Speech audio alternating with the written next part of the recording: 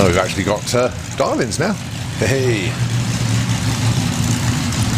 So, Andy Stones, target 10.90. Wayne Colliver, 9.44. Well, looking at numbers for Wayne yesterday, 9.46, set a new PB, and then he went and improved on that, went 9.43, so he thinks he can stay there. Andy Stones wants 10.90. Cherry on the tree there for Wayne. A little bit eager to get the job done this morning. 10.18 and 11.25.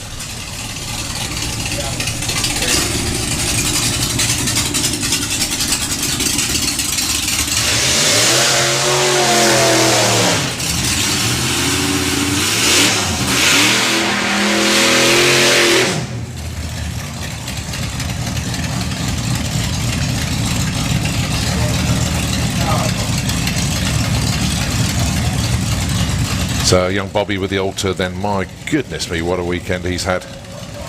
The youngster having an absolute blast out there, he really is. Can I please have Outlaw Anglia into the pairing lanes, please? Outlaw Anglia, can we have you into the pairing lanes, please? So young Bobby dials in a 10, Jim Tanner, 9.80.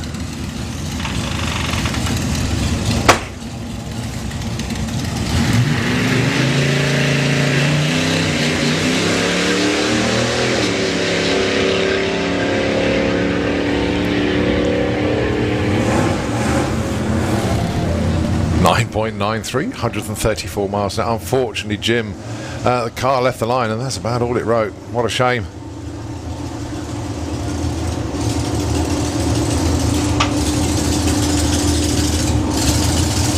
Such a cool little dragster, that.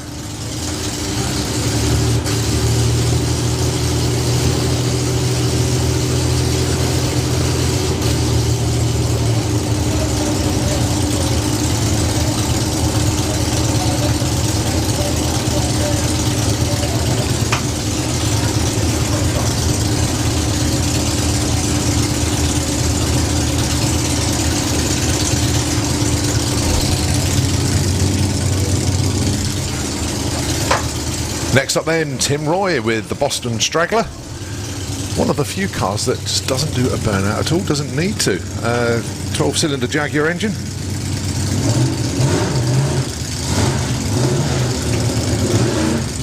Going alongside Mick Hillier with the Texas Ranger, that beautiful altered.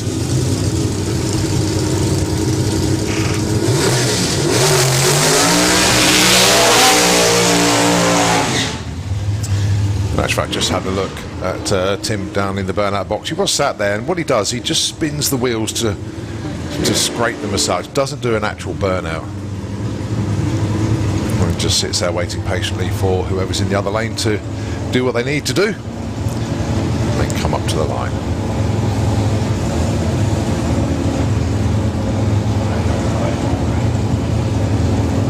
So Mick Hillier, another one of those that went into new territory yesterday, set a personal best, 8.87, went 146.6 miles an hour, dials in an 8.95 this morning.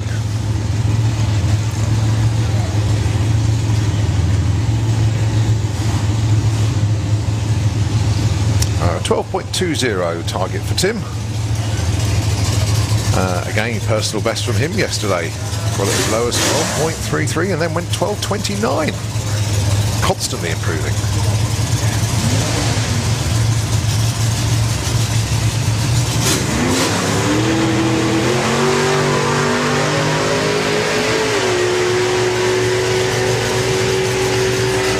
Tim just rolled the beams and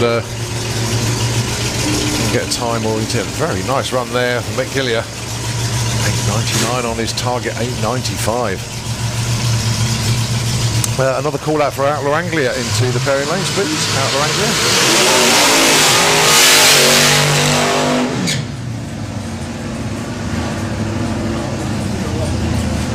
So Brian Watson with interest free.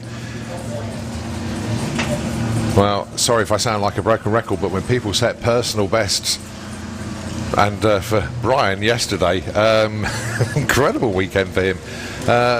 Came into the event, his best was 10.22, and then went into the 9s at last, 9.98, and he thought, well, I like this. And then he went 9.93, and he still liked it. So he went 9.92. And not only that, he's picking up speed as well. So yeah, absolutely spectacular weekend for Brian Watson. That's in the little dragster, interest-free. He dials in a 9.93 this morning. Dan and Elliot Jones. The Raging Cajun, dialing in at 10.25.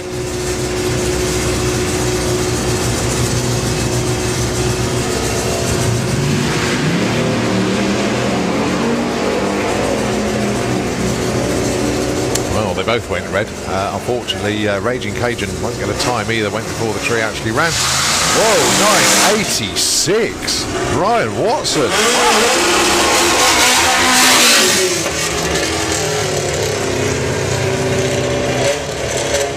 That's the other thing, of course, the track retained a lot of heat from yesterday. Didn't rain overnight, well, not that I know of anyway.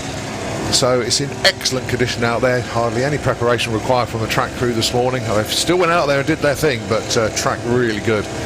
You still got that tailwind and lovely crisp air this morning as well. So air and fuel makes horsepower. And when you've got more air, you can put more fuel in. Gives you more power, and that's why these numbers are tumbling this weekend, and again it's going to happen again this morning. So Anthony Colliver and Graham Rawlings.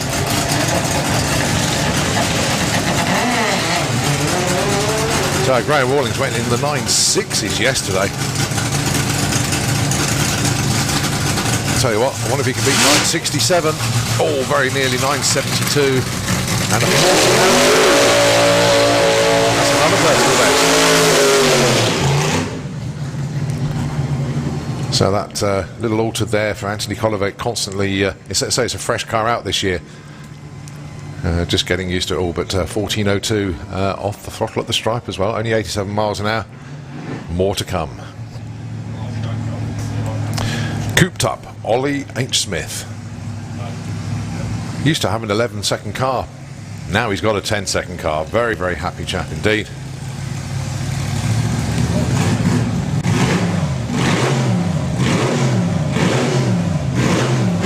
Going alongside Mr. 160, Mark Coursell. Waited years and years and years to get 160 mile an hour, and he finally cracked it yesterday. Always been 158, 159, but couldn't crack that 160. But they got there. So they put an 832 on the boards at the top there. Ollie H, 1084.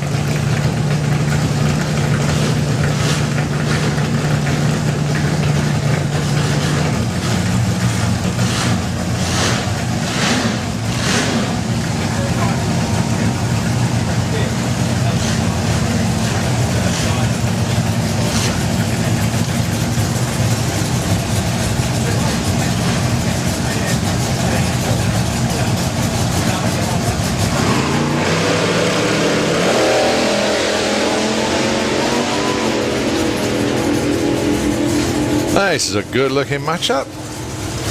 Mark Coursell gets there first with an 8.33, 160.21 miles an hour. Ollie H goes 10.92 and 119. Very well judged runs for both of them.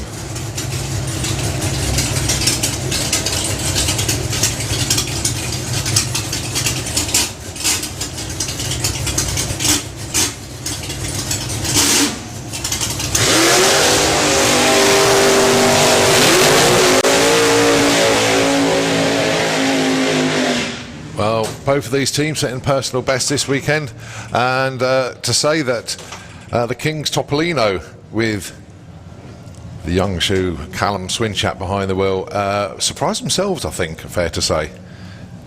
Was not expecting what appeared on the boards for them.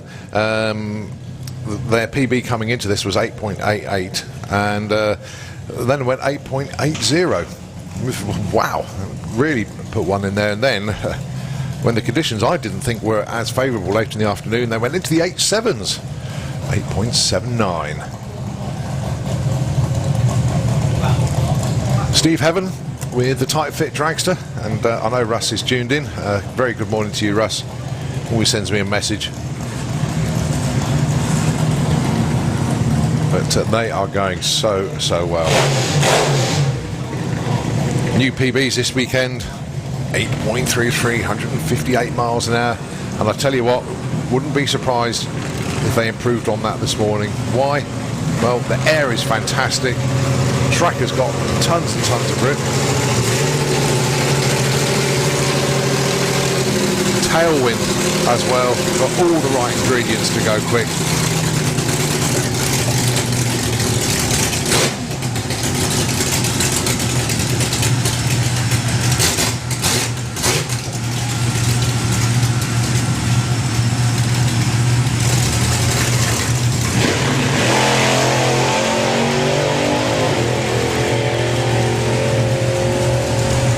So Callum off and running, and go, whoa, 874? Where did that one come from? Well, I told you the air was good, I knew it was that good. Unfortunately, Steve just couldn't get the car up to the line in time. So 874 for Callum.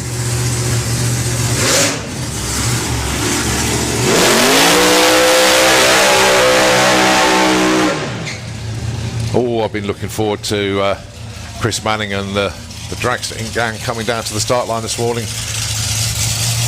Went 7:01 at 201 yesterday. Is this going to be the time that they get the 6? Going alongside JJ with the Cheap Thrills Dragster from Ratchet Strap Racing.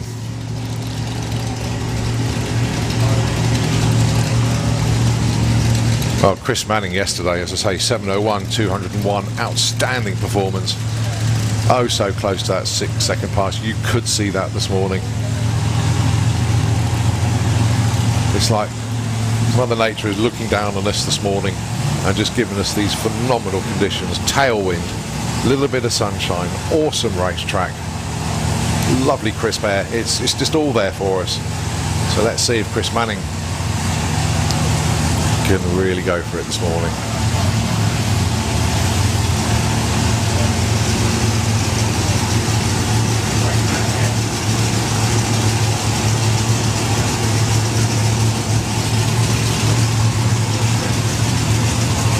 Well, I love the dial-in for Chris, 697.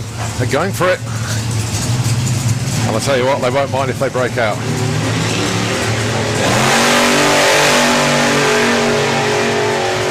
Oh, it's a thing of beauty. Absolutely arrow straight. Come on, Chris. Come on, come on, come on. Oh, look at the speed, though. 203.38 miles an hour.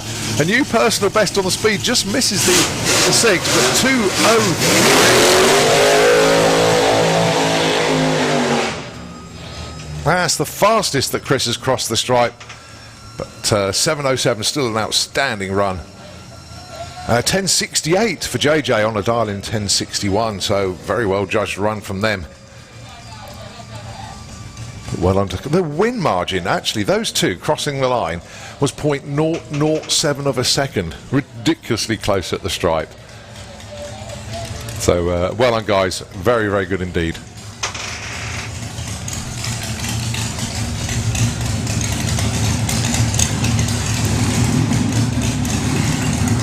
Well done, Tanya.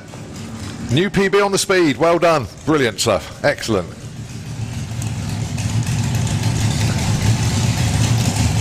Right, correct. Must be crazy, Chris. No, it's not. It's Mark. Right, okay. So it's Mark behind the wheel of Backdraft. And Rob Brown taking the wheel of Rebel. Right, the target numbers then. 8.88 Mark, 8.54 for Rebel.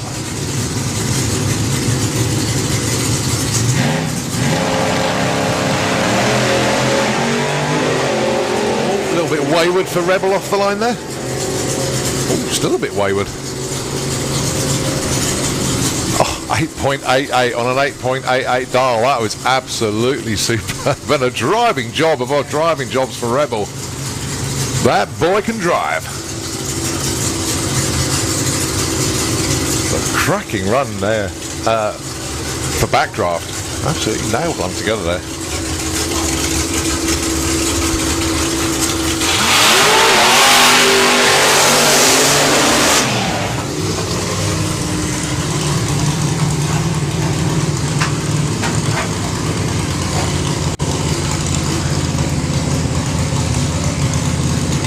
So Lee Hartnell then with Metal Mistress.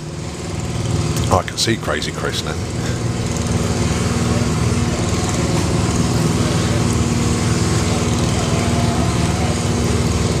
Yeah, having a really good weekend, the Hartnells.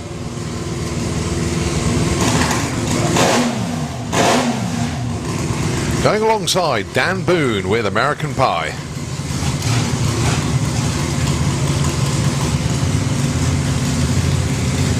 Consistent mid 8-second runner.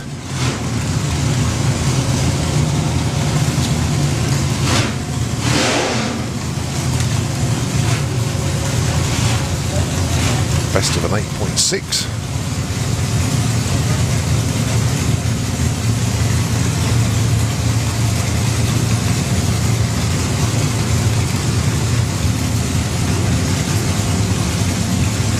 Don't worry about the dialing in the autoglim lane, don't have one.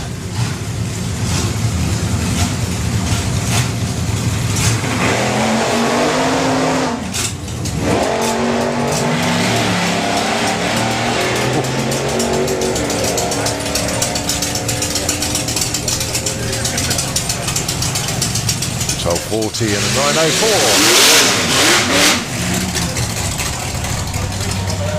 Yeah.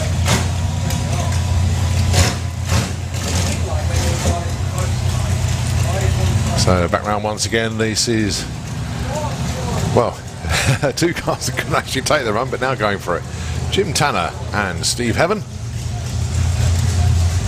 So they line up this time 9.80 for Jim, 8.35 for Steve.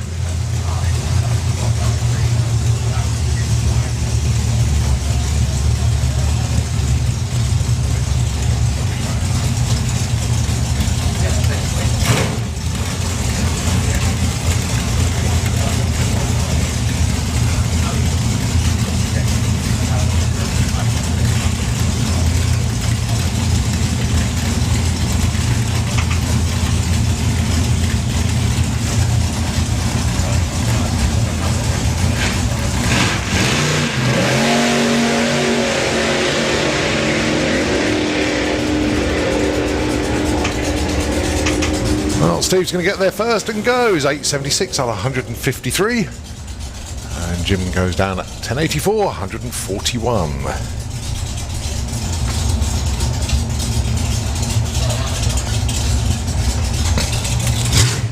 Right, we move on to the Gasser Circus.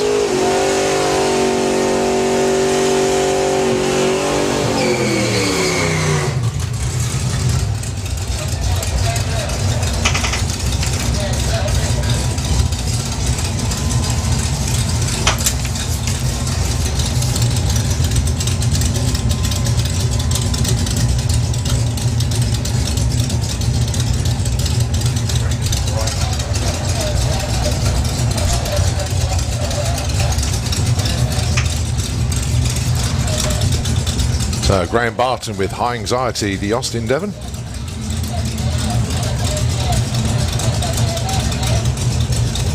#1 qualifier. Did that the first run of the event. Dialed in a 1085 and went 1085 with a 4. Talk about getting it right first time. That was staggering. That was off the trailer.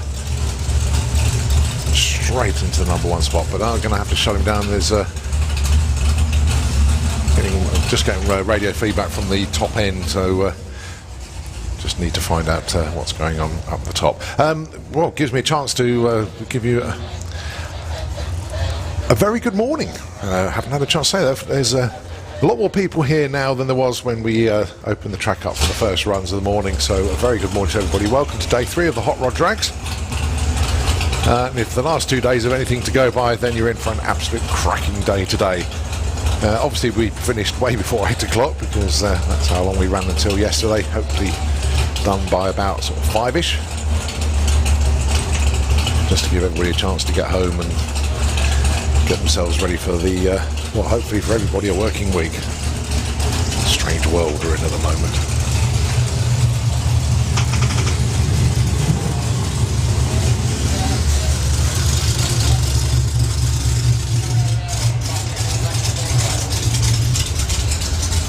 So, yep, gas the Circus then. So, Graham Barton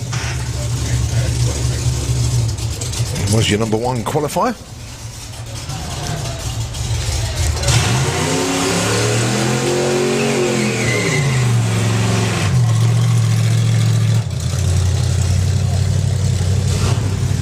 Dialing in a 10.94.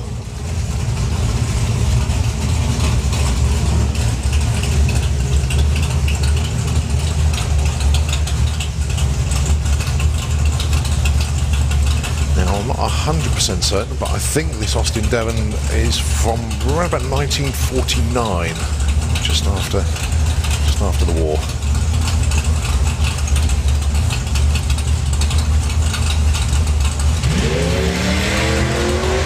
And fair to say, a fair bit quicker than the first game out.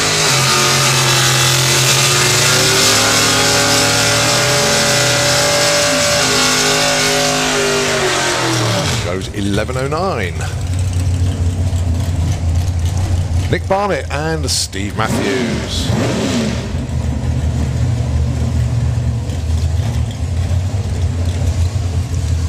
.67 the dial in for Steve Matthews, 11.30 for Nick Barnett. Oh, lost a digit on the scoreboard at the top there. It definitely says 11.30 on the screen, so that is correct.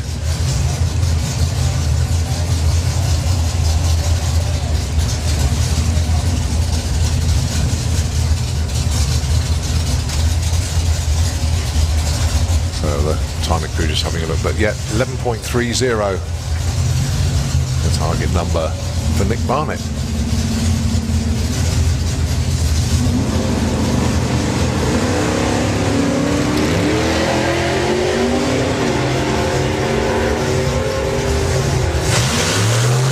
Both of them away well. Nick Barnett on the brakes and takes it 11.36 to a 9.65. Well, Steve Matthews got there first, but he broke out by zero. What was it? Well, just about 100th. So Nick Barnett taking that one. Ray Irish and Simon Glenn.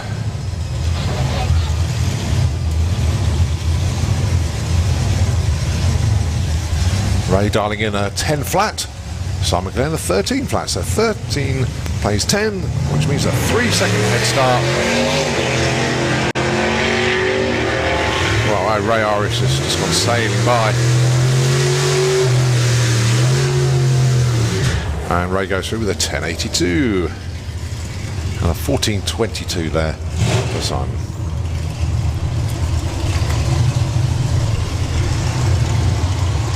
Jason Hollenby with the jumping jalapeno. 12.92. That car is just so period correct, and I don't know if you can see inside the car, but if you look at the crash helmet of the driver, painted to match the car, it just looks so cool.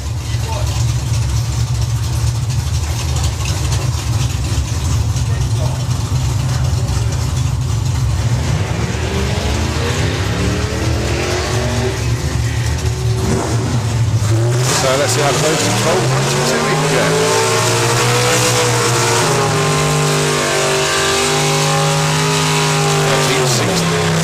$13.62. Ain't misbehaving against Not Bad the Bad.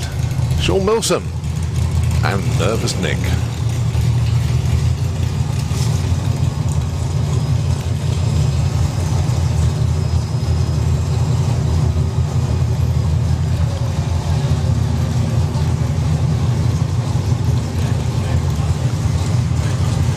.06 plays 11.65.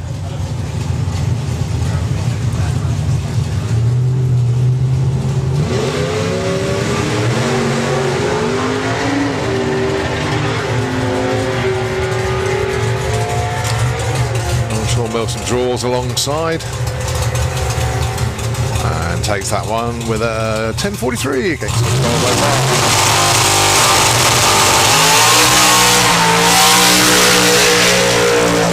Right, we move on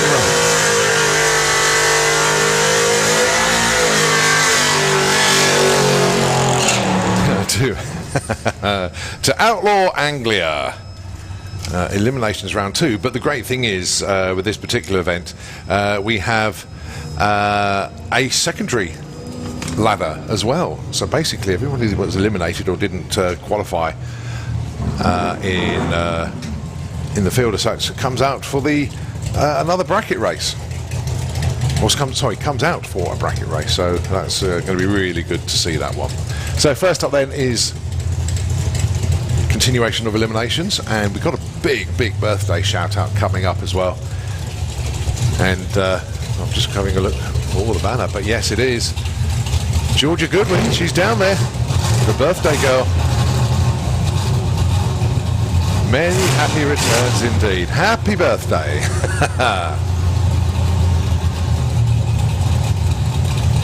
She's been waiting a while to do this, come down onto the start line.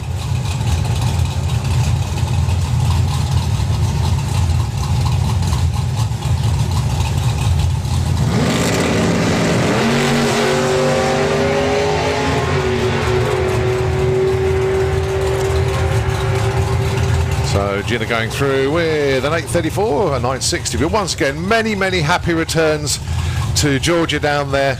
I know you've been coming for goodness knows how long, but finally get down onto the start line. Many happy returns indeed.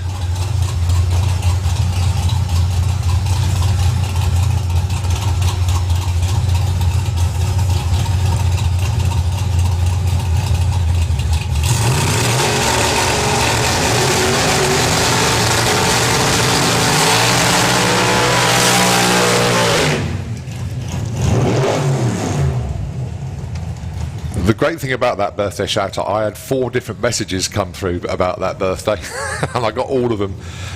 So happy birthday from Mum and Gary, happy birthday from all Outlaw Anglia and crew. I had a message come through on the system here, and a few others said, oh, don't forget to wish a happy birthday. So yeah, I think I got that one covered. Right, so Ronnie Mercer and Chris Kenny. Well, Ronnie Mercer, boy oh boy, into the 8s this weekend. Absolutely phenomenal. Chris Kenny got through into round 2. Qualified with a 10.78, but great to see Chris back at the track.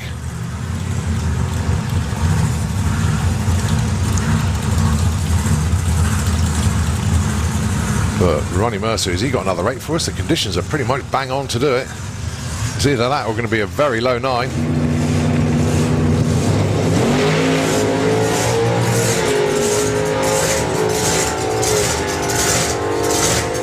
Mind you, I didn't see a massive purge of nitrous. He's still obviously running.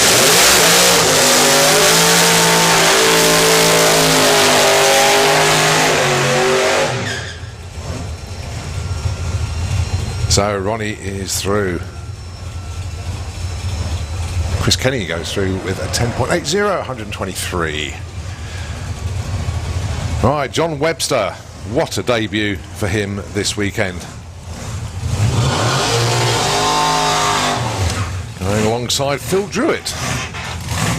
Well, John Webster, to say they hit the ground running is an understatement, it really is.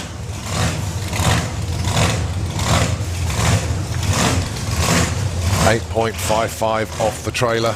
The car 60 foot is incredible. 107 on its first pass, then went 106. So it leaves the line like nothing. But my word, let's see what they can do then. So John Webster alongside Phil Druitt. Phil 9.3 this weekend.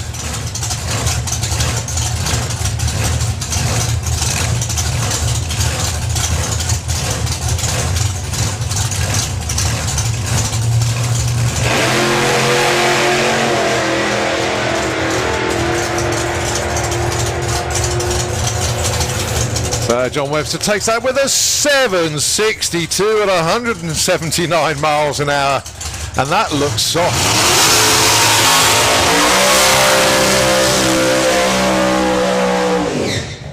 60 foot of only 1.11. They've been quicker to the 60. 489 at 143 at the 8th. Phil Druitt, good run for him. 938 at 144. But John Webster goes through.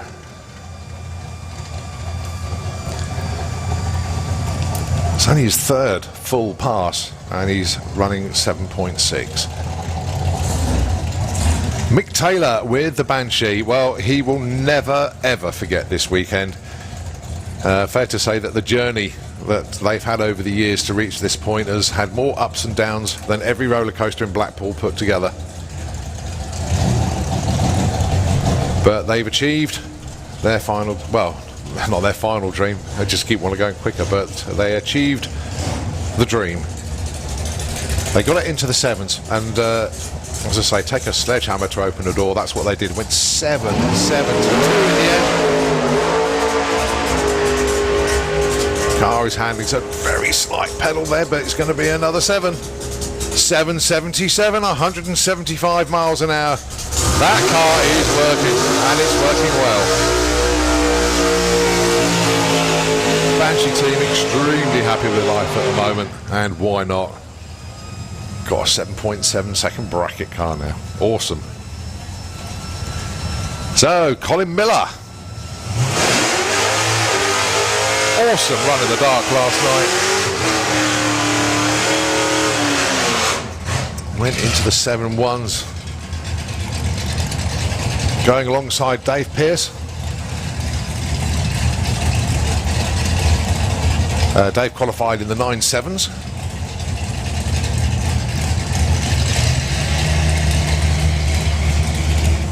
But Colin Miller, 7.16 in qualifying. Well, conditions are absolutely bang on. And not only that, you can see where he's going in the daylight. So don't forget his heads up in Outlaw Anglia.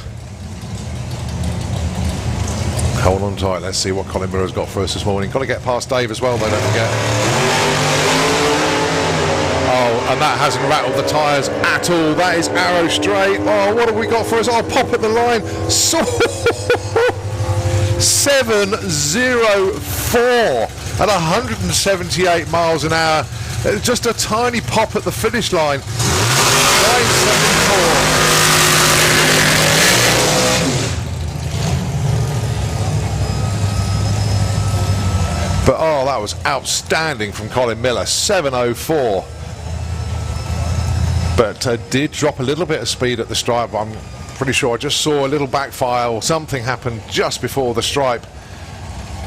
But if it wasn't for that, you never know. That could have been what we've been waiting for a long, long time. But awesome run. 974. Let's not forget. Dave went through there. Very tidy indeed.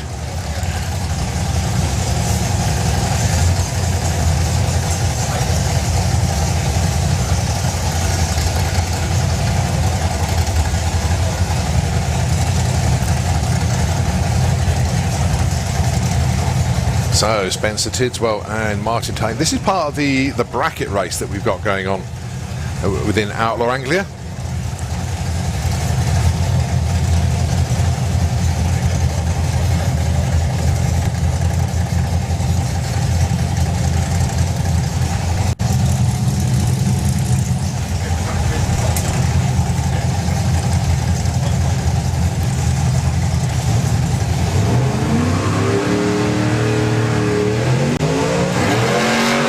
Don't forget, Outlaw Anglia, those that didn't make it into Eliminations or got knocked out in round 1, they're doing a bracket race now.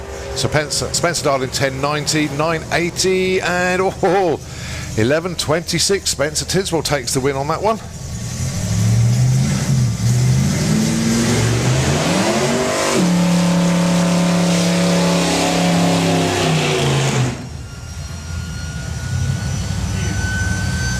So Barry Woodford comes round, and unfortunately no sign of Simon Barlow. We were really hoping that he was going to come down this morning and give it a run, but Unfortunately not down here today. They did have that run yesterday, but didn't go entirely to plan. So Barry Woodford then going to be taking a solo here.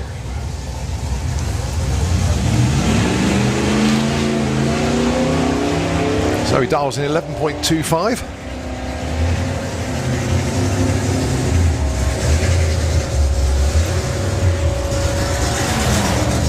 Gets an 11.84.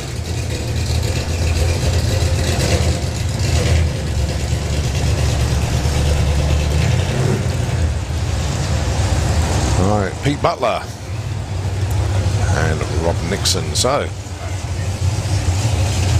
well, Pete Butler comes up to the line with a 10.79 diamond, but no sign of Rob, unfortunately.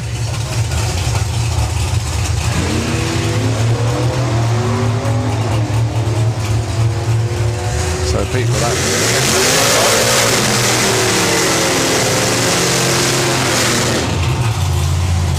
10.98. So Kim Harrison and Peter Jones. Kim dialing in 10 flat. Peter Jones 11.28. Well, the way this works, you see the two differences there. 1.28 difference between the two cars, which basically means that Peter will leave first and Kim will try and chase him down, and whoever gets to the top end first without going quicker than their predicted number will take the win. But Kim went way too soon there. Got a bit of a wobble as well. So Peter Jones, despite going 10.69 and putting a humongous breakout on there, takes the win.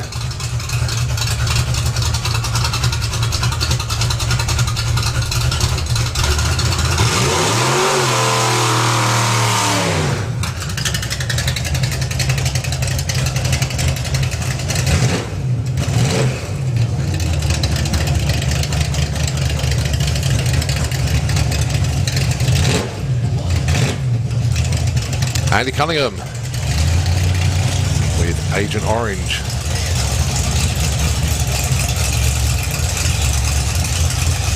Dials in a 10.40.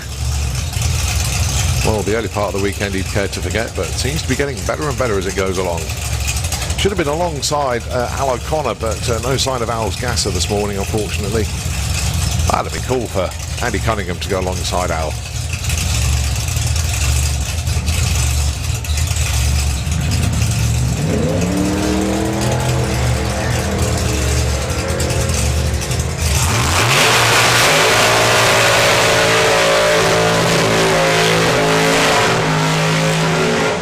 .72,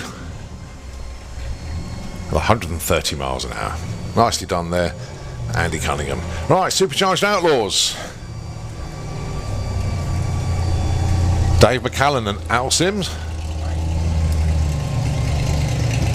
Fair to say, these two have had a pretty decent weekend. Dave McCallan in the 9.2s. Al Sim in the 9.6s. 9.68.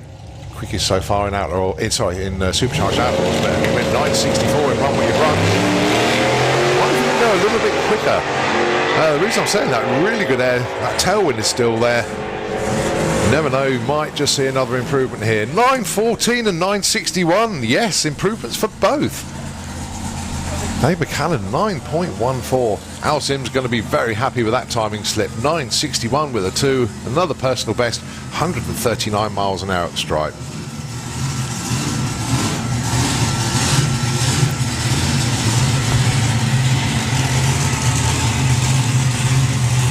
Well, one of the standout performances of the weekend so far. I mean, there have been many, trust me, there have been many. But coming into the Auto Glen Lane now, a man that was very, very nervous coming down to do his first run, as he hadn't driven the car for a fair while. I think it was Dragstalgia a year and a half, nearly 2 years ago. Robbie grabbed him down there, normally the hot shoe, but Dave grabbed him back behind the wheel of Freddy's Revenge. Outstanding personal best yesterday, 7.12.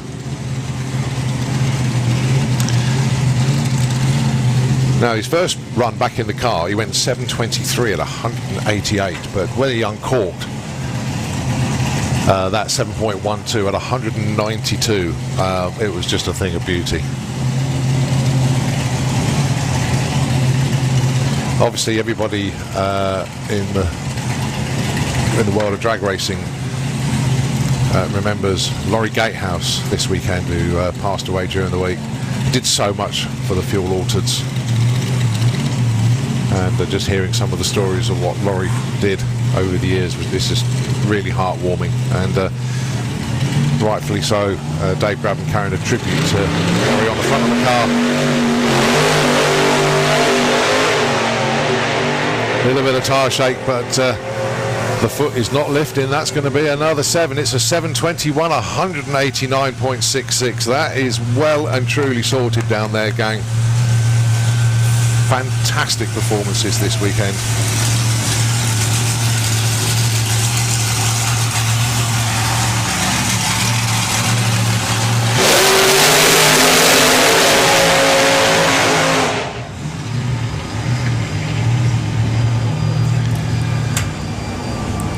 Talk about the proverbial duck to water. Mick Checkett, absolutely awesome this weekend. First time behind the wheel of this slingshot this weekend, and already in the mid-7s. Absolutely outstanding. Going alongside Gary Parks, 8.36. His best so far in Purple Days.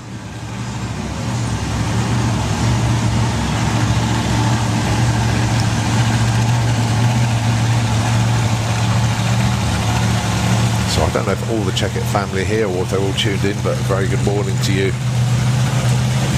And I know you're watching this with a huge amount of interest.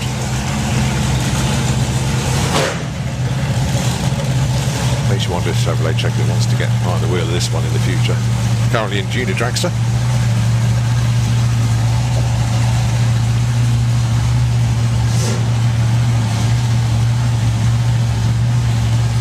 I know Jim Usher is probably tuned in as well. A very good morning to you. I know you're not here this weekend, but I know you're playing.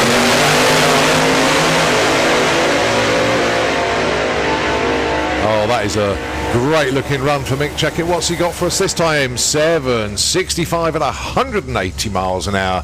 And Gary Parks, 8.42 at 162.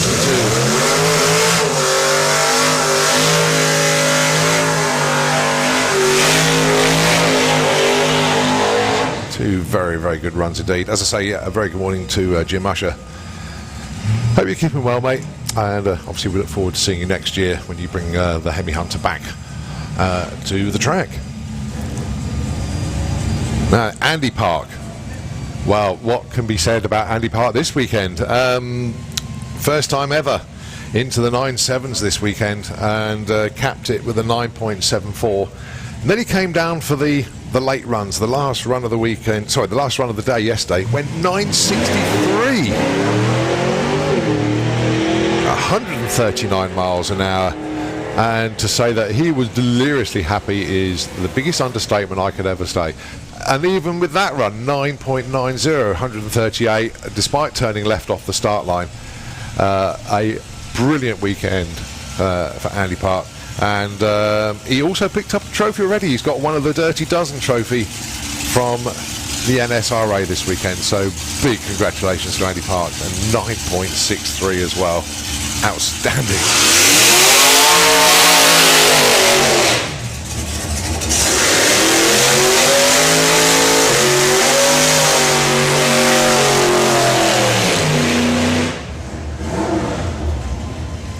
Right, Jeff Hawksworth and Keith Freeman. Both of these comfortably in the 9s this weekend. Jeff so far with a 9.89, and Keith Freeman on slicks, 9.67. Yeah, first weekend for Keith on slicks. Normally runs on the Mickey Thompson ET radials.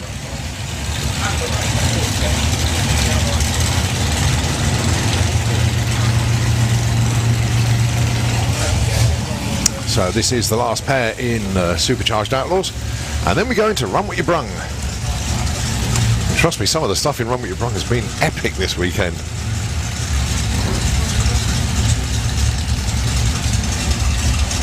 So Keith Freeman in the STP lane, Jeff Hawksworth with Slingshot.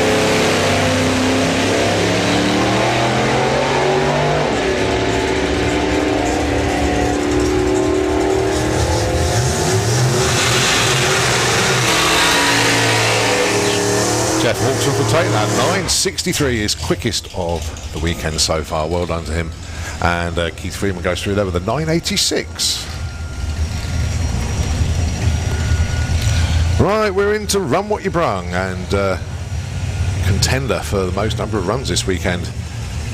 Beautiful 32 Ford in the STP lane, going alongside the Ranchero.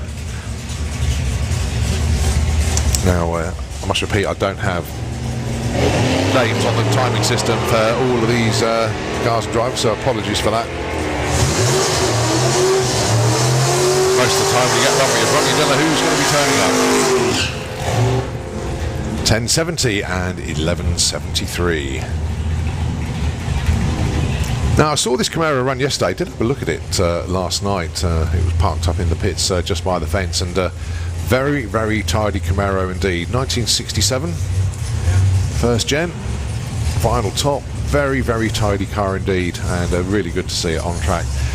Going alongside Wayne Hiscock. Now, Wayne runs in Pro ET, one of our championship drag racing classes, and expect to see Wayne here next weekend for the last round of this year's championships.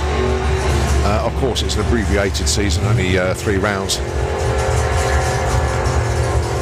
Wayne constantly in the 9s, and again 9.34, 140 miles an hour. And the Camaro goes through with a 14.38 and 108.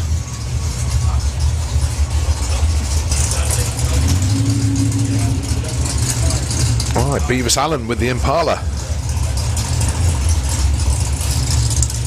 He's got this duel going on with Brian Savage as to who's going to be the quickest out of the pair of them, and I think Beavis has got it by 100th of a second at the moment. Both of them running 10.2s, so no doubt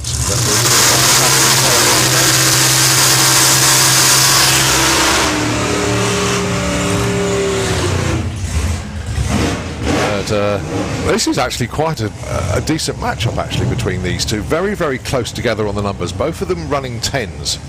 So you've got the Mustang from the SOB team, and of course Beavis Allen with the Impala. So going to be quite a good matchup. The fractionally quicker car at the moment between the two of them is the Impala. Oh, a massive wheel spin off the line there for Beavis. So the Mustang is going to get to the stripe first on this particular pairing, and gets that 10.29 at 131, and Beavis coasts across the line. Doesn't record a time or speed. Nice to see Ethan here this weekend, just on start line duties with the Mustang.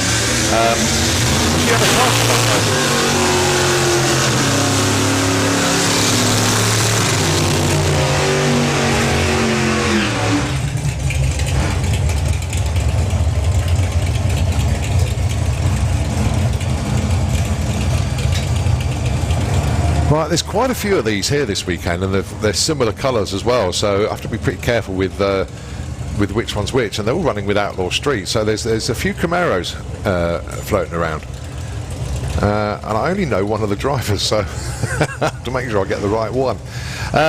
Pete Grange though, no introduction needed for Pete. He's been doing this for a little while now with that beautiful 67 Mercury Cougar. Dipped into the 8s yesterday, just over 150 miles an hour, and lifting the front wheels on some of his passes as well, so really getting this car to work supremely well this weekend. And I tell you what, this Camaro's not hanging around either. Low 9-second passes are plenty recorded for this car. Best of 9.10 so far, 152.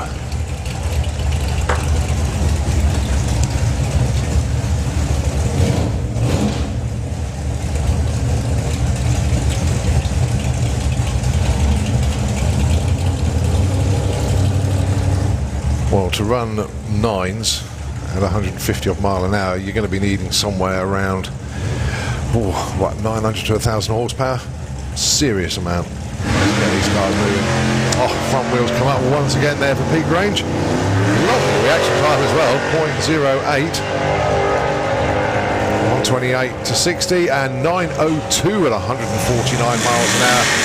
At 967, 147 for the Camaro.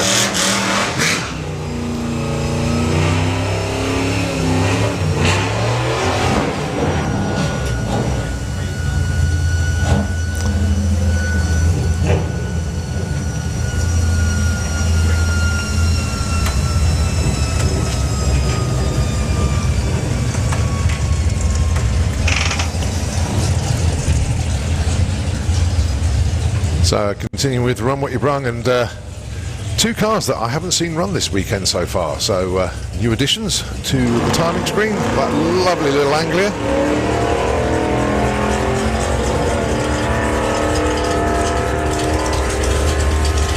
And no movement, unfortunately, in the Auto Glim lane. But whoa, 10.54, 126 miles an hour, that's not hanging about at all.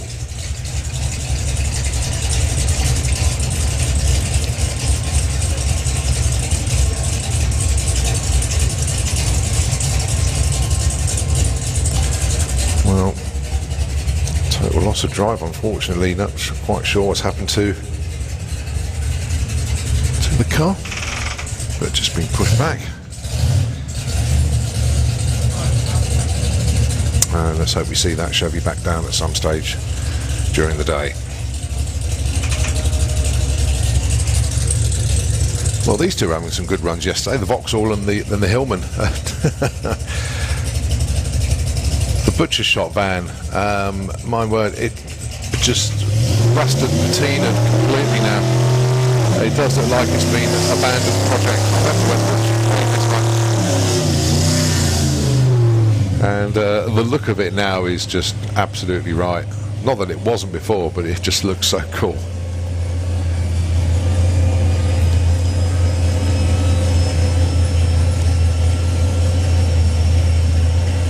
So straight out the 1960s, this Vauxhall.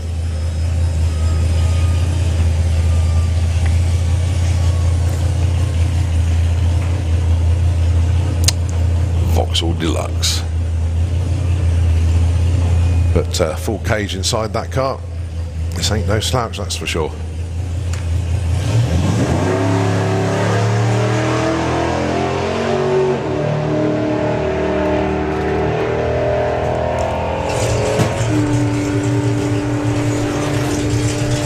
.24 at 119 miles an hour at the stripe.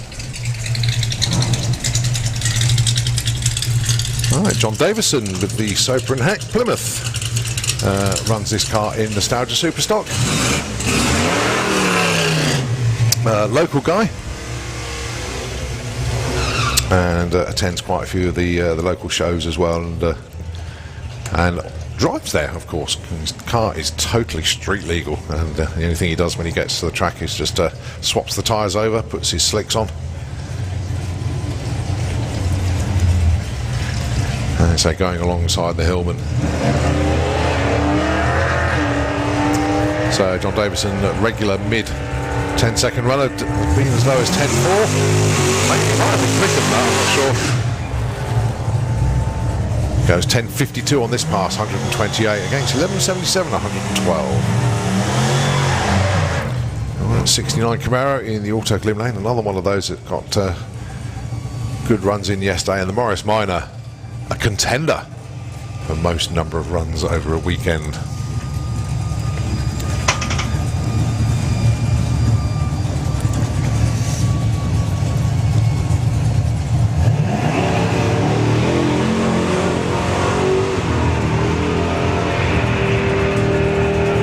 So the Camaro regular low 11s, sometimes dips into the 10s. And whoa, missed that one. That's a fair bit quicker. 9.75 at 125. They really have upped the performance game there. That's leapt up the leaderboard. When I say leaderboard, it had set the 110th quickest time of the weekend, moved up to number 47 with that pass. What a leap in performance that one was. Well done. Right, Joe Stevens alongside this Anglia. First time we've seen the Anglia on track this weekend. Unfortunately, I don't know who it is, but certainly know a lot about Joe Stevens. Runs this car in Street Eliminator. Sunbeam Stiletto with monstrous V8 squeezed in there and twin turboed. And this is the 4th quickest car on the premises this weekend. That's how fast this thing is. Watch Joe get a handle on this. Well, I say the 4th quickest in Run What You Brung, and that is arrow straight. We've got another 7 coming up.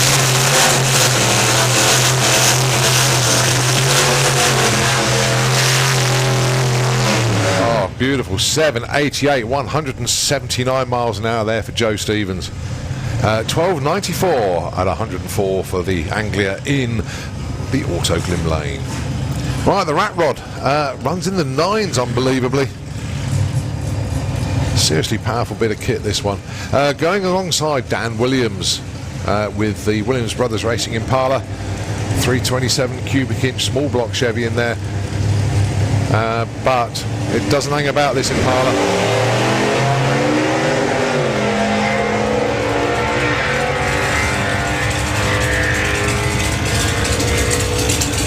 So Dan knocking on the door of a 10. Sorry.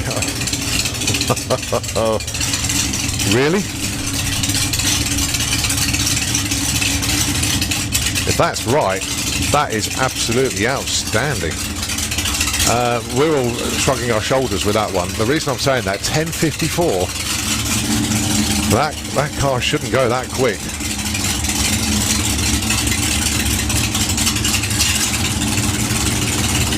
No, it's not very often a team disagree with the timing system, and I'm raising my eyes at that one as well. There is no way that car can go that quick. But they'll analyse the timing slip and have a look at it.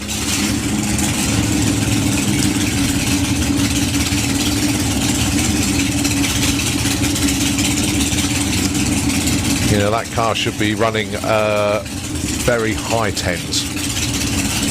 But they'll have a look and they'll dissect that run.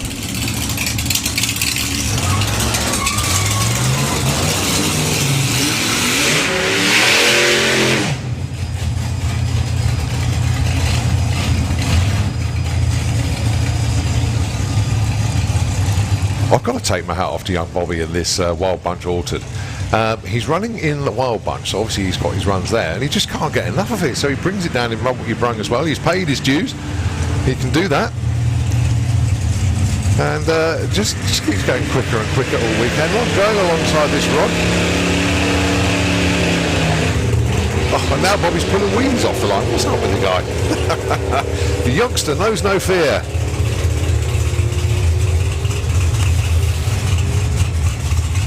.1040, 137 miles an hour. Has obviously been into the 9s, but he's having a great time, that's for sure. 13.92, 89 mile an hour for the slammed rod in the STP lane. Next up, it's the King himself, Mr. Guy King, going alongside Dan Pert with the Mark III Cortina Sumo. Sumo super modified car.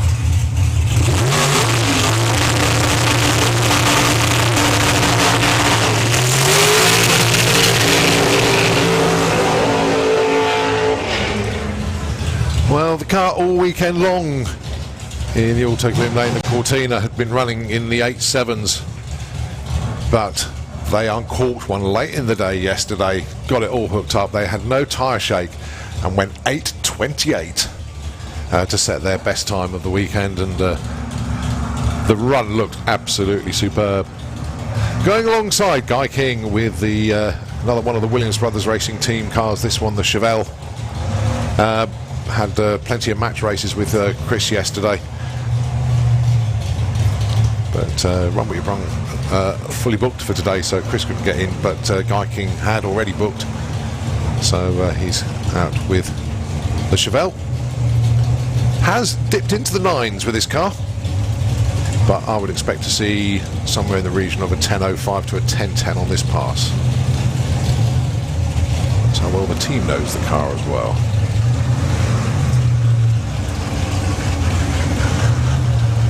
And with the conditions, and if Darren and the gang can get this one.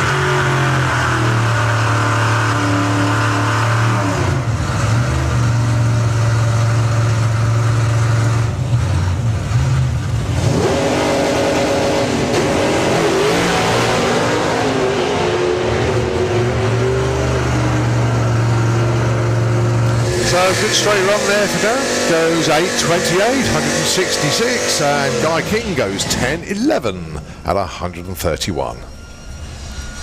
Well, I predicted a 10.05 to a 10.10, and he went 10.11, wasn't far out. And once again, Darren with the Cortina, they've cured that tyre shape problem, just a little bit off the line that time, but not as much as they were suffering before. End result, 8.28. And that was their best run of the weekend so far, so well done to them. Right, Scott Collin with the 100E. He's been having a pretty good weekend, set a personal best yesterday in the 10.4s. And that looks trouble-free as well. Going to be a 10 again, but what flavour? 10.62, sorry, yeah, 10.62, 63, sorry, 128. Couldn't quite see the scoreboard properly from here. When you got a bulb out, you can't quite decipher the figures, but well done to Scott, having a great weekend.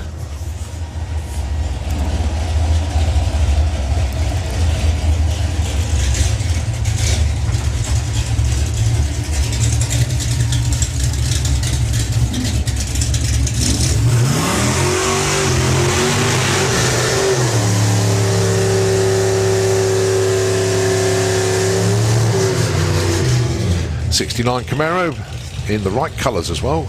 Grey with black stripes. I wonder why I'm saying that. And the 32 Ford. Pretty much every run for the Ford in the 10-second zone. Street legal as well. How cool is that going to be? Driving around in that on the streets.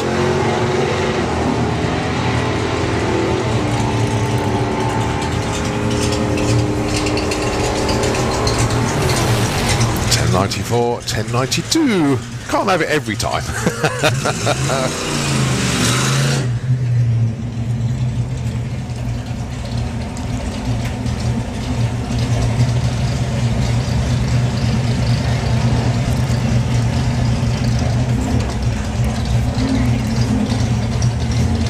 Well, one of the cleanest 100Es you'll ever see. Going alongside the butcher's van.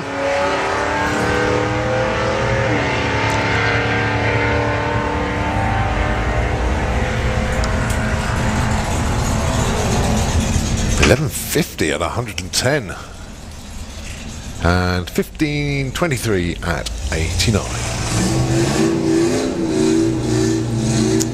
Well, it's pretty much non-stop at the moment.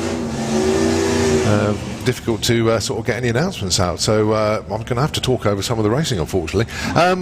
Once again, a very, very good morning to everybody. Welcome to day 3 of the Hot Rod Drags. And just need to reiterate the social distancing here at Santa Pod Raceway and the rule of 6. You've all been seeing it on the news, in the media, the press, you name it, absolutely everywhere. And that applies here as well, folks. Basically, we must adhere to social distancing here at Santa Pod Raceway.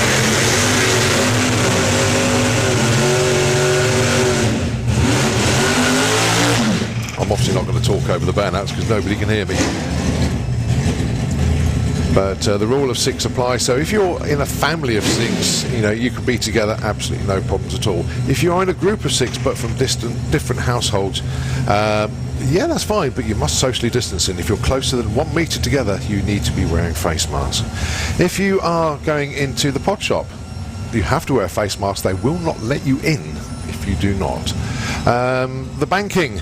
if it's your first time here today, to get onto the banking, you go up the back of the banking, walk along the top, and then drop down into your viewing area. And when you leave the banking, you drop down to the front and then walk towards the start line. Very, very simple indeed. A one-way system there. Same applies to the grandstands. You go up the upstairs, and then the alternate ones that go down. Ooh, 8:21. Wow, what a run there for Duncan Watts, 148 miles an hour. His quickest of the weekend. And 10:62, 126 for the Anglia. So I'm keeping an eye on the racing as well. When you get onto the grandstands, we have grandstand marshals that will almost usher you to your seat and will tell you where to sit. It's only alternate rows that are in use this weekend. And of course, when you do sit down, you make sure you're not sat next to anybody. So again, social distancing is supported out there. We've got hand sanitising stations around the site, mainly behind the grandstands, outside the toilet facilities. Please use them. It doesn't hurt just to sanitise your hands each time you walk past one. That's what they are there for. And of course, just give everybody a bit of space around you as well. The pits are open. You can go and have a wander around, but individual pit areas are closed off, so you cannot go up close and personal to the cars in the pits. That is basically a no-go area. We are due, well, we had one yesterday. We're due another visit from the authorities today to make sure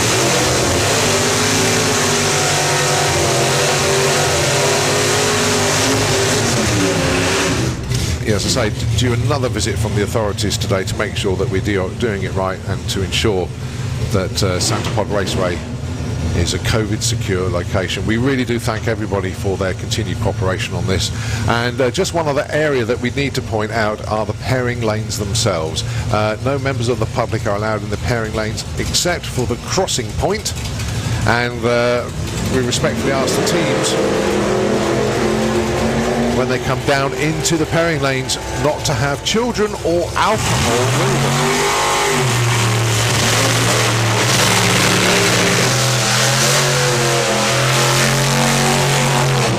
1060 and 965 for the Watts Speed Shop pairing there.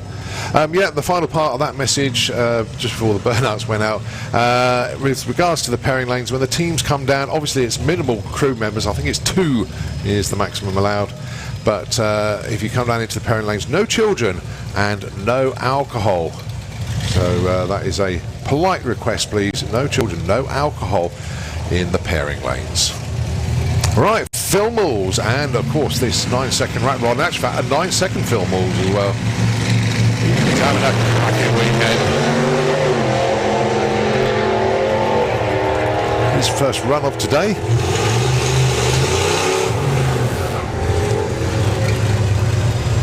And ignore that 9.10. Something's triggered the beams before we got there. But he'll still frame that timing ticket, but that car cannot run a 9.10, trust me. Bit of a timing glitch in the right-hand lane there. But Phil will dine out on that one for quite a while.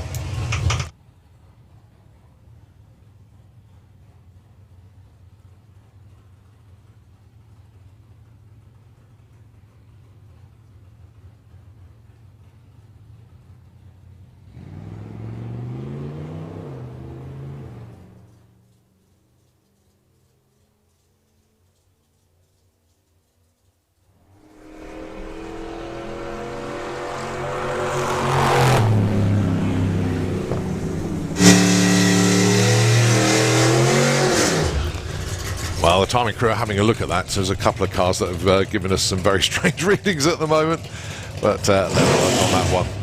So we continue.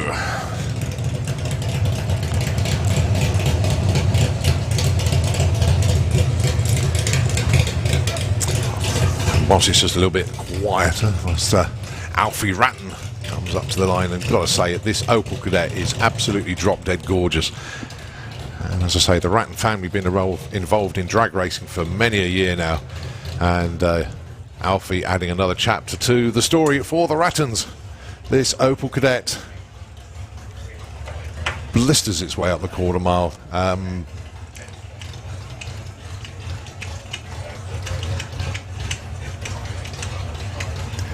Best so far this weekend, 9.47 at 142.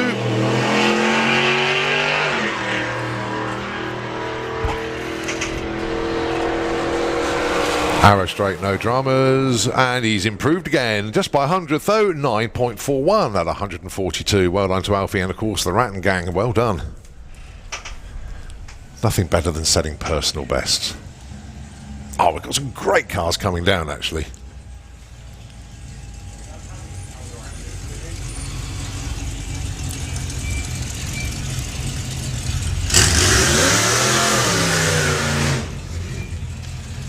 So, Black Pop Racing there, the Outlaw Anglia.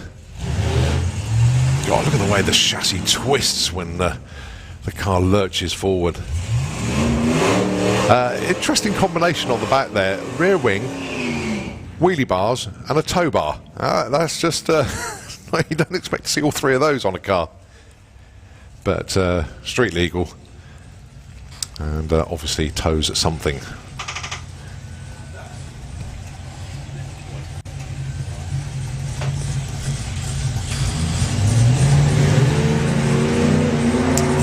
Complete chassis twist as the car goes up the track. Well, the 32nd Hot Rod Drags in conjunction with the NSRA. What a fantastic event it's been so far and continues to deliver. Don't forget to visit the NSRA. They've got their stand just by the crossroads of the pairing lanes behind the grandstand. You can sign up and become a member. You can renew your membership, get event merchandise, t-shirts, mugs, all sorts of things they've got around there. Pop in and say hello. And a big shout out to Northants Tyres. They're here as well, the big supporter of the NSRA. And they are just the other side of the crossroads in the show area and the show car field. Well, the show car display area, massive, huge amount of cars there. And this Rover that's just gone through in 1068 132 will probably go and park up in there as well. But that is a phenomenally quick car, the ultimate sleeper.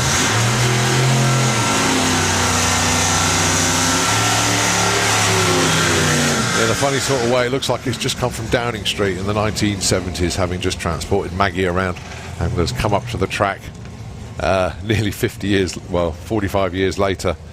And they're now running 10s down the quarter mile. It's just so cool. Right, Dave Shelley and Phil Moores. Ignore that 9.1 timing ticket that Phil just did. This one will be a bit more correct, hopefully. Dave Shelley, he's having a great weekend. Let's see what Dave's got for us this weekend.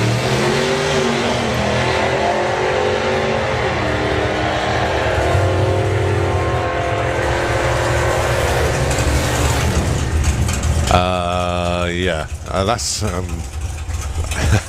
well, I think Phil will frame that one as well. I don't know what's going on there.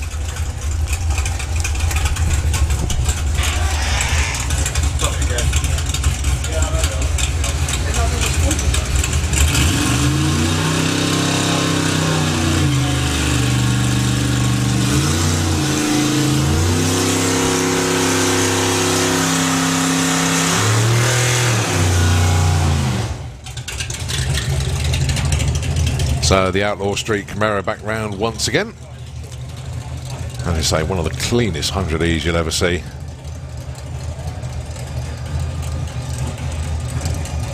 I think I know who it is, but I'm not going to announce it just in case I'm totally wrong.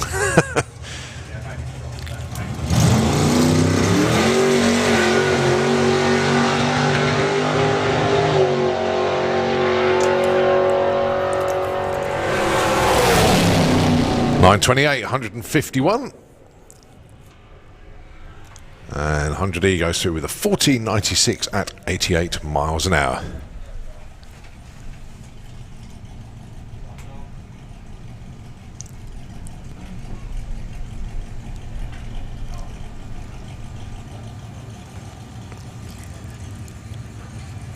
Oh, I love the look of this four-door Buick that's just coming into the STP lane.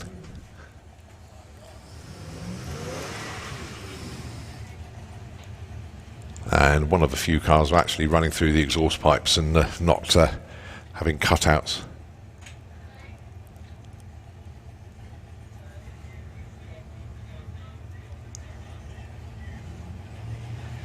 But tell me, folks, it's something so cool about these cars. It just looks so right.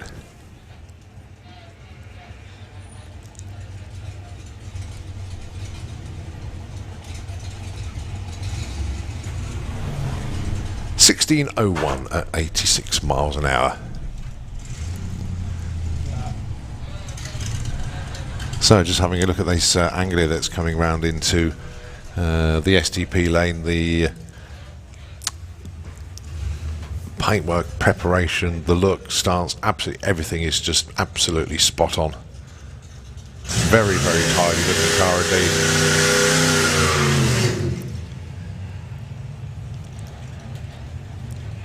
Another thing with these Anglias, obviously, because it's got a very short wheelbase, and when you start putting V8s in them, you have to pull everything back. So the driver, in effect, is sitting behind the front door pillar.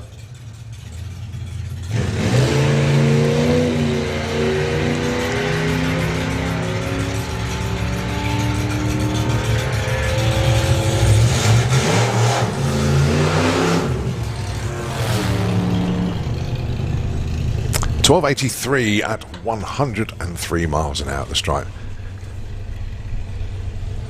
Well, this is one of those vehicles I hope is still around at the end of the day, because I need to go and have a look at this. This is such a clever way of doing things. The driver is sat just in front of the rear axle and giving us a little bit of a display of drifting there.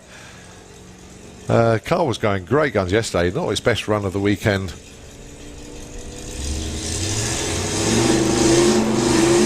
Goes through with a 1740 at 90 miles an hour. Right, this is a very urgent message to get out, actually. Paul Garnett, we know you're on site somewhere. Please, can you get in touch with Mum and Dad? I need to reiterate this one. Paul Garnett, can you please get in touch with Mum and Dad? And the message that's come up here, it says emergency situation. So Paul Garnett, please get in touch with Mum and Dad as soon as possible, please. And if you know Paul Garnett, can you please pass this message on to him? Thank you very much indeed.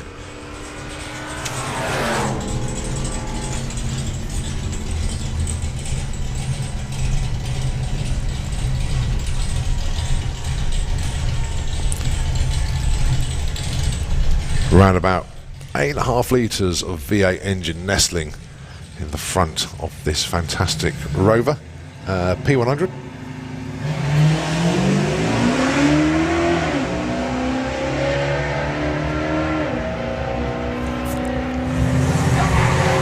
Oh, it's phenomenal. 1057, 132 miles an hour.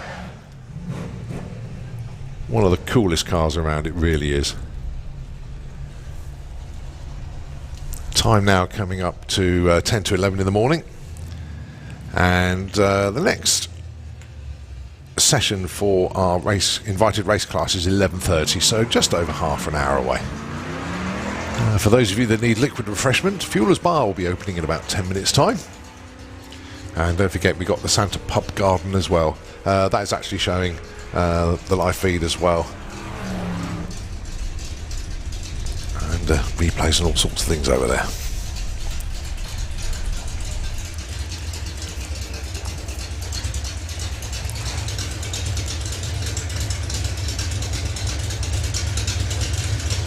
So next up, Matthew Hollins with his Willis.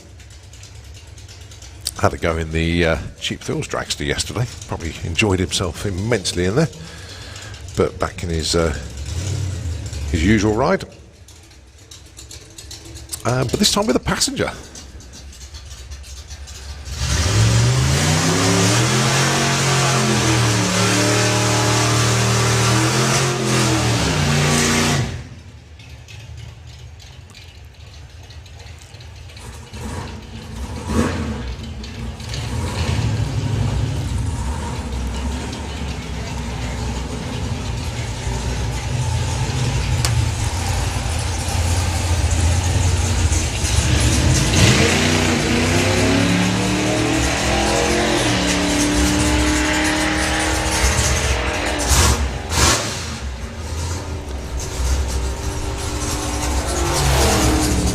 So 12:34, 110.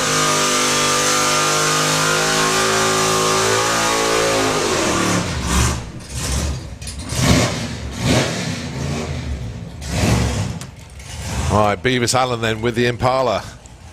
Would loved at some stage to get a 10-1, and his quickest is a 10-2. Watch the way this thing twists off the line.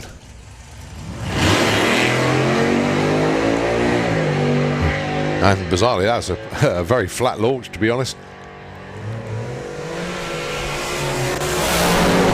Goes 10.36, 131.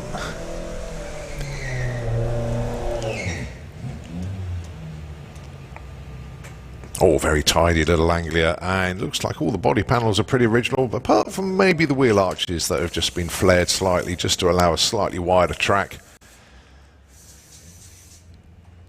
Straight out the mid-1960s.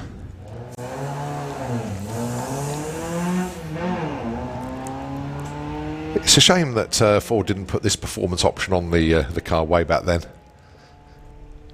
It would have been the precursor to the Golf GTI in effect, but nice 1601 at 85 miles an hour.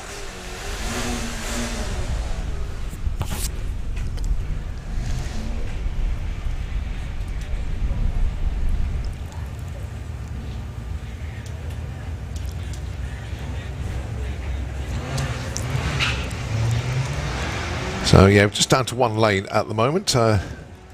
Our crew working on the Autoglim lane at the moment, down on the start line. They'll have that sorted. They know what they're doing, they're a good bunch. So pairing lane's relatively quiet at the moment. If you signed on for Run What You Brung today, perfect opportunity to come down into the lanes and get some runs in. Unfortunately, you can't turn up on the day and sign on. That's not part of what we can do anymore. Everything has to be pre-booked. And we were fully booked for today. So expect to see cars come down.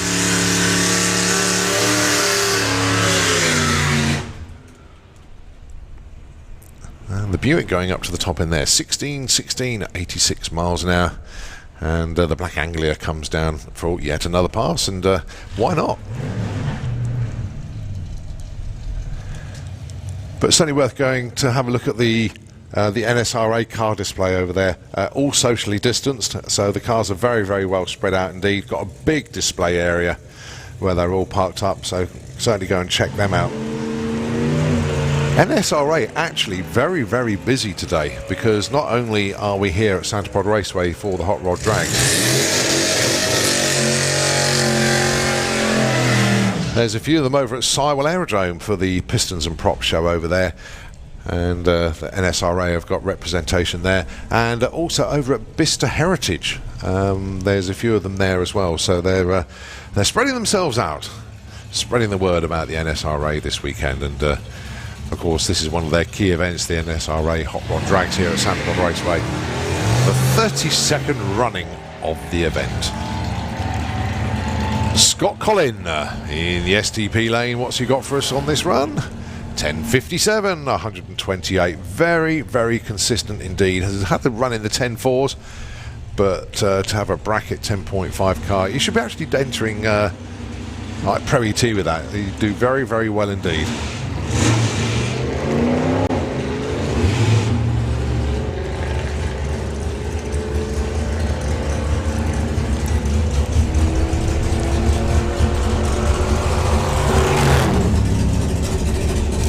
Blackett's still working away down there, doesn't stop, taking photographs and then delivering the memory cards over to Paula.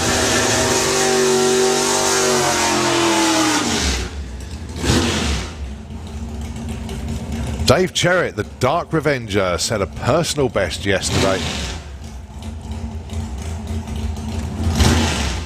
Went 9.67 at 137.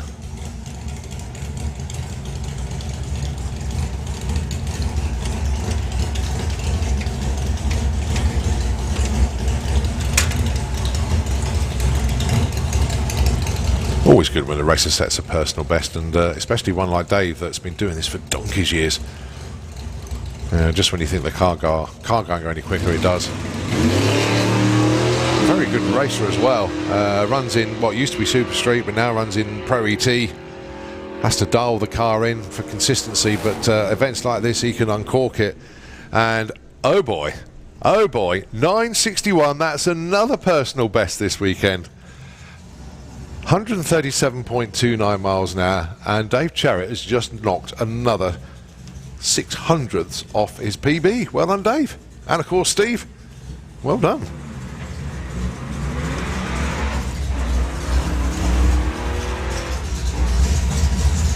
The conditions must be that good out there.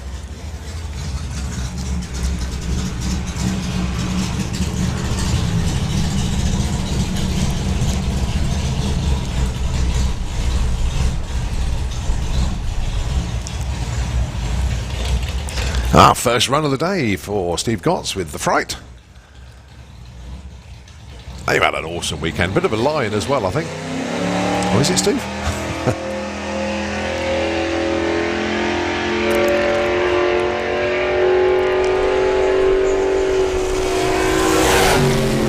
Easy 1270 at 108. I think I know the reason why they're a bit late getting to the line this morning. They went to get some fuel this morning as they probably ran it dry yesterday. But yeah, absolutely getting loads and loads and loads of runs in. It was either that or get some more tyres because their burnouts are rather spectacular as well. But what a great car to do Run What You're Brung with. It really is.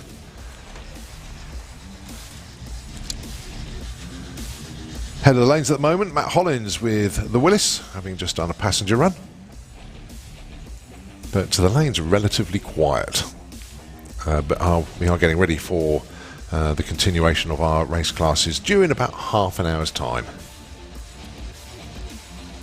But a lovely chilled out day here at Santa Pod Raceway, and can you believe this weather?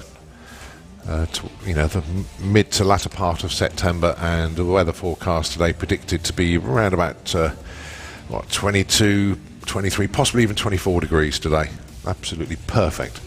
And a nice gentle breeze out there as well. And the main thing, of course, is dry. So everybody having a bit of a late summer outing here at the pod.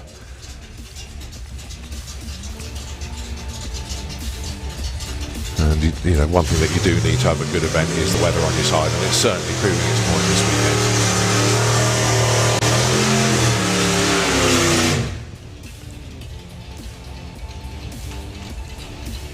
So Matt Hollins once again with the Willis. Sleep at Violet Springs. You remember that film Hot Rod from way back in the day?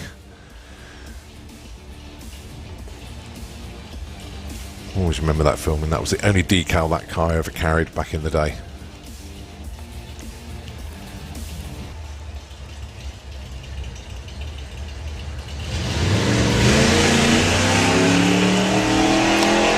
Possibly on another passenger, I couldn't see this time.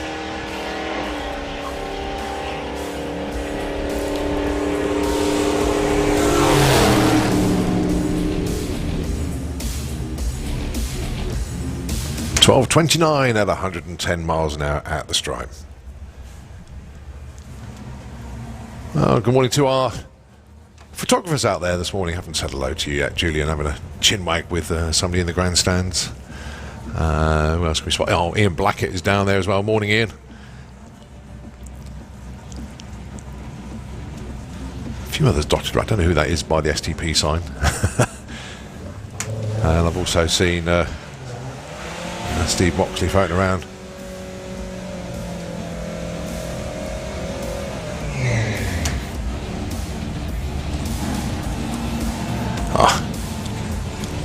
UK Drag Racing News represented as well. Mention the publication.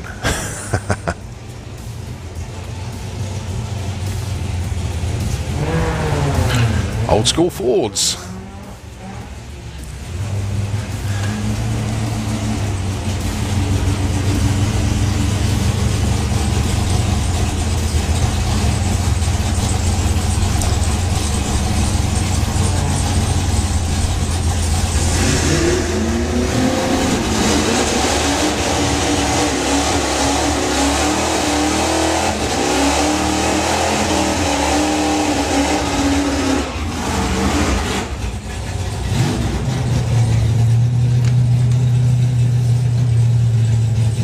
Right, Dave Simcock for the Watts Speed Shop with the Dodge Challenger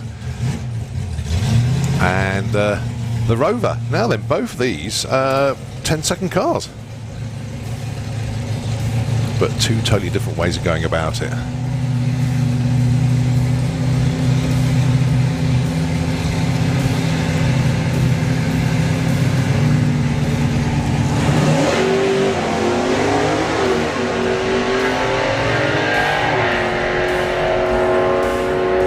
Dave Simcock's car breathing a little bit heavy. Oh, 951, 142 in actual fact, yeah.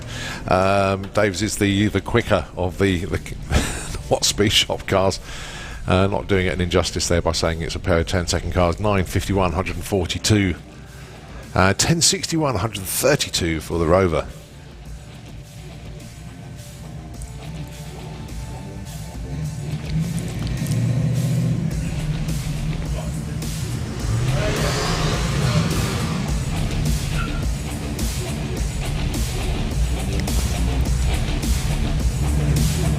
Two cars with silences. I can hear what we're doing this time. Well, now he's having a chat. John Spord, very good morning to you down there. You can probably hear me now.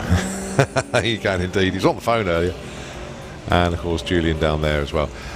If you want to get some prints of your cars that have been going down the track today, or if you want a picture of any of the cars going down the track, you can get them here and now. Blackett Photography, Ian Blackett down there, he's in Bankside no man's land at the moment, and what he does, he takes thousands of pictures every single day and takes the memory cards round to Paula, who's in the studio, and puts them up on the wall, and you can get prints of your car or a car of your choice from the studios around there. You can get digital copies, you can get printed copies. Just pop round to Blackett Photography, and they are literally just by the crossroads next door to the NSRA guys. So great mementos of weekends here at Santa Pod Raceway, and I think some of the images that Ian has got this weekend, very spectacular indeed, with some fantastic moments. So certainly worth checking out their area, if you like, just behind the main grandstand. So Ian Blackett down there. Obviously you need to know when the car ran. It got like a time code, and you can just look roughly, oh yeah, that car ran at like 2:30 in the afternoon on Saturday. You just follow the times on the board, and you'll find the pictures of the particular cars that you're looking for.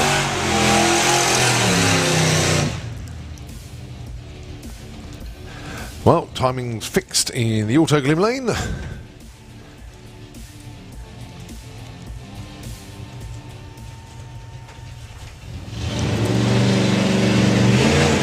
So Matt Hollins, he's another one that's going to have to get some more fuel soon. You know, joking aside, they obviously bring jerry cans up with extra fuel to keep everything going. 1240, 108.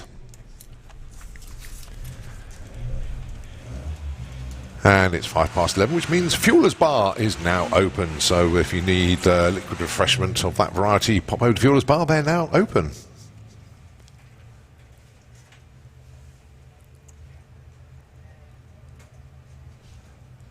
Well, first run of the day for the van in the STP lane. I mean, some of the cars are just so clean and tidy, and two perfect examples here.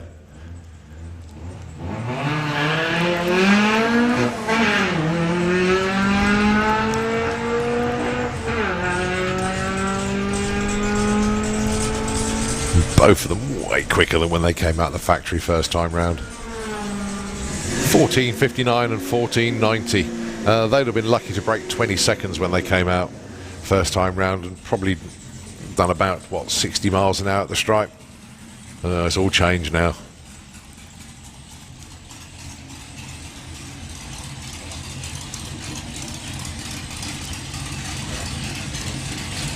So regular mid-10s from the Rover.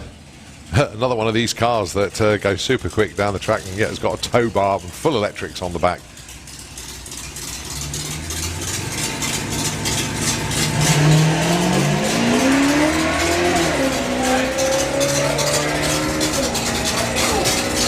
Arrow straight, but a little bit of a tail waggle as the back end struggles for grip. 10.56, 132.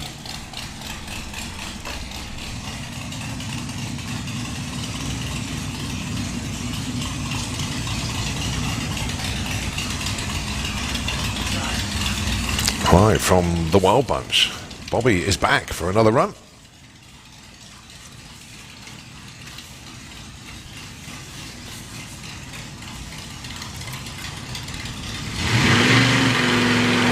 Best so far this weekend of a 9.87.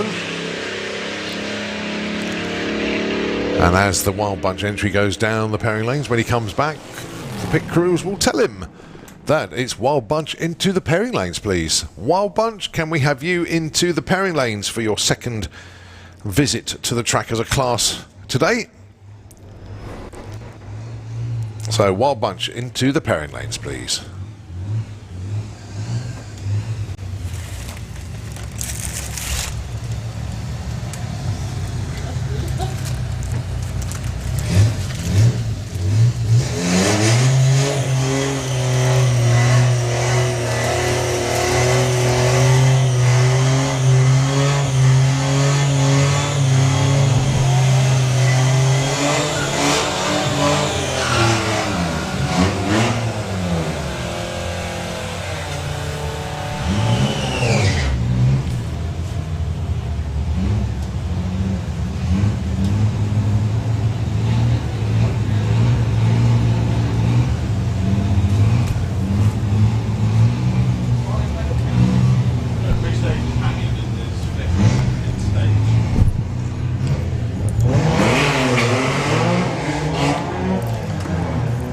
Well, first time on the track, and unfortunately the car just launched and I think lost drive. Something may have just broken underneath.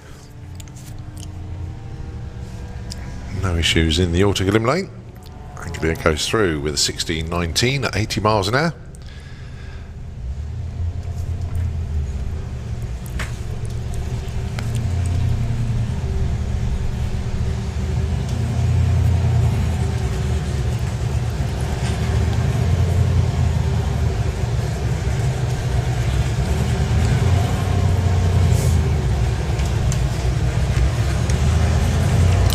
Well, I'm sure they'll attempt to get that fixed and bring the car back down later on.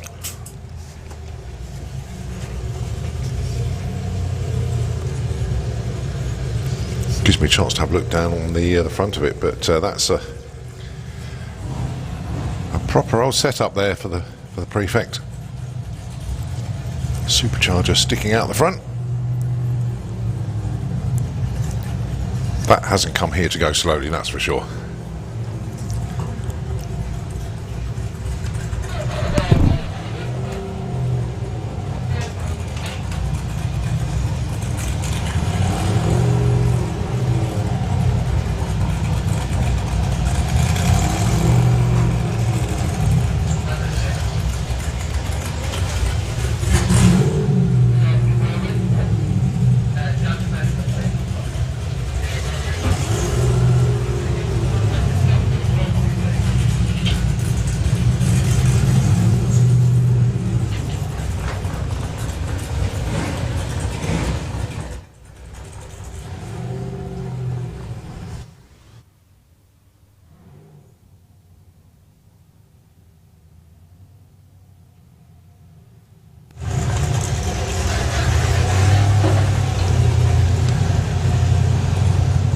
So the Buick Skylark back down to the start line for another run.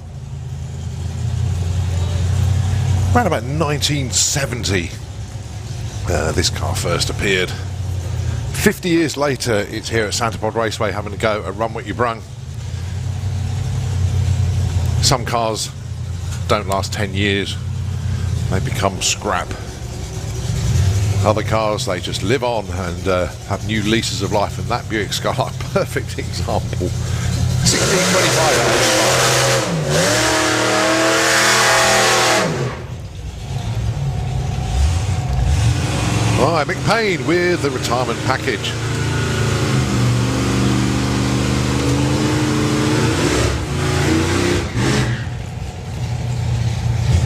Went 984, 133 yesterday.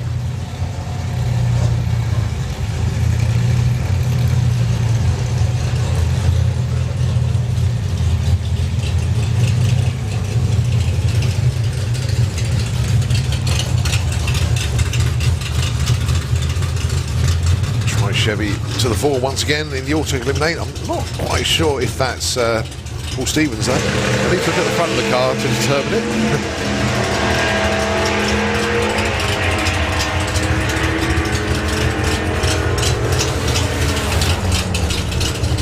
980 for Mick Payne. That's his quickest again.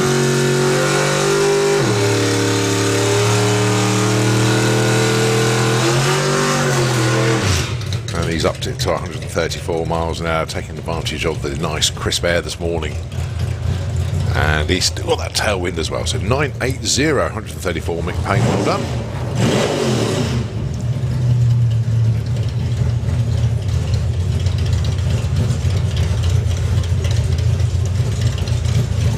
All right, Alfie Ratton with the Opel Kadett. And the 9.4s. Interesting, just to have a look on the back window. It's got this sort of Pro ET moniker on there, but also Super Comp.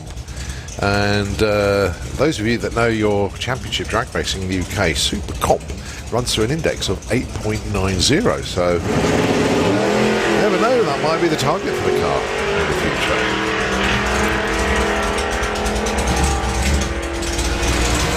I'm sure we've been there before. 935, 142 miles an hour. They're getting quicker and quicker. Great job from the Rattons. 935.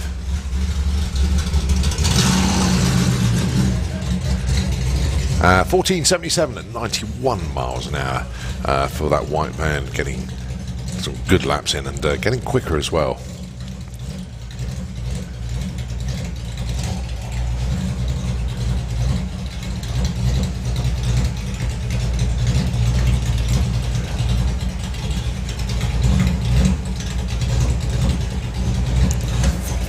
So once again, Fright to the line.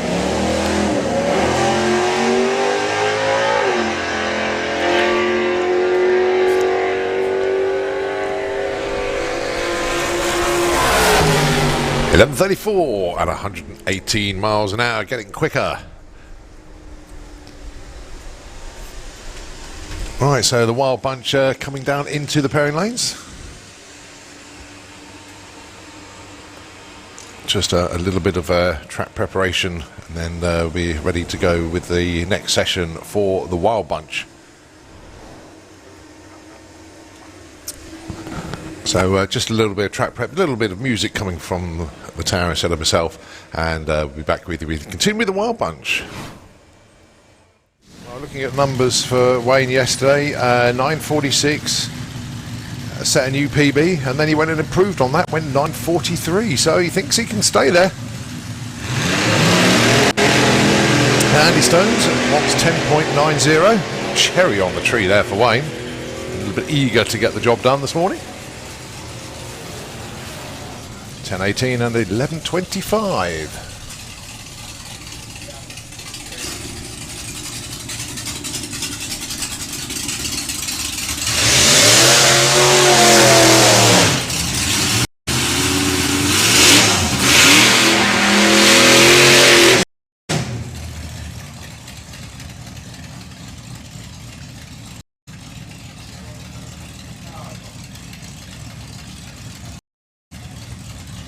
So young Bobby with the altar, then my goodness me, what a weekend he's had. The youngster having an absolute blast out there. He really is. Can I please have Outlaw Anglia into the pairing lanes, please? Outlaw Anglia, can we have you into the pairing lanes, please?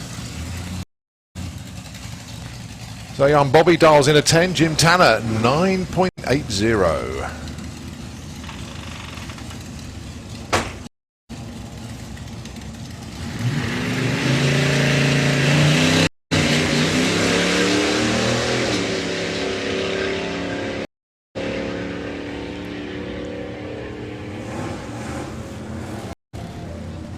.93, 134 miles an hour. Unfortunately, Jim, the car left the line, and that's about all it wrote. What a shame.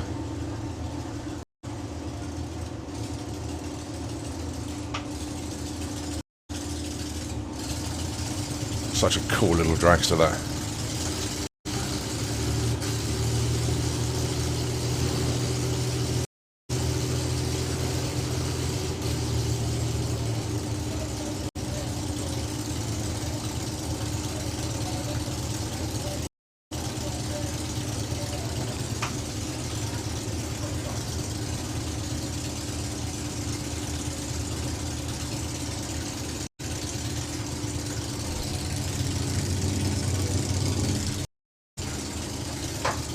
Next up then, Tim Roy with the Boston Straggler.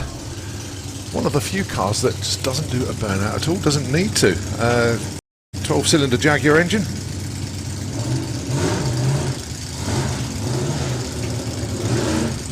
Going alongside Mick Hillier with the Texas Ranger, that beautiful altered.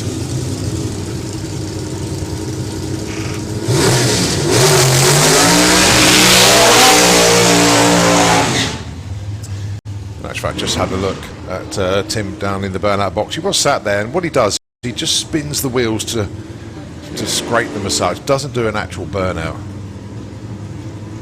And just sits there waiting patiently for whoever's in the other lane to do what they need to do, and then come up to the line.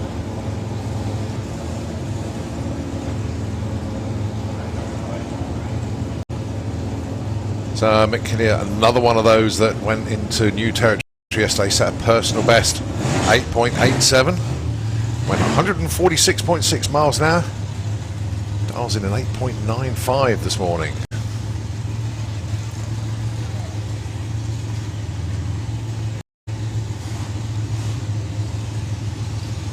12.20 target for Tim. Again, personal best from him yesterday, got it as low as 12.33 and then went 12.29. Constantly improving.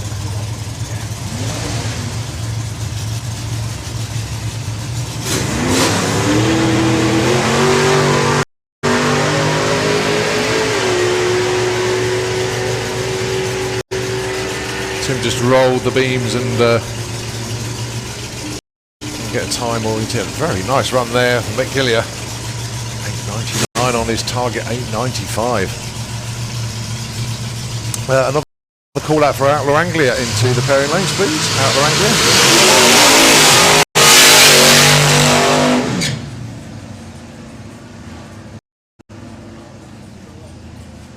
So Brian Watson with interest free. Well, sorry if I sound like a broken record, but when people set personal bests, and for Brian yesterday, incredible weekend for him. Came into the event, his best was 10.22, and then went into the nines at last, 9.98, and he thought, well, I like this. And then he went 9.93, and he still liked it, so he went 9.92. And not only that, he's picking up speed as well. So yeah, absolutely spectacular weekend for Brian Watson.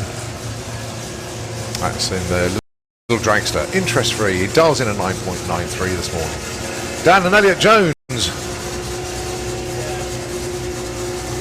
the Raging Cajun, dialing in 10.25.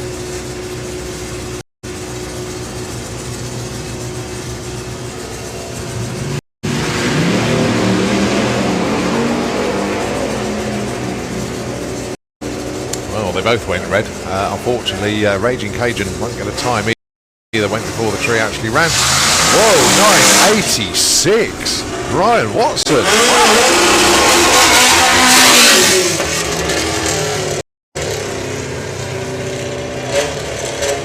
That's the other thing, of course. The track retained a lot of heat from yesterday. Didn't rain overnight. Well, not that I know of anyway. So it's in excellent condition out there. Hardly any preparation required from the track crew this morning. They still went out there and did their thing, but track really good. You still got that tailwind and lovely crisp air this morning as well. So air and fuel makes horsepower. And when you've got more air, you can put more fuel in. Gives you more power. And that's why these numbers are tumbling this weekend. And again, it's going to happen again this morning. So Anthony Colliver and Graham Rawlings.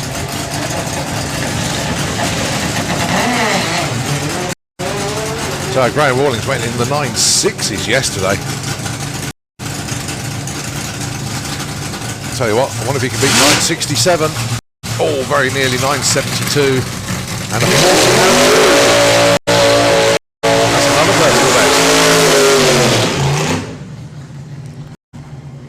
So that little altered there for Anthony Colliver, constantly, it's a fresh car out this year. Just getting used to it all, but 14.02 off the throttle at the stripe as well. Only 87 miles an hour. More to come. Cooped up, Ollie H. Smith. Used to have an 11-second car. Now he's got a 10-second car. Very, very happy chap indeed.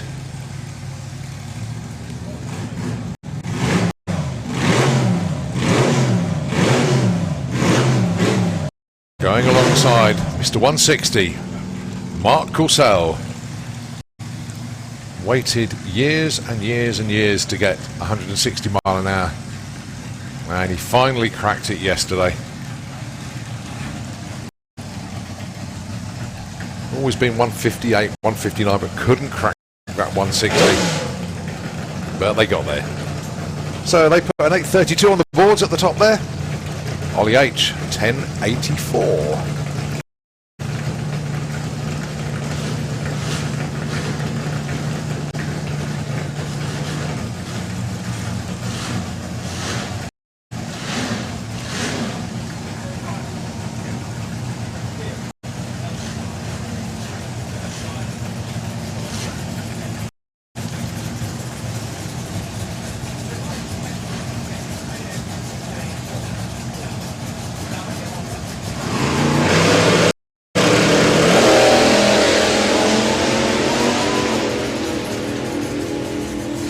This is a good looking matchup. Mark Courcelle gets there first with an 833, 160.21 miles an hour. Ollie H goes 1092 and 119. Very well judged runs for both of them.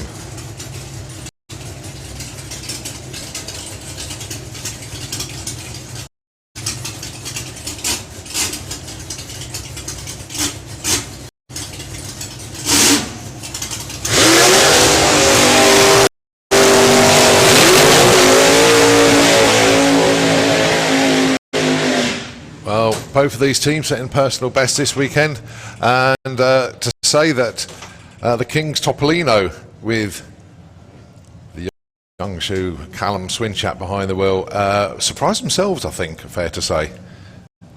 Was not expecting what appeared on the boards for them. Their PB coming into this was 8.88, and then it went 8.80. Wow, really put one in there. And then when the conditions I didn't think were as favourable later in the afternoon, they went into the 8.7s.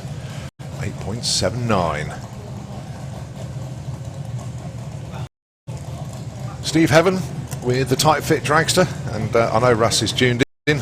Very good morning to you, Russ. Always sends me a message. But they are going so well. New PBs this weekend. 8.33, 158 miles an hour, and I tell you what, wouldn't be surprised if they improved on that this morning. Why? Well, the air is fantastic. Track has got tons and tons of grip. Tailwind as well. Got all the right ingredients to go quick.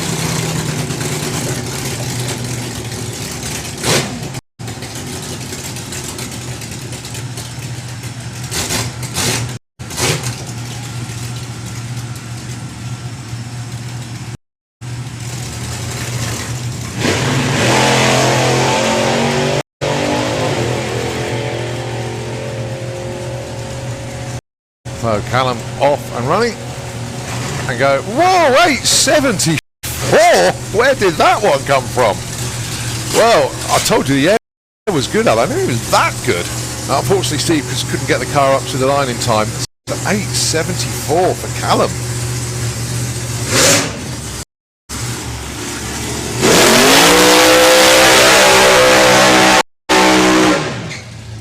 Oh, I've been looking forward to Chris Manning and the Dragster gang coming down to the start line this morning. Went 7:01 at 201 yesterday. Is this going to be the time that they get the seat?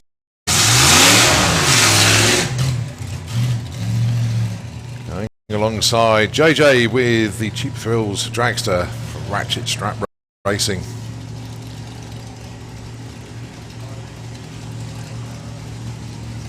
Well, Chris Manning yesterday, as I say, 7:01, 201, outstanding performance.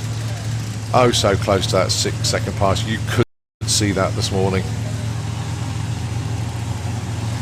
It's like Mother Nature is looking down on us this morning and just giving us these phenomenal conditions. Tailwind, little bit of sunshine, awesome racetrack, lovely crisp air. It's just all there for us. So let's see if Chris Manning can really go for it this morning.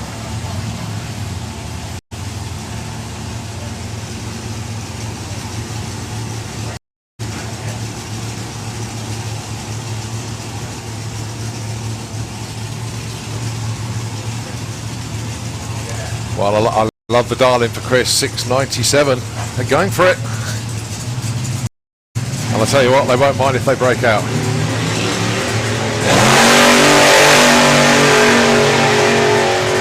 Oh, it's a thing of beauty. Absolutely arrow straight. Come on, Chris. Come on, come on, come on.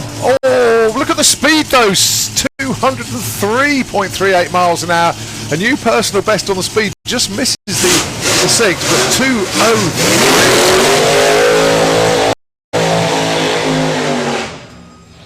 That's the fastest that Chris has crossed the stripe, but 7:07 still an outstanding run. 10:68 for JJ on a dial in 10:61, so very well judged run from them. Well under the win margin, actually, those two crossing the line was 0.007 of a second, ridiculously close at the stripe. So well done, guys, very, very good indeed.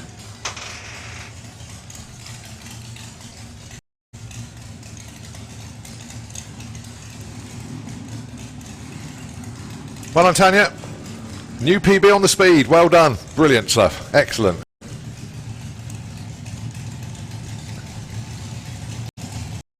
Right, correct. Must be crazy, Chris.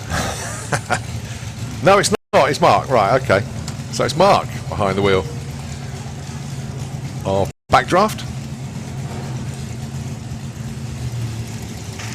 And Rob Brown taking the wheel of Rebel. All right, the target numbers then. 8.88 Mark, 8.54 for Rebel.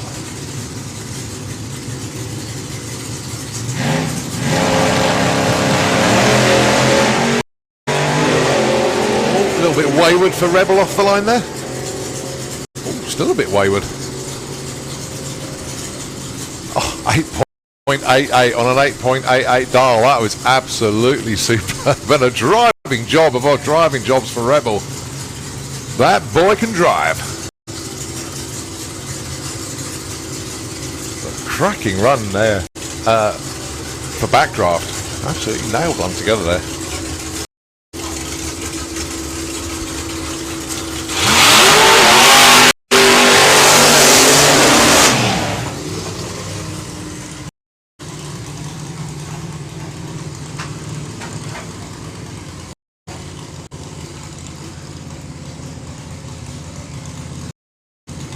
So Lee Hartnell then with Metal Mistress. Oh, I can see Crazy Chris now.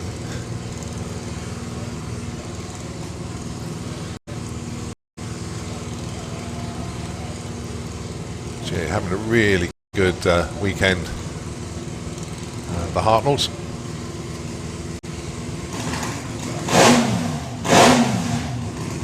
Going alongside Dan Boone with American Pie.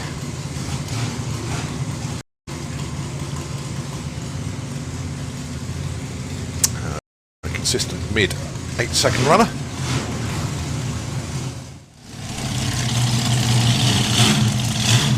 And going alongside Pure Hell, so pair of Altereds coming round for the Wild Bunch.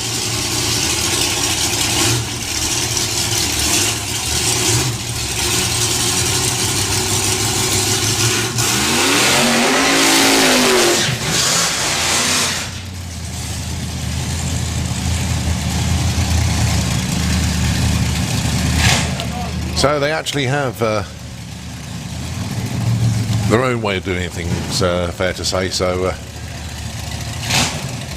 Anthony Colliver so far has run a best of 14:02 this weekend, and that's actually his best run so far since he's had the car. But say the car debuted earlier on this year, and just getting everything sorted out. They'll probably get quicker and quicker. Dan and Elliot Jones with a Raging Cajun. a PB of 10:21. They're aiming for a 10:25.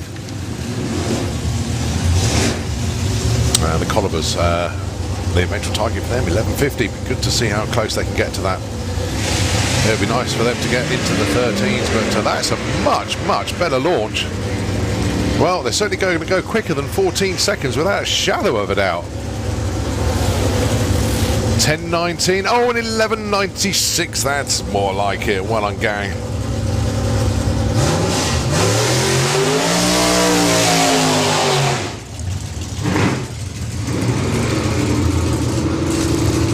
So that's coming into the weekend, the card run of 16. They went into the 14s, but now starting to show their form. 11:96. Well done to them.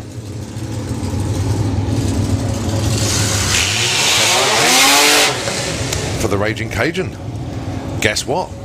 Personal best.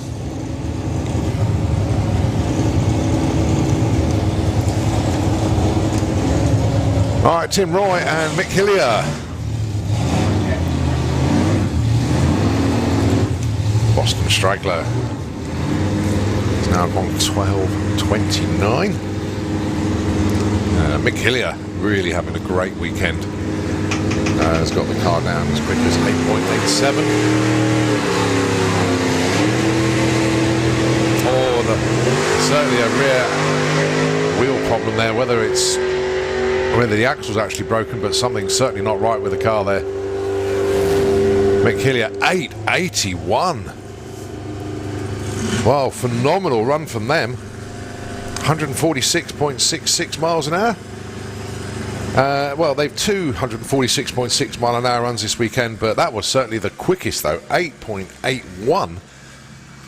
That's another new personal best for the team. Well done to them. And I fear that that could be the end of Tim's weekend there, but the rear wheel not running centered there. You can see it's got a wobble there.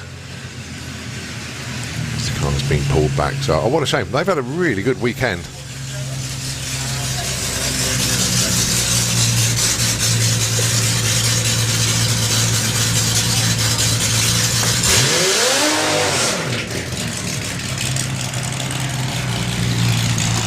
So, Andy Stones with Frantic. Debut for them this weekend. Early runs were in the 12s, then got it down into the 11.4s, and now aiming for the 10s. Car steeped in history, but this is the latest incarnation of it.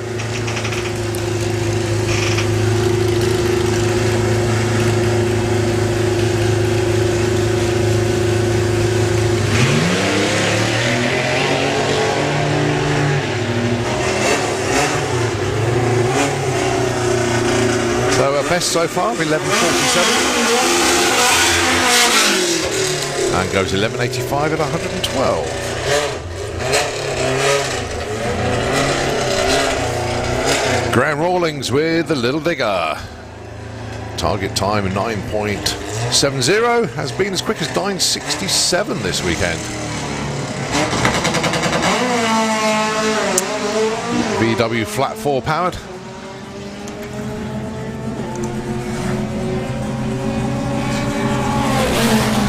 $9.79, 133.99 miles an hour.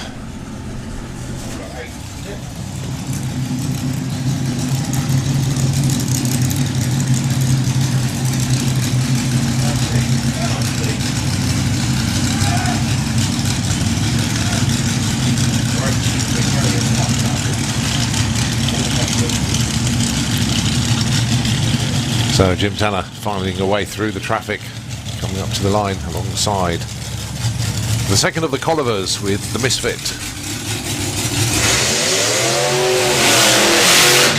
So this is Wayne. Personal best from him this weekend. Sorry if I keep repeating personal best, but that's the type of weekend it's been.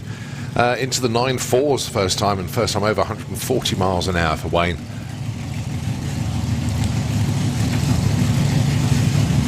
Jim Tanner with the Shindigger.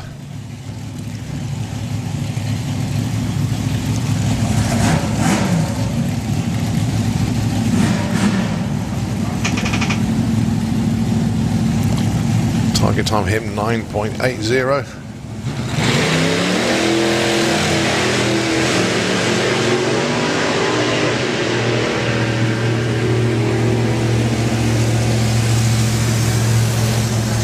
Wayne goes 9.58, Jim goes 9.71.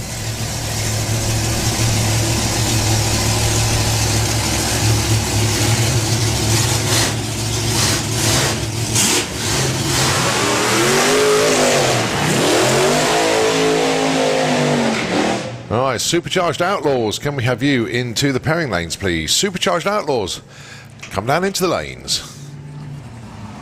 Right, Rob and Pete Brown share the driving of Rebel, and they also share the driving of Wrathchild. So this is Pete behind the wheel of Rebel, not running Wrathchild in this session, I don't think.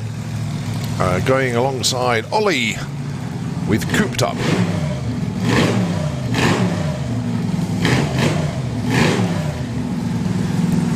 So Ollie's target time 10.84. He actually ran that number in Run What You Brung, but then went as low as 10.78.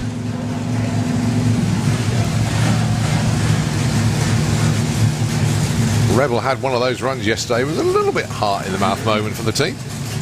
I was wandering around its lane a fair bit.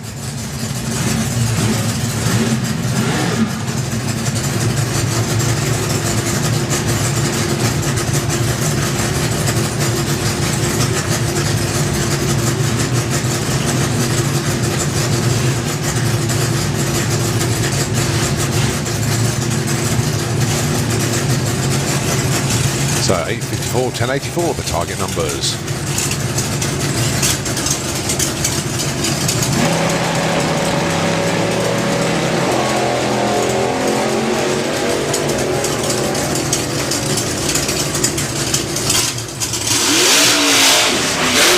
$8.45. Nice quick run there. Plays a 10.86.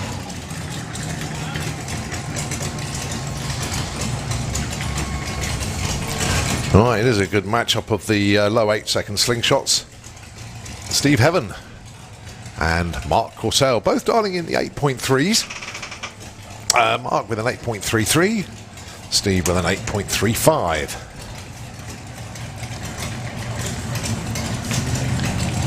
Now, the key number for the Corsells this weekend has been that 160 mile an hour zone that Mark's been waiting years to break into, and now he can't keep out of it. Every run seems to be 160 miles an hour. Steve Heaven, a new personal best for him this weekend. He's into the 8.3s and very nicely indeed. The best so far this weekend of 8.33 at 158. So two very evenly matched cars. The Maras are happy. That was a quick run for them. 8.4s. That'll do nicely. Well done. They're always happy. Doesn't matter what they're doing. They're always happy. You could spread that around the world. What could be a better place?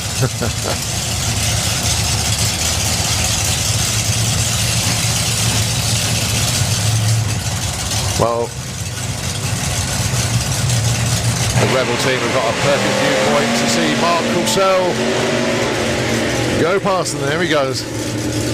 And Steve Heaven. So Mark, 161 miles an hour this time, and 155 and 8.76.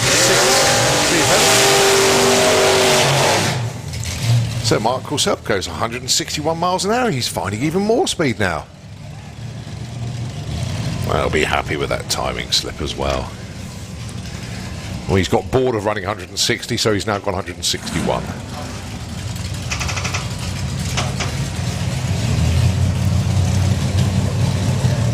Well, Callum Swinchat with the King's Topolino, and is JJ with the Ratchet Strap Racing Cheap Thrills Dragster.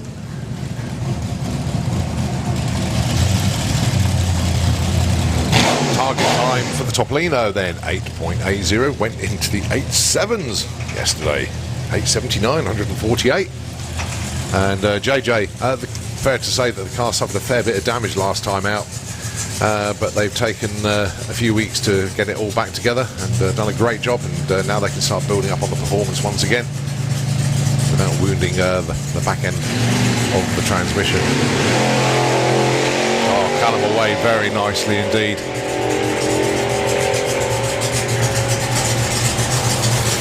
And the scoreboard, oh my goodness me. Chris, what's going on, man? What's going on? 8.75 for the King's Topolino. My goodness me, another superb run, 147 miles an hour. Actually, it had already gone 8.74, but 8.75. Outstanding from them. So consistent 8.7s now. 10.35, 131 miles an hour in the Auto Glim lane. So the runs are just absolutely superb from everybody.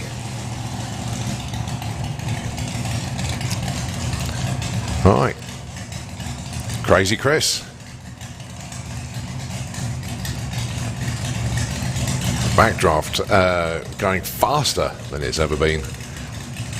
153.64 miles. There's something about it this weekend. Everyone's going faster. It's not only the ETs coming down, but the speeds are going up. Doesn't always happen that way. Personal best for the car is 8.70. And we've seen this car running the 8.7s already this weekend.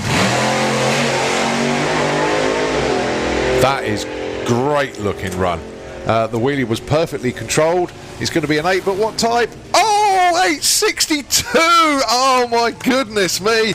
That is a monstrous personal best. 153.57 miles an hour.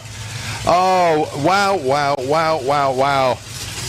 That is huge for them. That is absolutely huge. The wheel stand off the line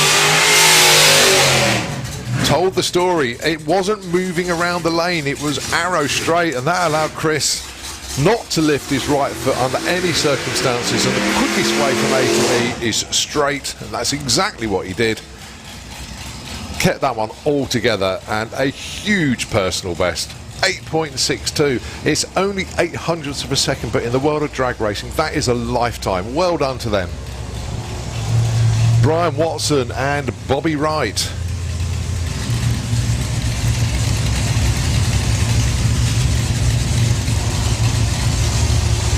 Again, both of these two setting personal best this weekend.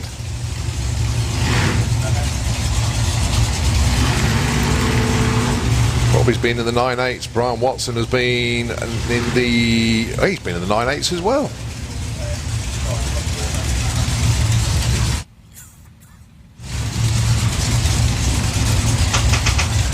I think that's a bit brave. 9.33 on the dialing.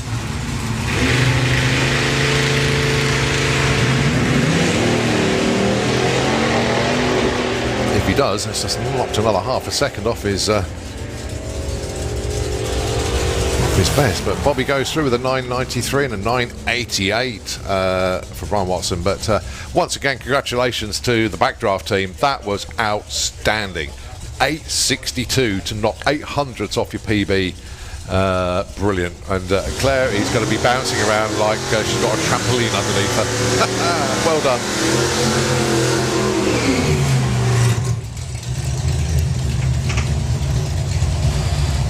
On now to Gas a Circus, Nick Barnett and Graham Barton.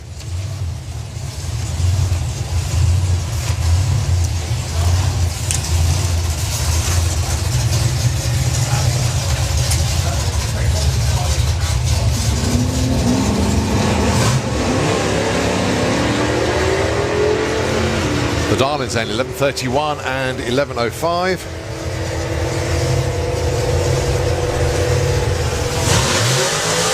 It's 11.17 plays in 11.39. So Nick Barnett, the wind light comes on in his lane. Ray Irish and Jason Hollenby.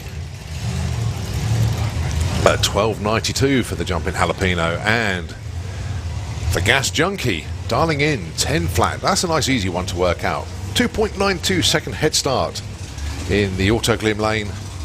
And then the pickup will be chasing them down. Green light drag race. So who can judge the run the better without breaking out? Oh, 12.92 on the button. Great run there for Jason Hollenby. Ray Irish takes a loss there, but Jason, bang on.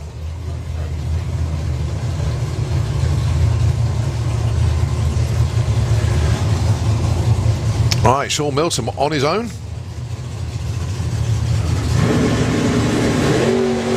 Dialing in 10 flat.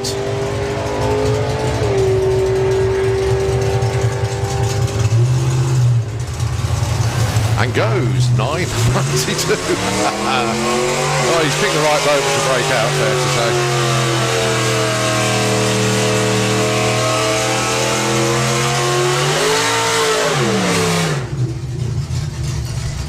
So Nervous Nick with Not Bad the Bad.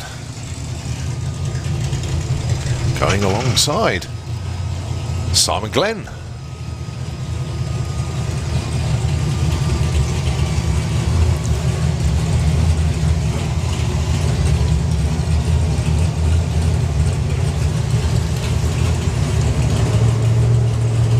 Darling's End 13 plays 11.65, but Simon doesn't like to leave the line very well. Once he's going, it's all right. He just doesn't like to get off the start line.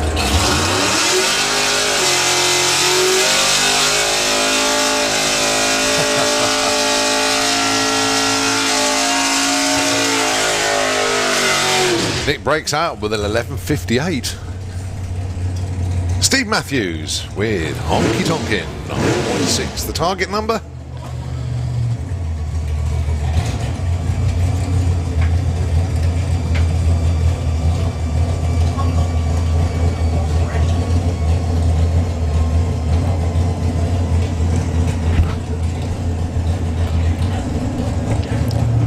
Can go a little bit quicker than 9.6, but see how close he can do it.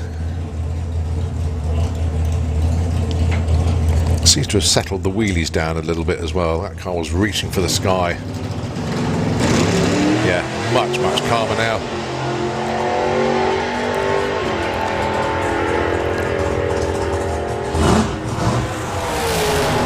$9.78, 135 at the stripe.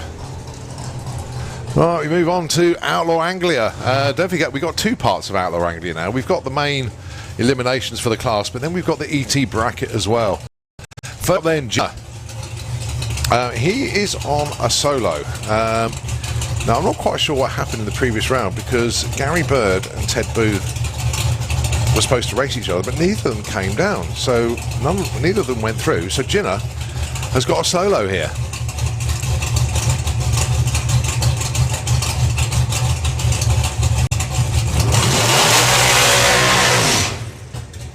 Just the way the ladder works out, and he goes into the semis where, again, it's just the way the ladder works out. He will get a bye into the final. I know he'd rather be racing somebody now, but Jinnah qualified in the number 3 spot with a personal best 8.28.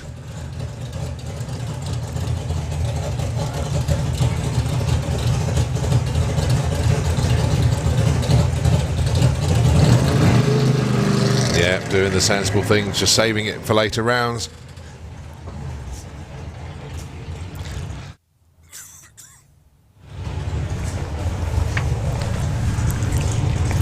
Well, we've got some super quick vehicles coming round. Next up, it's going to be Mick Taylor with the Banshee. And he is going alongside John Webster. What a matchup that is. Again, it's just the way the ladder's worked out. 2 7-second Outlaw Anglias. New car this weekend for John Webster, so obviously it's his first time in the 7s. It was first time in the 8s when he ran the car first time. And then Mick Taylor with the Banshee. I thought these two were scheduled to run each other. Indeed, yep.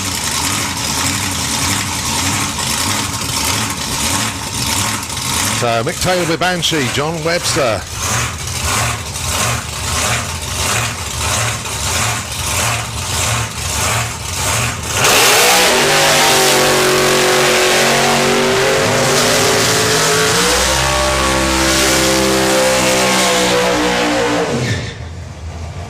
Well, a dream debut for John Webster, a dream weekend for Mick Taylor, his first time into the sevens, and not only that, he's consistently in the sevens as well. John Webster in the previous round went 762 at 179, but oh no, John Webster can't get the car into reverse, so he's going to clear the track and make way for Mick Taylor. Oh, yeah, it's just a new car gremlin basically, but what a debut for John Webster this weekend, and it just goes to show the professionalism of the racer there. He just takes the car straight off track, not to affect Mick Taylor's weekend. So then Mick Taylor on his own, and he's going into the semi-finals here.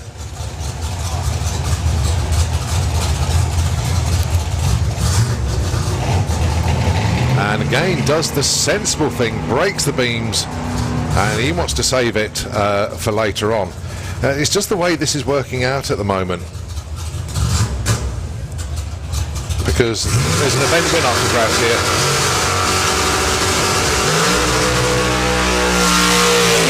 And it's down to one of three people. Ginner is in the semis, Mick Taylor is in the semis, and Ronnie Mercer about to book his spot. Oh, and we are gutted that Colin Miller can't make this pairing. That 704 run from the previous pass was outstanding, but it came at the cost of the engine. Broke a camshaft on that run, and I'm absolutely gutted for the team, and John Webster's team going up to collect John. What a fantastic debut for the car. Again, what a shame that John couldn't make that pass, but we're just gutted for everybody that tries so hard and setting personal bests and then just gets breakages. That's what happens when you push these things to their mechanical limits. But I've got a feel for Colin Miller as well. 704. And that would have been potentially a 6-second pass if the engine didn't just give up just before the stripe. But here we go, Ronnie Mercer about to book his spot in the semis. First time in the 8s this weekend, and that is a thing of beauty as well. Look at this. Oh, 904, 144. That is so consistent now. Trouble-free, a happy team. They're in the semis. Right, now we switch code, if you like. Outlaw Anglia, this is the bracket race for them. Now basically these are the first round cars that didn't get into round 2, and also these are the cars that may not have qualified, so they've organised a bracket. What that means is they dial the numbers and see how close they can run and beat their opponent without breaking out of their own target time. So 10.79, 10.66, Pete Butler and Andy Cunningham. So 13 hundredths of a head start goes to Pete, but Andy's car is 13 hundredths quicker. Oh, and it's game over for Andy Cunningham. Gets a little bit eager to get off the line. He pulls a cherry. So that's going to be Pete Butler into the semis, runs 11.32 against a lose-out 10.48. Andy broke out as well, but a good weekend.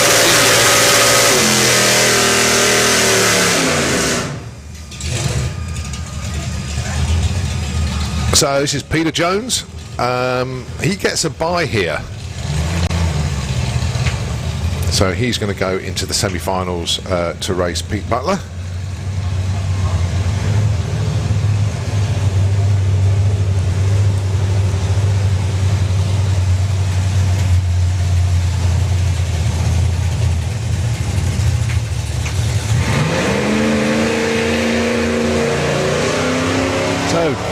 Dials in a 10.58.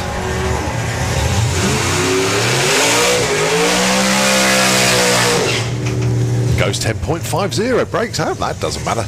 Nobody in the other lane.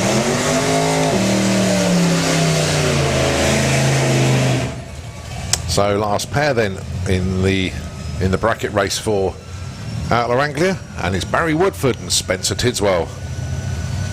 The dial-ins then 10.25 for Barry, 10.90 for Spencer.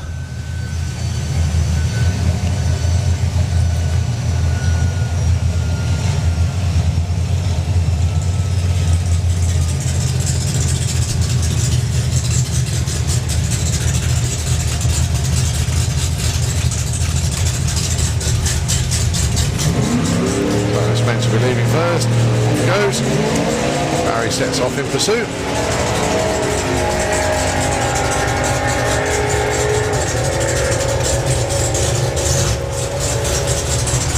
Spencer gets there first, 11-10.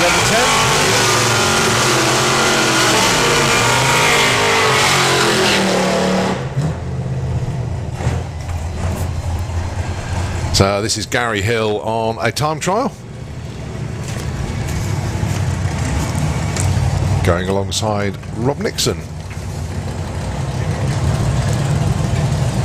And if we didn't say it the first time, then we can repeat it. Hey, why not? Georgia Goodwin, it's her birthday today. She's down on the start line. And now I'm going to be bringing Gary Hill up to the start line. And if it wasn't obvious enough, she's wearing the birthday sash as well. We're liking that. Oh, going to be a solo then for Gary. Unfortunately, Rob Nixon being pushed back.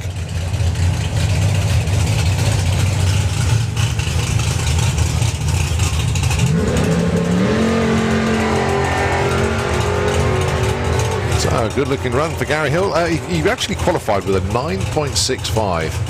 And this could be into the nines again. Oh, 9.64. Improving again.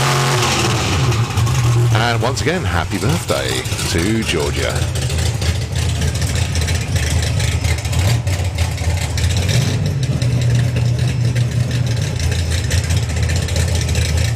Kim Harrison with a 9-second pop.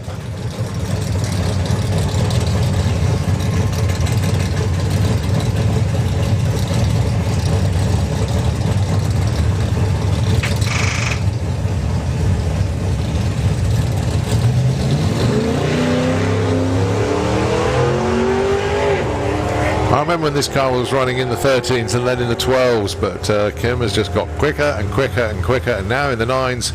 This particular run, 10.23, 138 miles an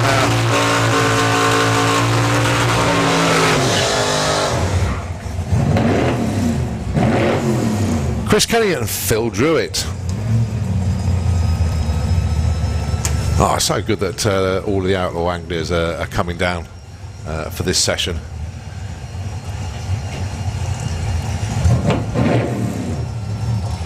So Phil Druitt in qualifying went 9.31. Chris Kenny went 10.78.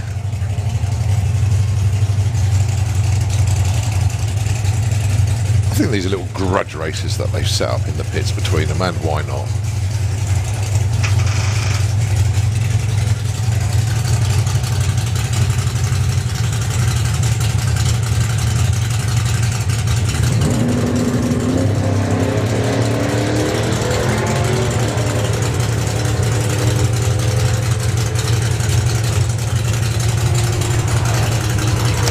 .42, 10.73. And that Chris's run was quicker than all of his qualifying runs there, so well done to Chris.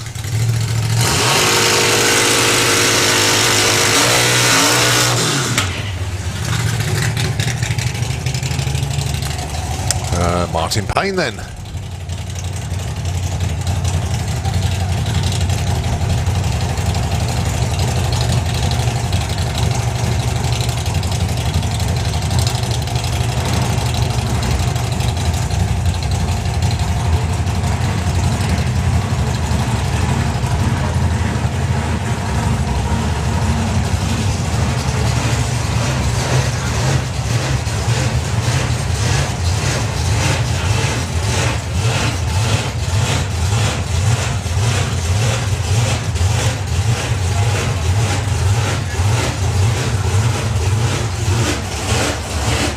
So 9.94 for Martin this weekend. He gets used to this car.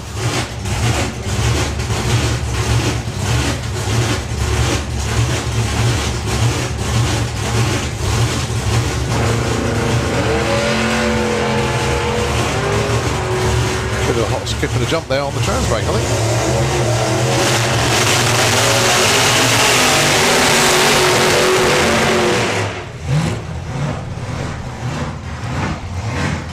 We move on to Supercharged Outlaws, and it's the bootlegger Camaro, Simon Boot. And absolutely delighted they've made it back on track today. Had issue with belts and pulleys yesterday, but they got it sorted out. Alongside Dave McCallan. Great weekend for them, 9.14. Summerby also in the nines. You can see that car hunting for fuel.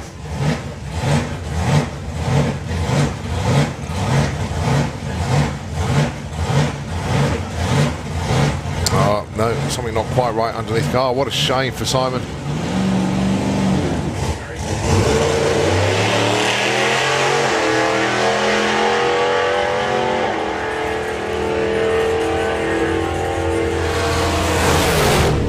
.927, 145, and unfortunately Simon being pushed back. The car was hunting quite heavily there, and then breathed heavily at the end.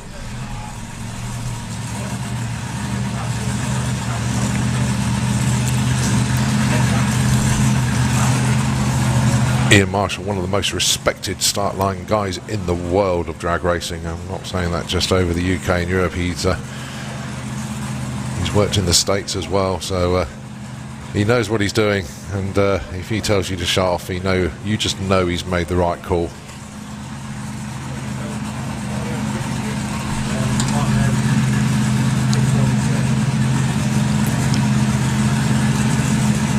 And basically, the little rule we have is if you get a tiny drip on the start line, when you unleash the machine and go for the full pass on the quarter mile, that leak can turn into a torrent, and if that fluid gets under the tiles, then it's basically game over for the car. You're going to slide around, so it's why they shut them off on the start line. It's just not worth risking it.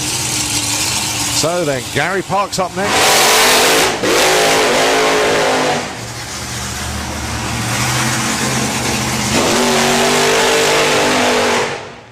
So Purple Days with Gary Parks and Mick Checkett. Now Mick been in the mid-7s with a 7.5. Gary Parks, 8.3s this weekend. But Mick Checkett has just been brilliant with this car this weekend. So debuted the car.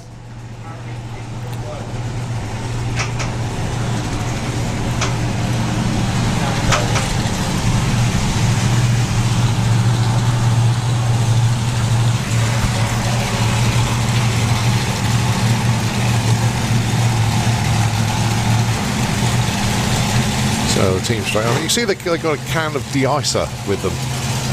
Both of them have. Basically, the cars both run on methanol, and it's in effect it can ice up the injectors. So what they do is they put a bit of de-icer on there to stop or prevent the ice from forming, because when they hit the loud paddle, they want those in the butt catcher to open. There's flaps on the front. They need them to open, and if they get frozen, they will stay closed and not what you want. So a little bit de-icer.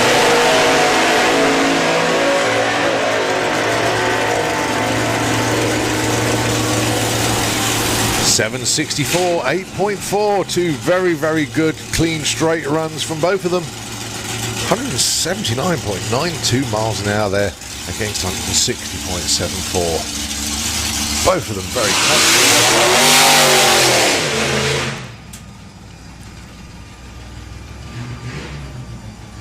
Ah, Simon, I'm gutted for you, mate. It's going to work eventually. We know it is. Going through torture at the moment. But he's a man that does not give up. The whole team flat out working on that, and when it comes good, it's absolutely brilliant. And wishing you all the best, mate.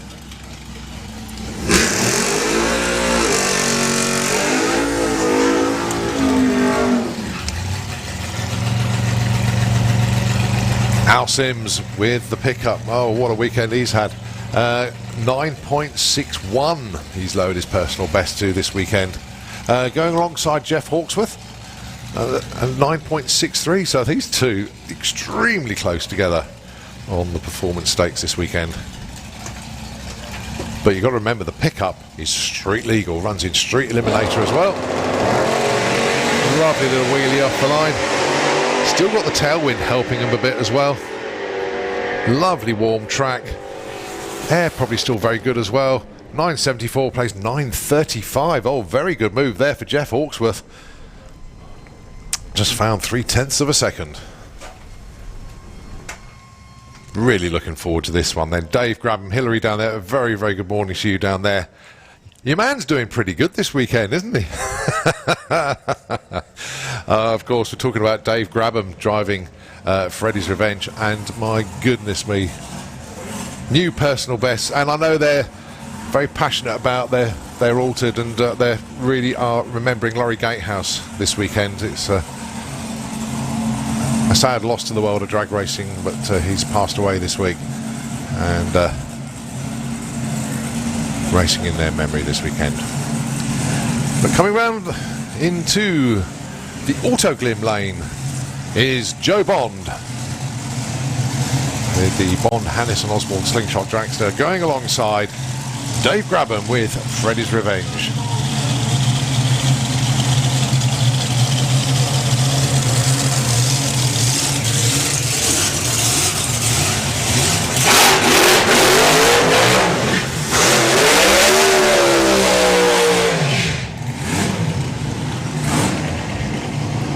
Well, Dave Grabham, that's 7.12 personal best by some margin.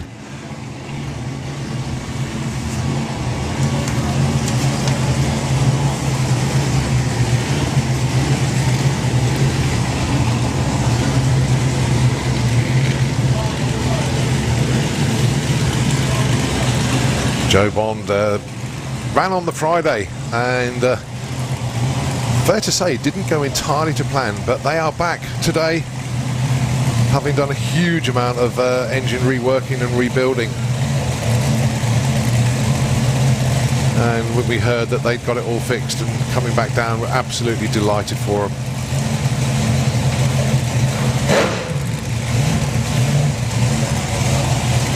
Drag racing really does typifies never give up.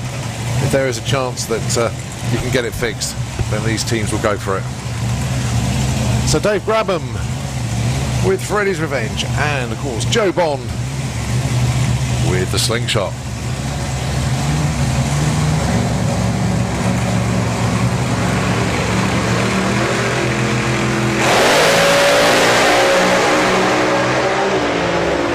Oh, Joe Bond on an absolute stormy run. It's in the sixes. Oh my goodness me, 6:29.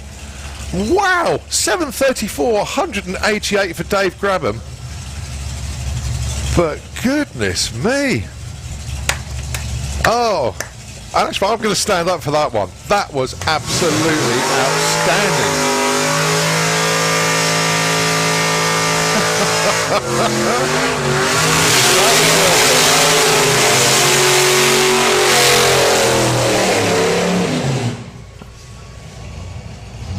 6.29, 226. A jaw-dropping run there for Joe Bond. Absolutely incredible.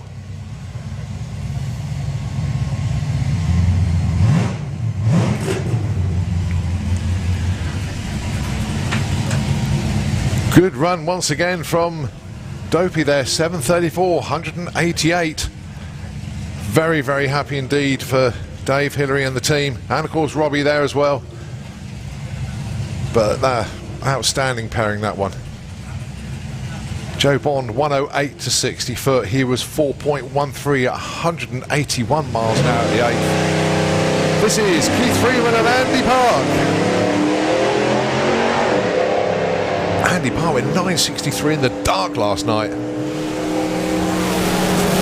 And goes 969 and 991.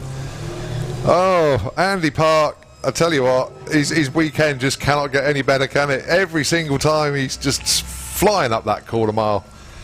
But to Joe Bond's team, my goodness me, that was worth it.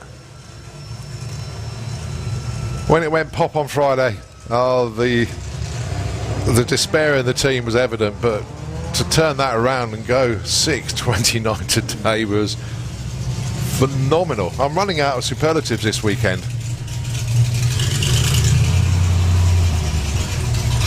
Right, we are back to Run With Your Brung. Gonna get our breath back after all this.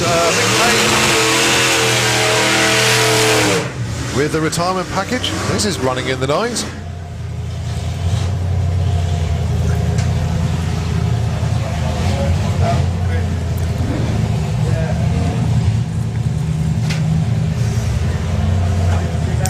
So Run What You Brung once again. And I tell you what, some of the machinery that's in Run What You Brung this weekend, the numbers that they're running as well, incredible.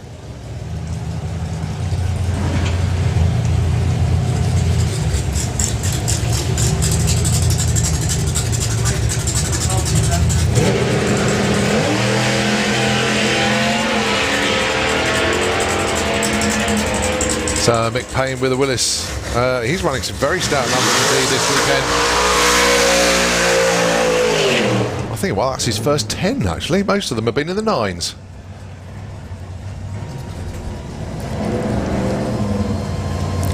And as the boot lid drops, oh, we can see what's in there. But obviously the team will close it when he finished reversing back from the burnout. Oh, stop him there.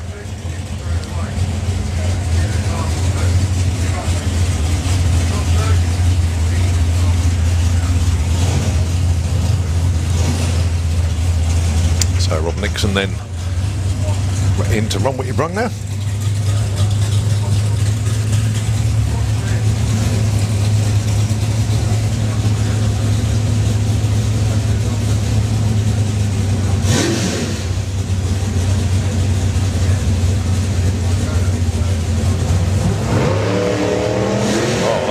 Better run.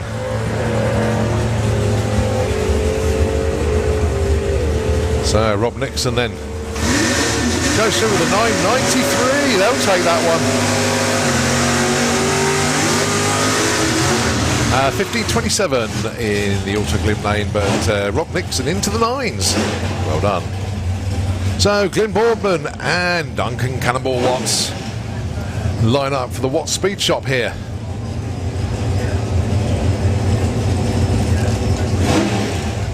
So the 69 Pro Stock Hemi, the Plymouth, into the STP lane, and Glyn Boardman into the Autoglim lane. Two lovely cars, very quick.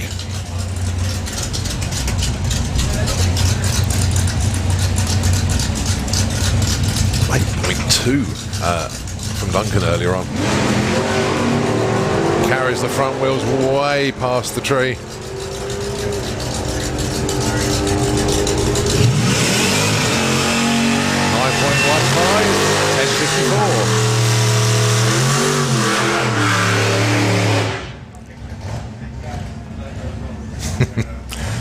10.54. Alright, Scott Collin and Phil Mills.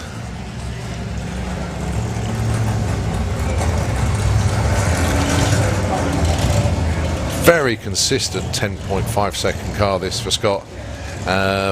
Best of the weekend of 10.48.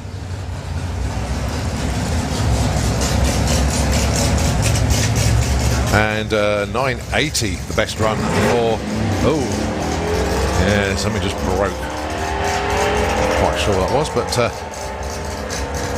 Phil spotted that very, very quickly indeed. 10.63, 128. And Monica, your boy's doing good. He's doing good.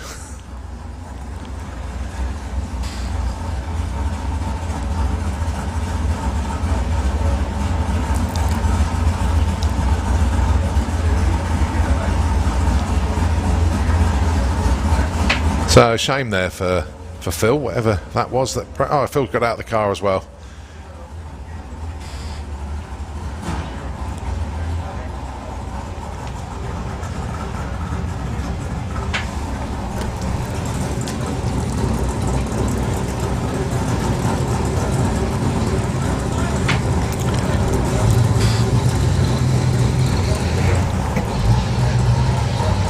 So coming round, Dan Williams with the Impala. Going to have to switch lanes. So it's going to run one lane just for this next couple of pairs, or sorry, couple of runs I should say. Can't be pairs. Meanwhile,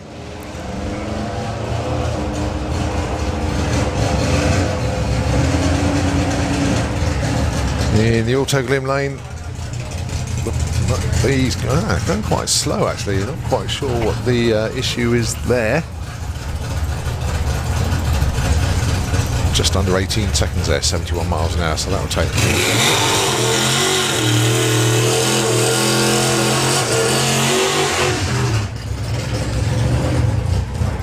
So Dan Williams with the Williams Brothers Racing Impala.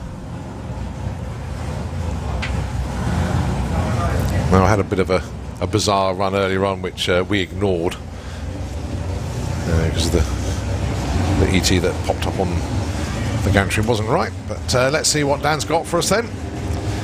Williams Brothers Impala only got a 327 cubic inch small block in there. It's a heavyweight car as well, but Dan knows what he's doing.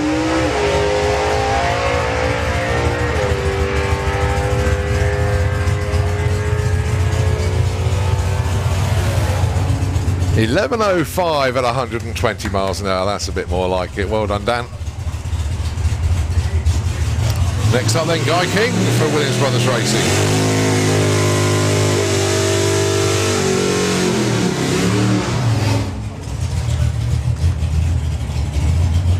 They've also got the 55 Chevy here this weekend, which Keith Williams will be driving at some stage today, hopefully. He's the man on the outside. He's the, we call him Pops. He looks after everybody. And thanks for the sausage rolls this morning, Keith.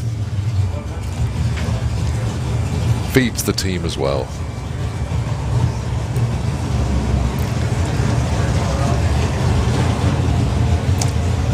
So Guy King went 10:11 on his last pass. Expect the same round about now.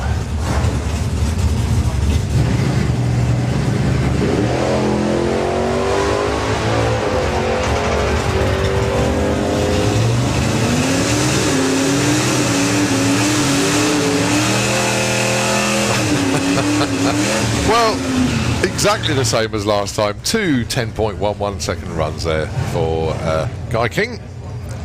Very consistent indeed. So 69 Camaro getting another run in, and another one of the What Speed Shop gang.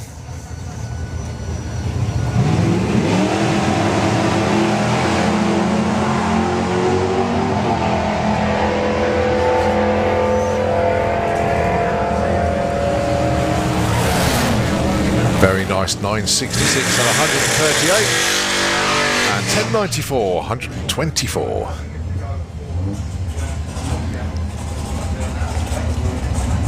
Just a reminder to everybody, got a lunch break coming up at 1 o'clock for half an hour. So Run What We Brung will obviously stop there. But it's been pretty much non-stop on the track this morning.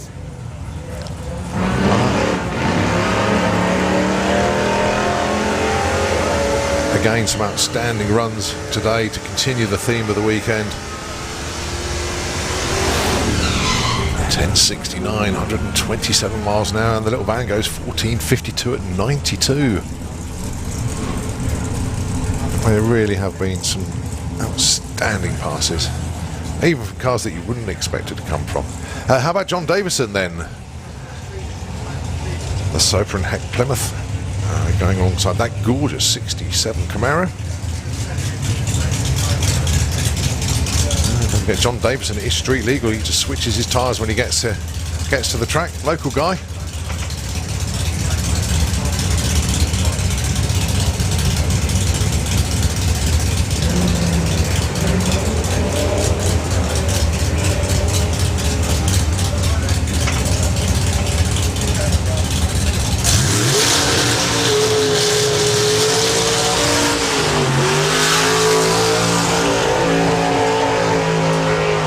Wow, 10:35 at 129 miles an hour for John Davison.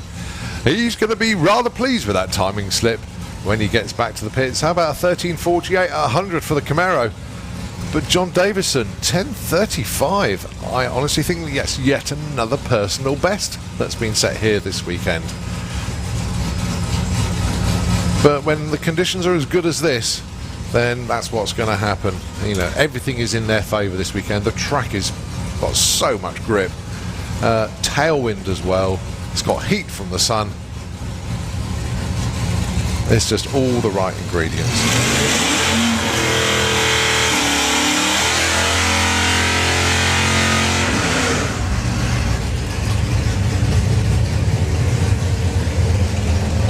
So Dave Shelley and Darren Pert. 8.2s now from the Cortina. Mind you, Dave Shelley ain't hanging about either.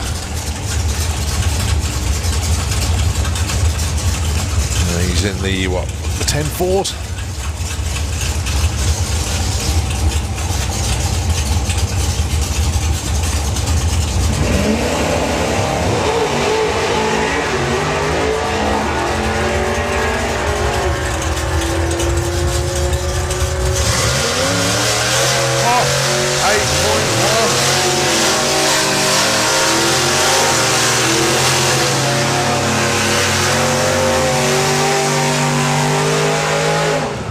Yeah, 8.1, quickest of the weekend for them, 166 miles an hour, and another 10.4 for Dave Shelley with the Malibu.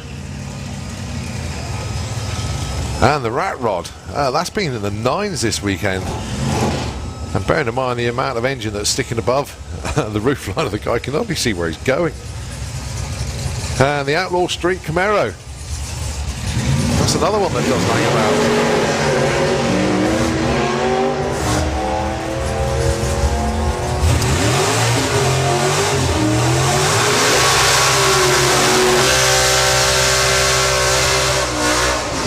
But not the best runs for either of them on that pass. I noticed the Camaro lifted very early on that run indeed.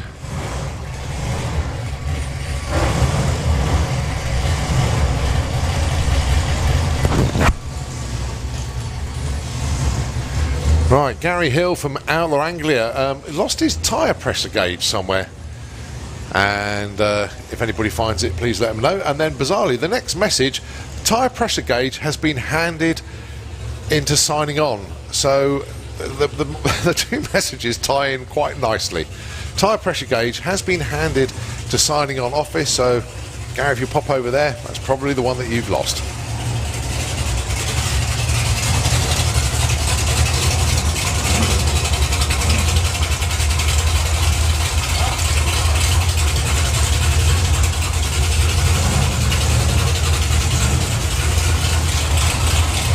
Beavis Allen with the Impala, going alongside Wayne Hiscock with the Chevelle.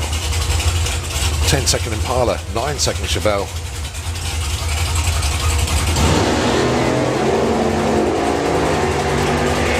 This will be quite close at the stripe actually.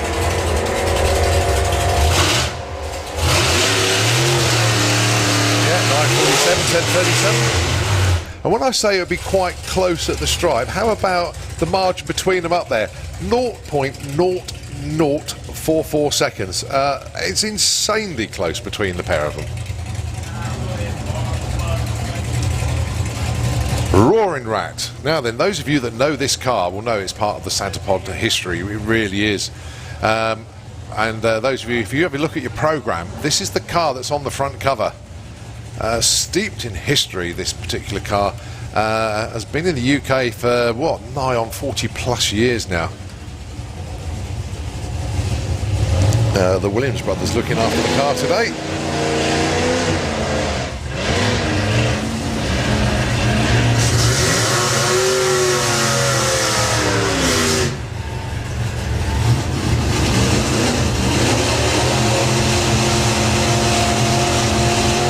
.23 at 90 miles an hour.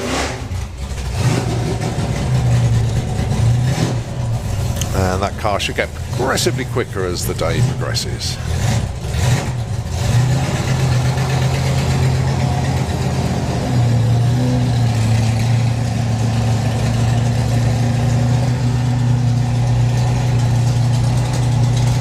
How about a 9-second stocker? Well, that's what we got from the Watt Speed Shop. Beautiful launch as well. Almost went into a second burnout, but it's just the way the car hooked up and left the line. 9:48, 142, breathing quite heavy at the stripe though. But that's the quickest run of the weekend for that car, 9:48. 14.17 on 102 in the SDP lane.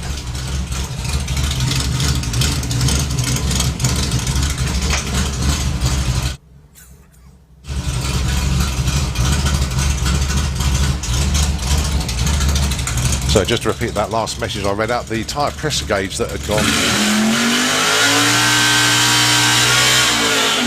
well, not gone, but had been lost by the Outlaw Anglia team, has been found and is in signing on. So, or one has been found, I'm assuming it's the same one. So pop down to signing on, and that's where you'll be able to retrieve it from. So the Austin Healey Sprite, called Fright. So I'm not sure who's driving it today. See anything?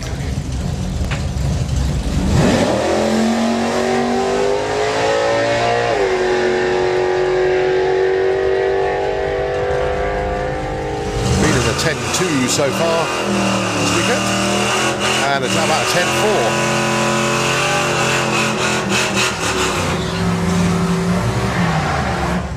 But always seems to go about 124, 125 miles an hour at the stripe. So, as I say, great car to do run with your brung in, as it can just do as many laps as it wants to.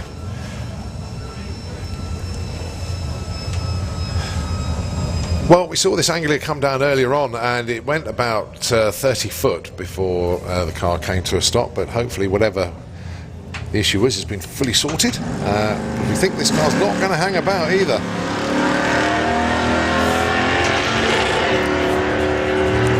So in effect, this is its first full pass today, and they'll take that as an opener. 10.88, 125 miles an hour, and the minor goes through with a 14.49 at 93.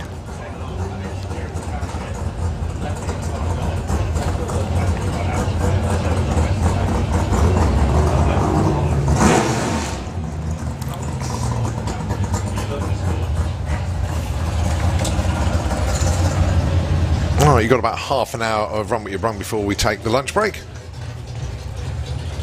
And just another reminder, folks, with regards to the social distancing, when you do leave the grandstands and the banking, obviously do it in a way that you're not piling down together.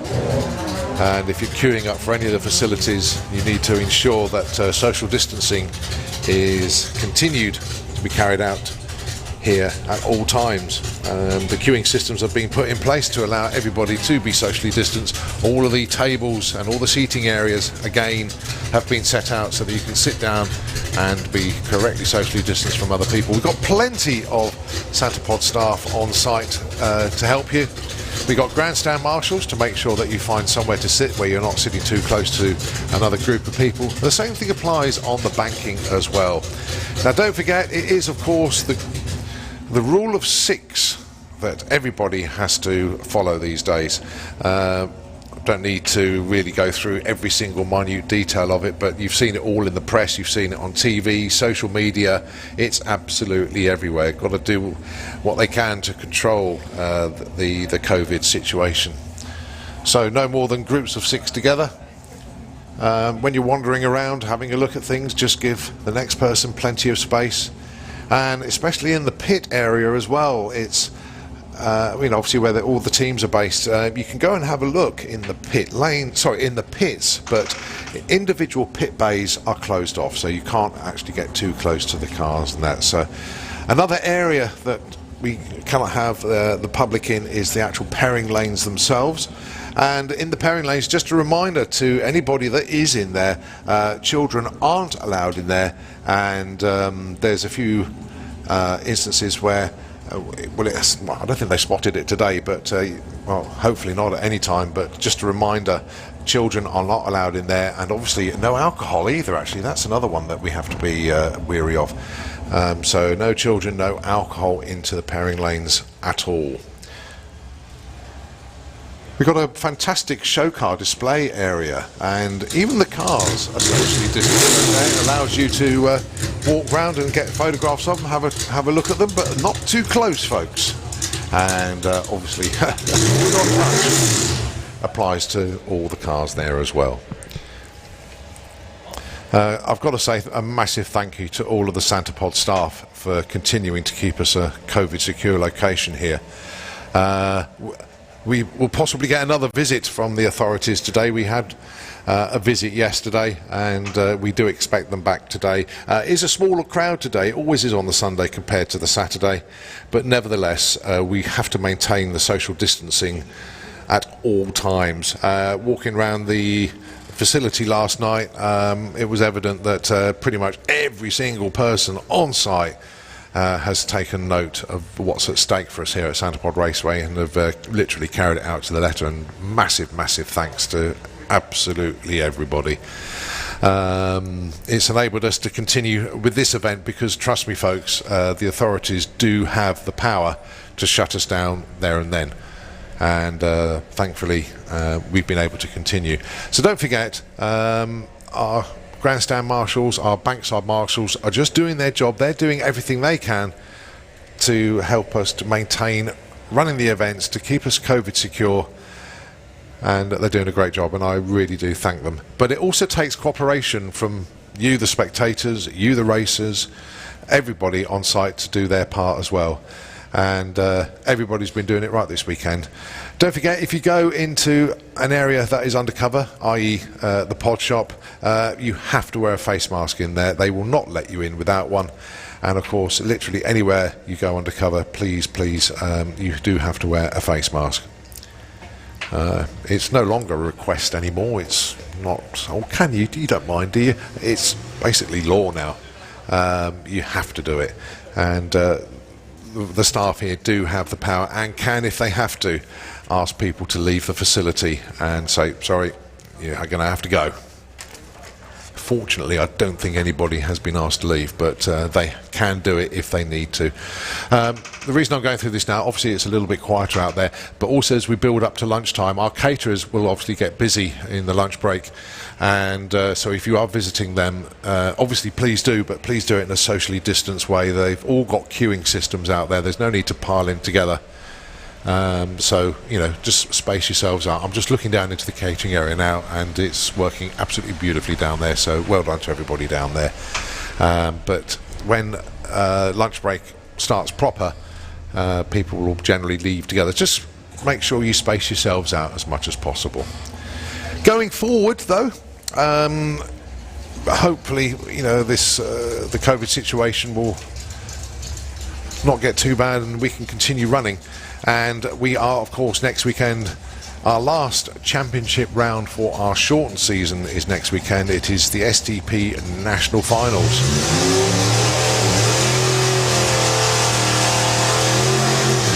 Tickets are still available for that event. You can only get them online. You cannot turn up and pay for them on the gate. For full details, obviously go to the Santapod website. And of course you will find more details on their social media pages as well. Trust me folks, if you're all here, then you know the website address, because you'll have all bought your tickets through the website anyway. So if you want to have a final blast and come and see the national finals, that's next weekend here. Friday is the test day, event days Saturday and Sunday, the national finals with STP. And of course, for future events, keep checking out the Santapod pages as well, and you'll find out everything that's going on here at the racetrack. And also worth checking out the merchandise page as well. If you can't get to the pod shop today, you can pretty much get everything through their online merchandise store. Get the 2020 championship range. They've always got loads of cool stuff in there as well. Definitely worth checking out.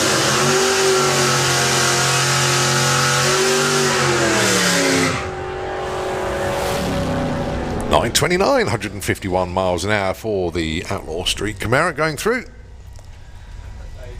Good afternoon, Gary. How we doing, mate? All right. I bet he's itching to get behind the wheel again. He will.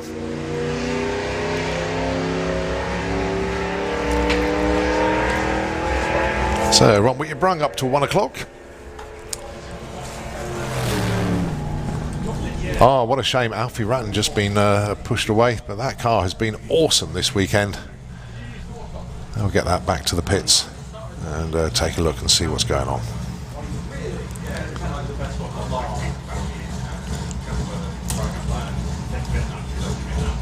Proper old school, but with a modern twist. This is really cool. In the SDP lane, old school Ford, very old school Ford to be fair. Never sounded like that when it came out of the factory.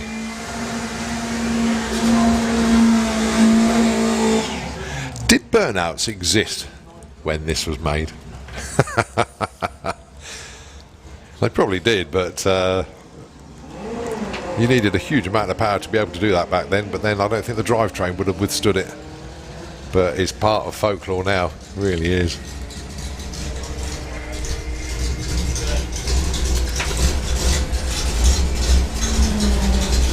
Stops the clocks at the top end there, 15:32 at 86 miles an hour.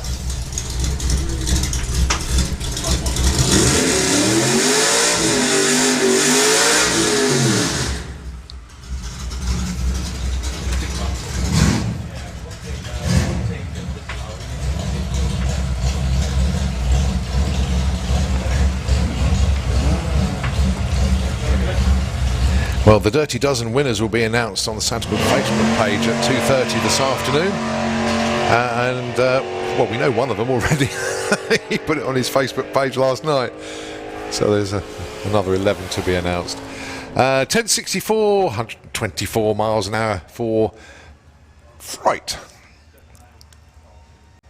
As I say, terminal velocity is around about 124, 125 for that car. It's just how it gets there. But as I say, it's one of the great cars to do Run What You're Brung with, and I'm seriously impressed with that. It runs like clockwork.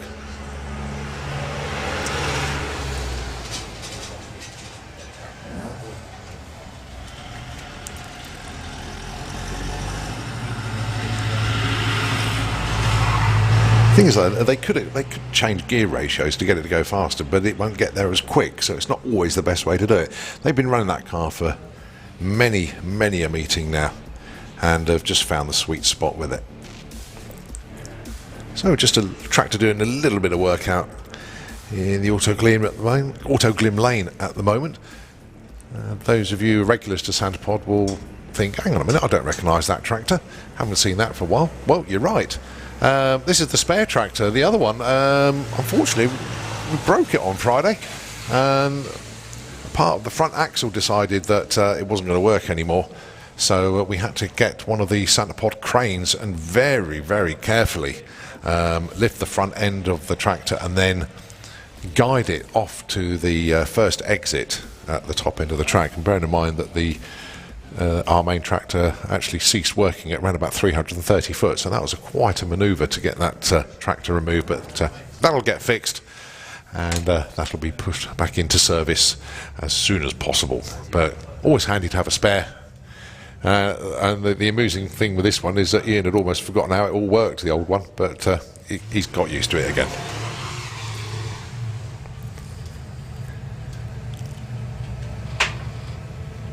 So, Buick Skylark from the early 1970s in the Auto Glim lane and the Morris Minor. Similar period, actually. I think that's probably 1970. If it's the original number plate, being an H-Reg, that is 1970.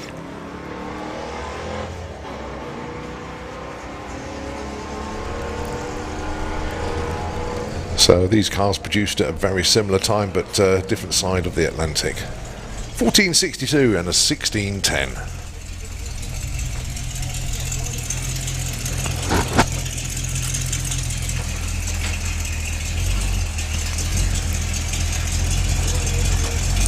Lovely little Anglia in the SDP lane. That's getting quite a few runs in as well.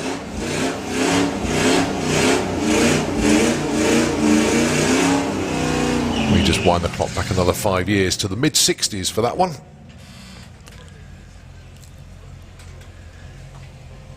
And I'm pretty convinced that's an Australian import Falcon. Not very often you get a right-hand drive version.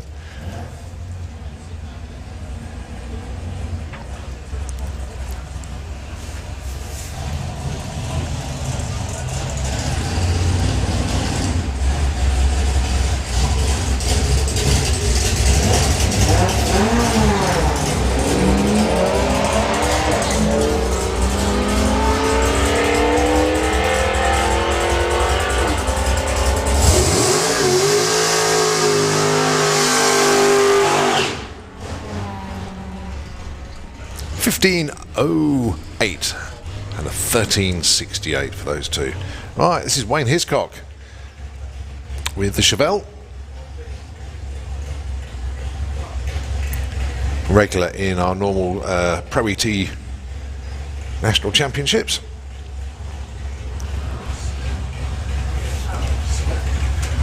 And getting quite a few runs in as well as our Wayne. Best so far this weekend at 9:34, but it's all about consistency for Pro ET racers.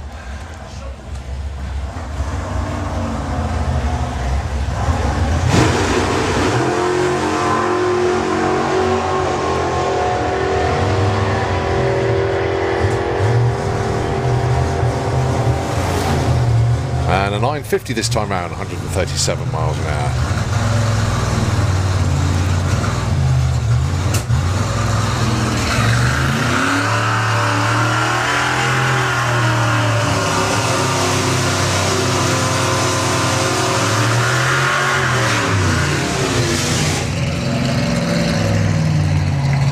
So Julian Davison with the 100E and Matt Hollins with the Willis.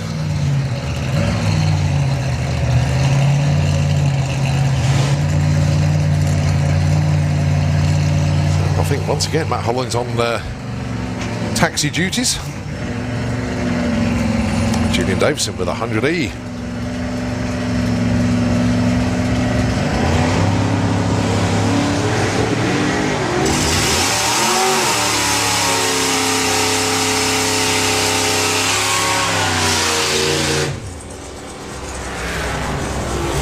Julian gets there first, goes 10:55 at 130 and 12:31 at 108 for Matt Hollins.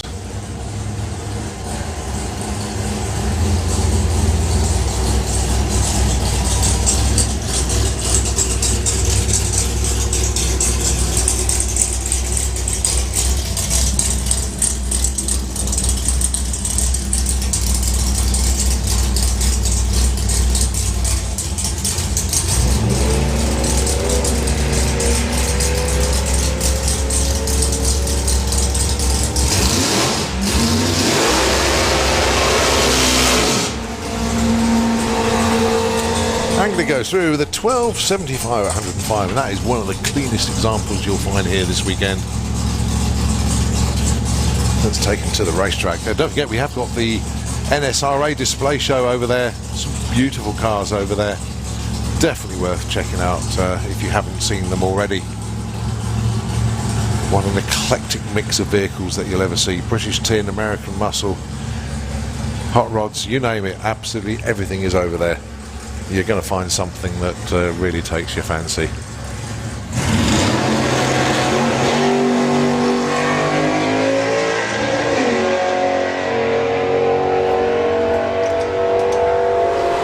Quickest of an 884 so far in the STP lane, goes 9.12 with that pass. And a 15.97 in the Auto Glim lane. Well, getting towards the lunch break for our track crew. That'll be half an hour, and then when we come back, it will be another session for the Wild Bunch, the Gasser Circus, Outlaw Anglia, and of course the Supercharged Outlaws, our 4 invited race classes this weekend.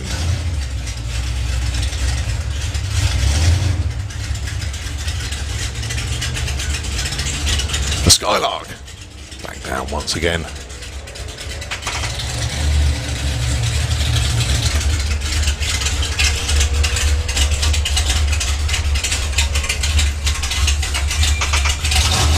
run 16.29 with a terminal speed of 86 miles an hour at the stripe. Well, I haven't seen this 32 for a little while, but it's back on track once again. And the little Falcon hot lapping.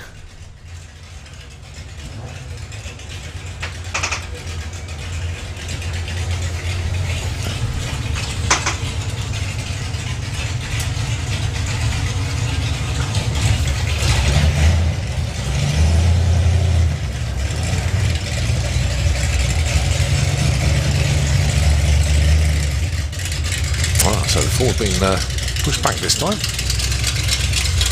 So solo run in the STP lane.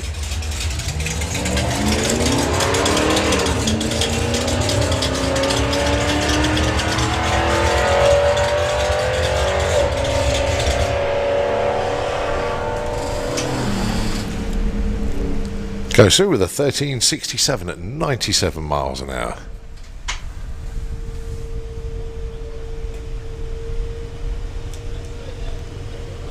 Oh, I do love it when I sort of, look at a car and then I find the clues there. I was talking about this Anglia earlier on, and it's got one of those tax discs on it, and it says March 1965, so just by doing a calculation on the number plate, yeah, it was right. It came out in March 1965.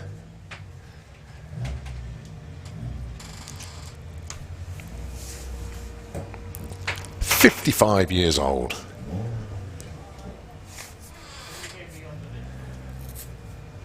And going quicker than ever.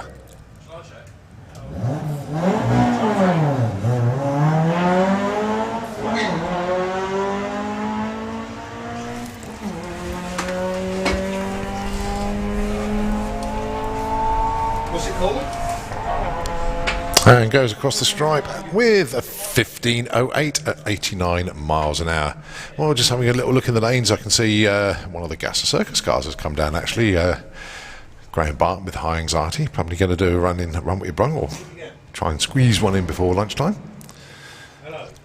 And the Austin Healey is down there as well.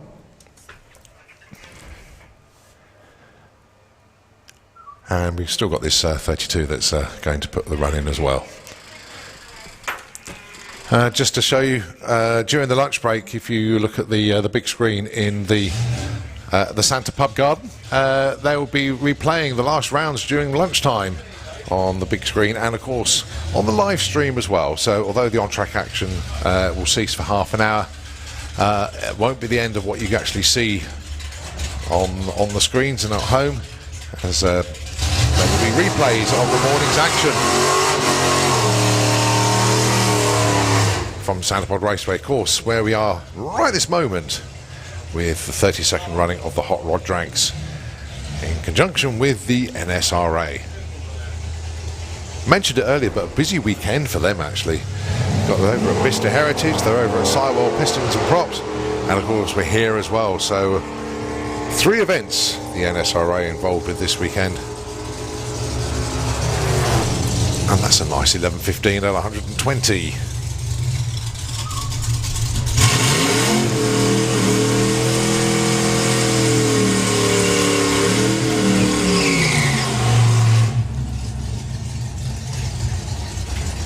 So Graham Barton then with the high anxiety Austin Devon, circa 1947 I think this one, and target times somewhere in the high 10.8s to the low 11s.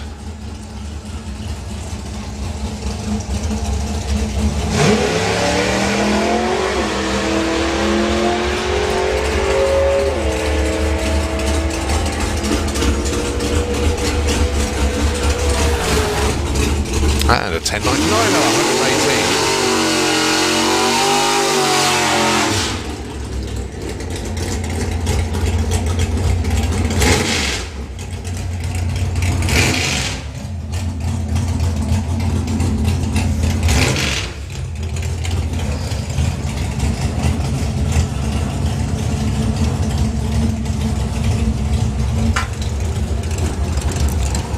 Dave Cherritt with the Dark Revenger, and boy, I know it's been a weekend for personal best, but when you've been doing it as long as Dave has, and even for him to come up with a personal best weekend, you know there is definitely something in the air this weekend. You know, something rather special is happening at the Hot Rod Drags. He's never been this quick before.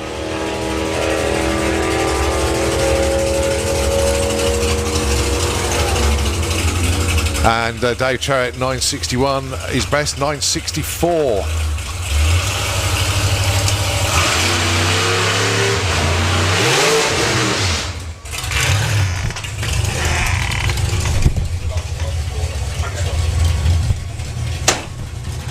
So, going to take us up to the lunchtime with Roaring Rat.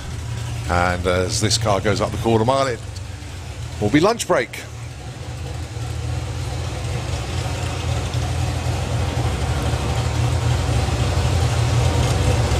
So, time to get yourselves fed and watered, and we'll be back at 1:30.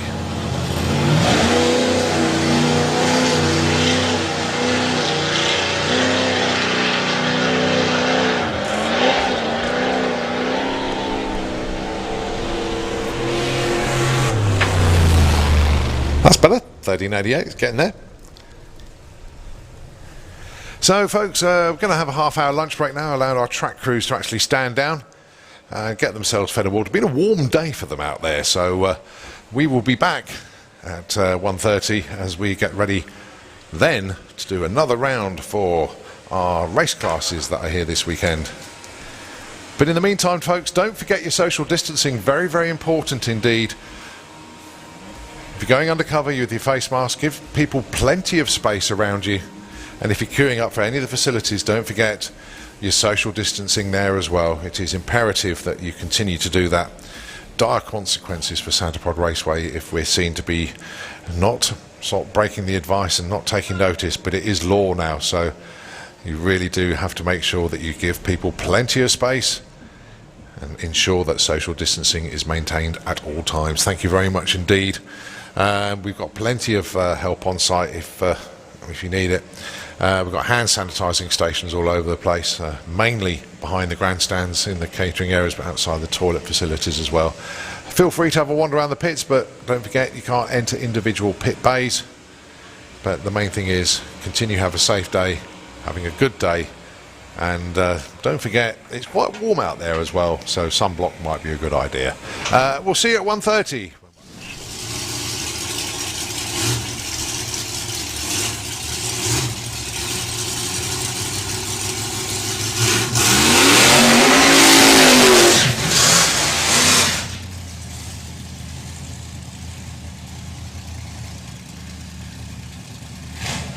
So they actually have their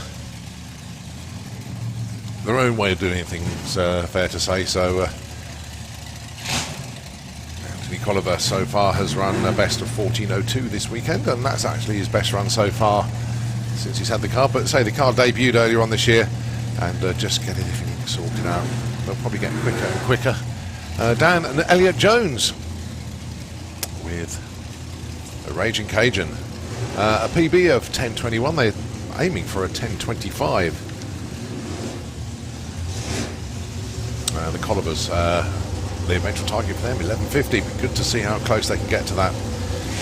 It would be nice for them to get into the 13s, but that's a much, much better launch. Well, they're certainly going to go quicker than 14 seconds without a shadow of a doubt. 10:19, oh, and 11:96, that's more like it. Well done, gang.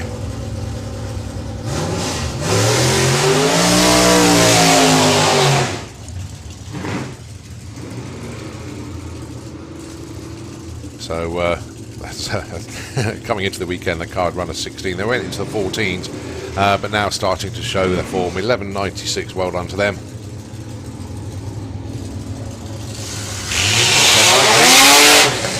For the Raging Cajun, guess what? Personal best.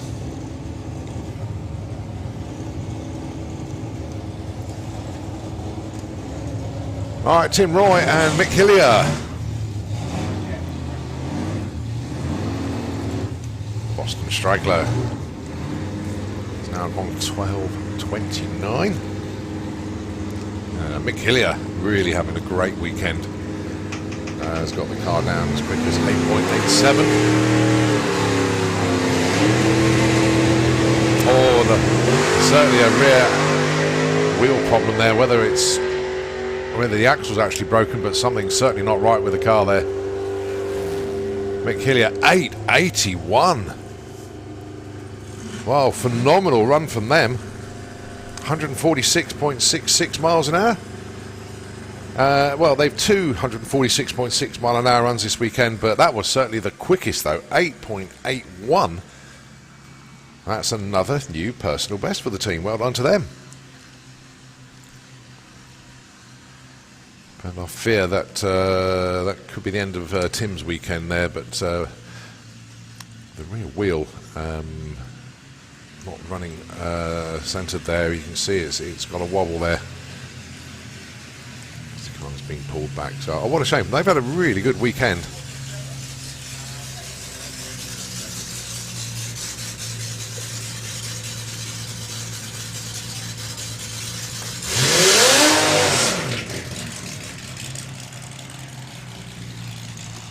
So, Andy Stones with Frantic.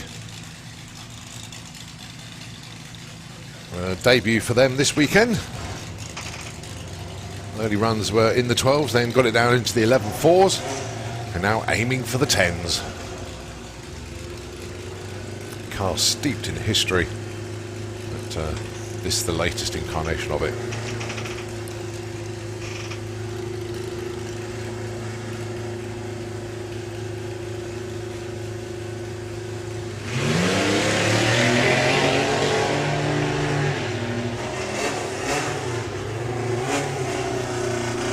So best so far, 11.47, and goes 11.85 at 112. Graham Rawlings with the Little Digger.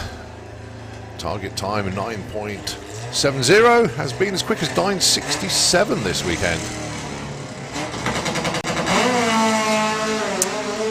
VW flat 4 powered.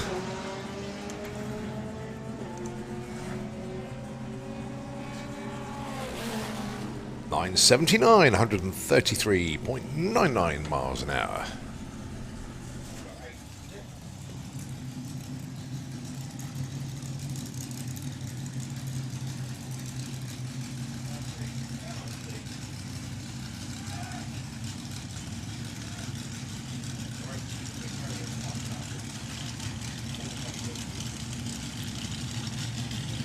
So Jim Tanner finding a way through the traffic, coming up to the line along the side.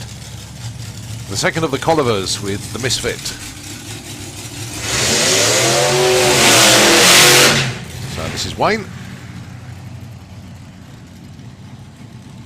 Personal best from him this weekend. Sorry if I keep repeating personal best, but that's the type of weekend it's been. Into the 9.4s first time, and first time over 140 miles an hour for Wayne.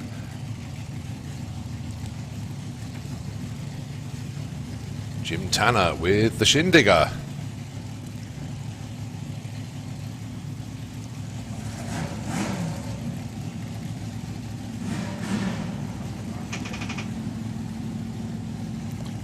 Target time him 9.80.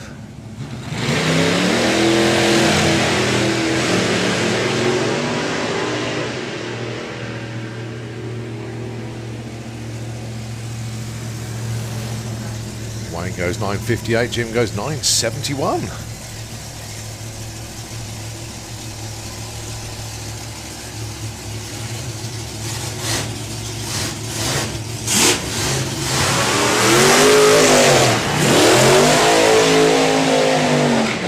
All right, Supercharged Outlaws, can we have you into the pairing lanes, please? Supercharged Outlaws, come down into the lanes. Right, Rob and Pete Brown share the driving of Rebel, and they also share the driving of Wrathchild. So this is Pete behind the wheel of Rebel, not running Wrathchild in this session, I don't think. Going alongside Ollie with Cooped Up.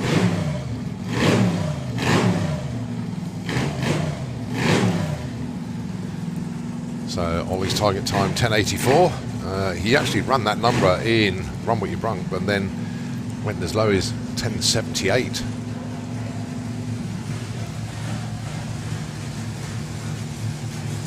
Rebel had one of those runs yesterday. It was a little bit heart in the mouth moment for the team. I was wandering around its lane a fair bit.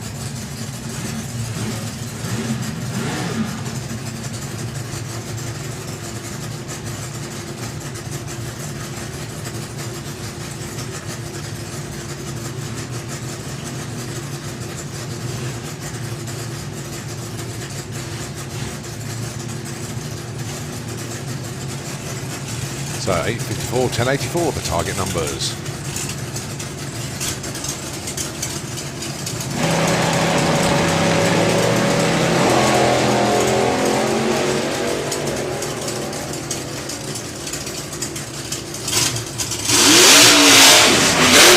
8:45. Nice quick run there. Plays a 10:86.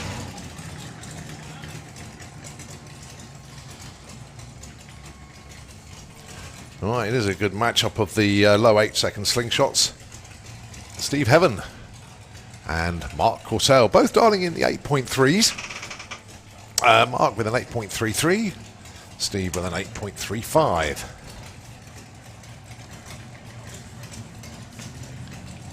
Now, the key number for the Corsells this weekend has been that 160 mile an hour zone that Mark's been waiting years to break into, and now he can't keep out of it. Every run seems to be 160 miles an hour. Steve Heaven, a new personal best for him this weekend. He's into the 8.3s and very nicely indeed. The best so far this weekend of 8.33 at 158. So two very evenly matched cars. The Maras are happy. That was a quick run for them. 8.4s. That'll do nicely. Well done. They're always happy. Doesn't matter what they're doing. They're always happy. You could spread that around the world. What could be a better place?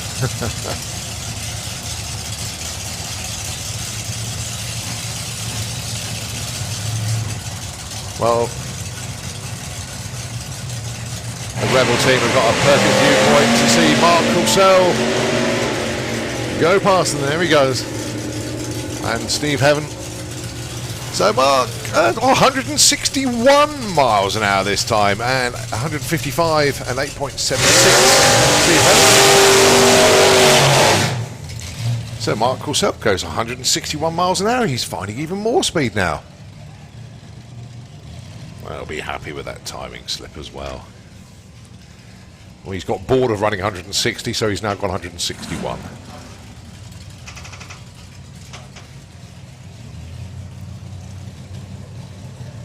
Well, Callum Swinchat with the King's Topolino, and is JJ with the Ratchet Strap Racing Cheap Thrills Dragster.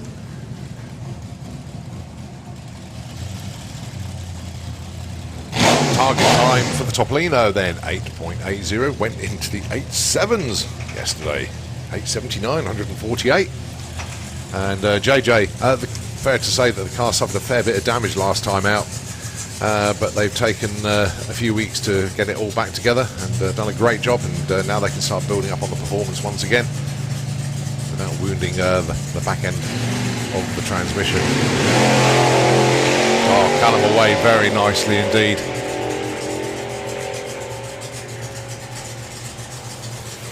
And the scoreboard, oh my goodness me. Chris, what's going on, man? What's going on? 8.75 for the King's Topolino. My goodness me, another superb run, 147 miles an hour. Actually, it had already gone 8.74, but 8.75. Outstanding from them. So consistent 8.7s now. 10.35, 131 miles an hour in the Auto Glim lane. So the runs are just absolutely superb from everybody.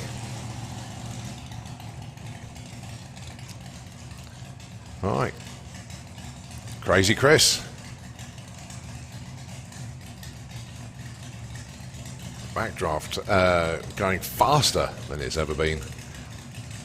153.64 miles. There's something about it this weekend. Everyone's going faster. It's not only the ETs coming down, but the speeds are going up. Doesn't always happen that way. Personal best for the car is 8.70. And we've seen this car running the 8.7s already this weekend. That is great looking run.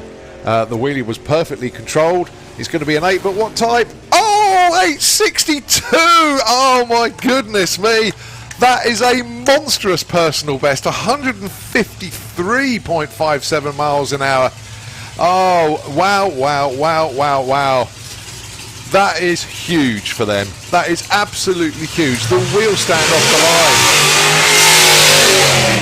line. Told the story. It wasn't moving around the lane. It was arrow straight, and that allowed Chris not to lift his right foot under any circumstances, and the quickest way from A to E is straight, and that's exactly what he did.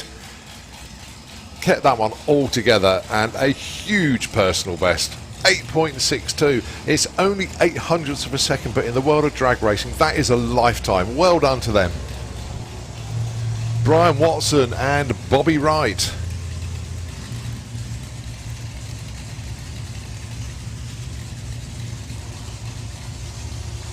Again, both of these two setting personal best this weekend.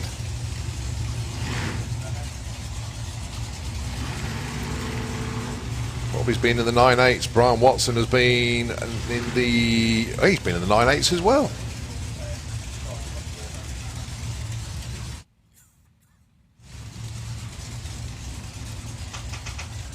I think that's a bit brave. 9.33 on the dialing.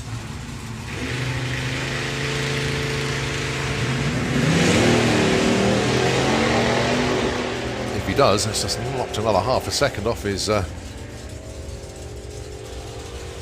best. But Bobby goes through with a 9.93 and a 9.88 for Brian Watson. But once again, congratulations to the Backdraft team. That was outstanding. 8.62 to knock 800ths off your PB. Brilliant. And Claire is going to be bouncing around like she's got a trampoline underneath her. Well done. On now to Gas a Circus. Nick Barnett and Graham Barton.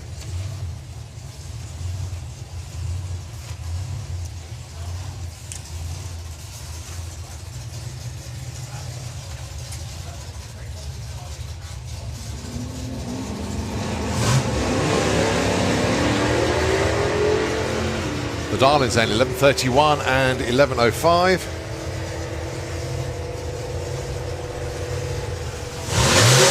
And it's 11.17 plays 11.39. So Nick Barnett, the wind light comes on in his lane.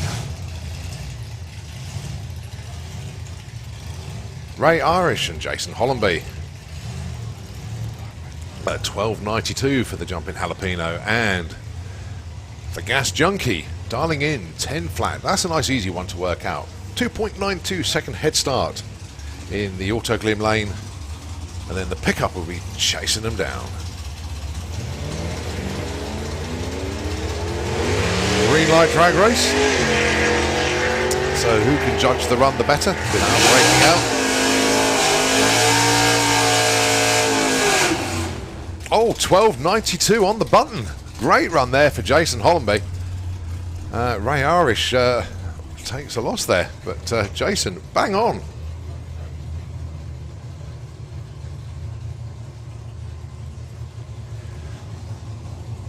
All right, Sean Milsom on his own. Dialing in 10 flat.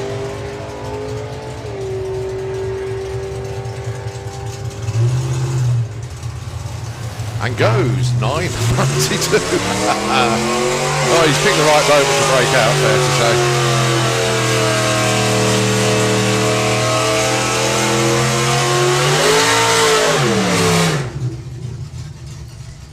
So nervous Nick with Nogbad the Bad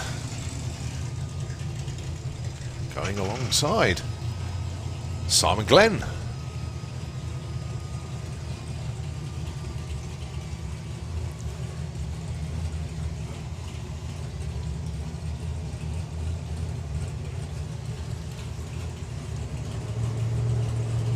Darlings then 13 plays 11.65, but Simon doesn't like to leave the line very well. Once he's going, it's all right. He just doesn't like to get off the start line.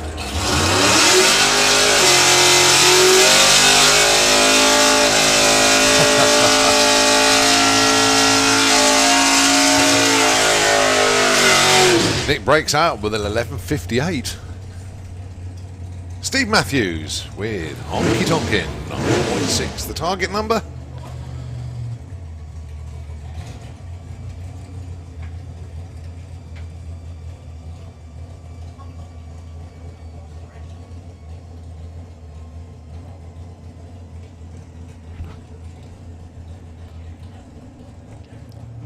Can go a little bit quicker than 9.6, but see how close he can do it.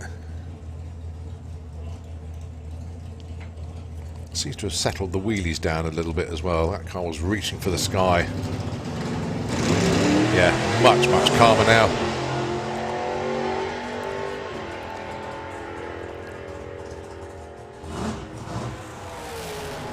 $978, 135 at the stripe. He is on a solo. Now, I'm not quite sure what happened in the previous round because Gary Bird and Ted Booth were supposed to race each other, but neither of them came down. So neither of them went through. So Ginner has got a solo here.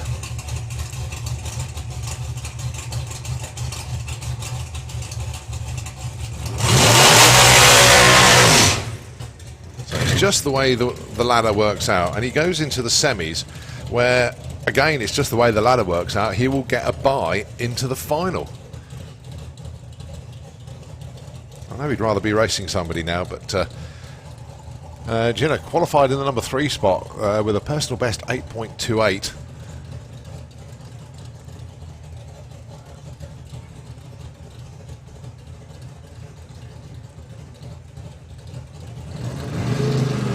Yeah, doing the sensible things, just saving it for later rounds.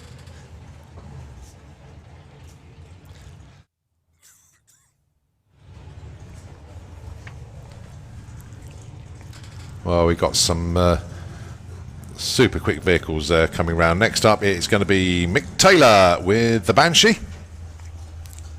And he is going alongside John Webster. What a matchup that is. Again, it's just the way the ladder's worked out. 2 7-second Outlaw Anglias. New car this weekend for John Webster, so obviously it's his first time in the 7s. It was first time in the 8s when he ran the car first time. And then Mick Taylor with the Banshee. I thought these two were scheduled to run each other. Indeed, yep.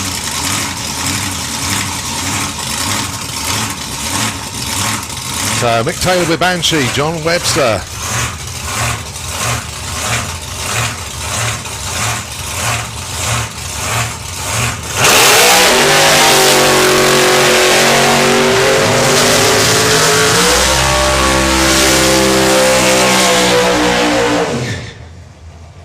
Well, a dream debut for John Webster, a dream weekend for Mick Taylor, his first time into the 7s, and not only that, he's consistently in the 7s as well. John Webster in the previous round went 762 at 179, but oh no, John Webster can't get the car into reverse, so he's going to clear the track and make way for Mick Taylor. Oh, yeah, it's just a new car gremlin basically, but what a debut for John Webster this weekend. And it just goes to show the professionalism of the racer there. He just takes the car straight off track, not to affect Mick Taylor's weekend. So then Mick Taylor on his own, and he's going into the semi-finals here.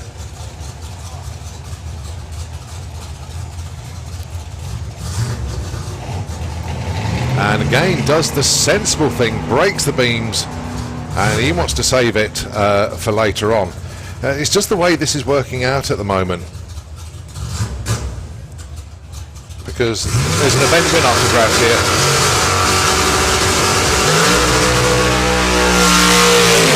And it's down to one of 3 people. Ginner is in the semis, Mick Taylor is in the semis, and Ronnie Mercer about to book his spot. Oh, and we are gutted that Colin Miller can't make this pairing. That 7:04 run from the previous pass was outstanding, but it came at the cost of the engine. Broke a camshaft on that run, and I'm absolutely gutted for the team. And John Webster's team going up to collect John. What a fantastic debut for the car. Again, what a shame that John couldn't make that pass, but we're just gutted for everybody that tries so hard and setting personal bests and then just gets breakages. That's what happens when you push these things to their mechanical limits. But I've got a feel for Colin Miller as well. 7:04, and that would have been potentially a 6-second pass if the engine didn't just give up just before the stripe. But here we go, Ronnie Mercer about to put his spot in the semis. First time in the 8s this weekend, and that is a thing of beauty as well. Look at this. Oh, 904, 144. That is so consistent now. Trouble-free, a happy team. They're in the semis. Right, now we switch code, if you like. Outlaw Anglia. This is the bracket race for them. Now, basically, these are the first round cars that didn't get into round 2. And also, these are the cars that may not have qualified. So they've organised a bracket. And what that means is they dial the numbers and see how close they can run and beat their opponent without breaking out of their own target time. So 10.79, 10.66, Pete Butler and Andy Cunningham. So 13 hundredths of a head start goes to Pete, but Andy's car is 13 hundredths quicker. Oh, and it's game over for Andy Cunningham. Gets a little bit eager to get off the line. He pulls a cherry. So that's going to be Pete Butler into the semis. Runs 11.32 against a lose-out 10.48. And he broke out as well, but that's going to be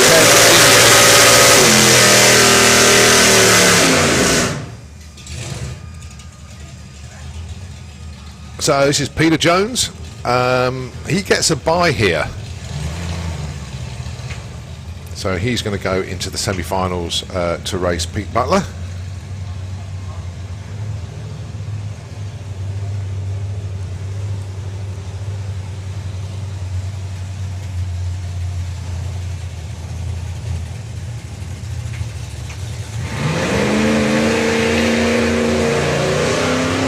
So, dials in a 10.58. Goes 10.50, breaks out. That doesn't matter. Nobody in the other lane.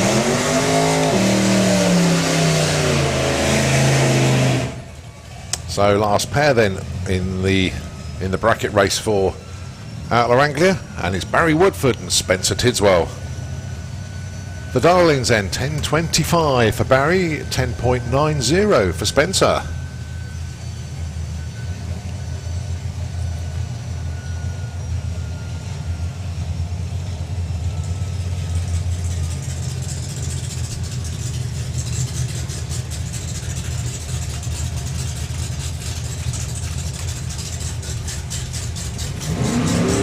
Spencer will be leaving first. Off he goes.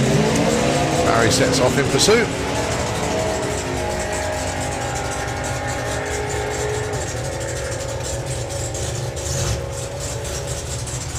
Spencer gets there first,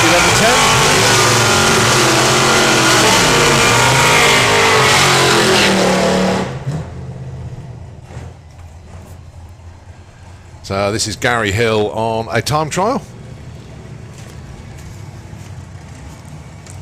Going alongside Rob Nixon. And if we didn't say it the first time, then we can repeat it. Hey, why not? Georgia Goodwin, it's her birthday today. She's down on the start line. And now I'm going to be bringing Gary Hill up to the start line. And if it wasn't obvious enough, she's wearing the birthday sash as well. We're liking that. Oh, going to be a solo then for Gary. Unfortunately, Rob Nixon being pushed back.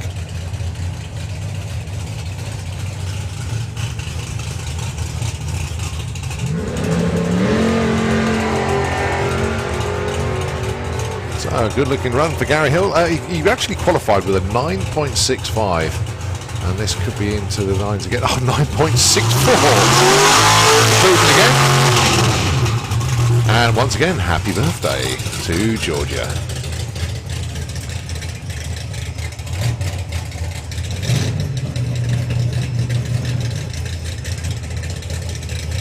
Kim Harrison with a 9-second pop.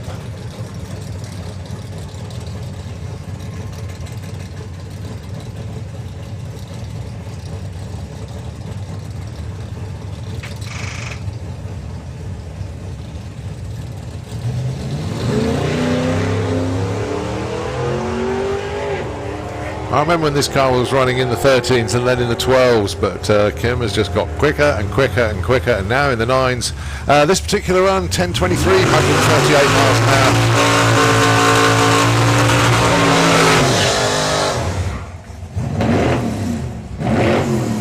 Chris Kenny and Phil Druitt. Oh, it's so good that all the Outlaw Anglias are coming down for this session.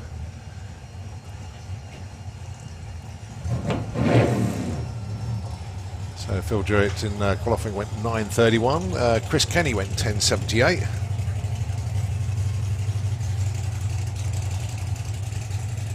I think these are little grudge races that they've set up in the pits between them, and why not?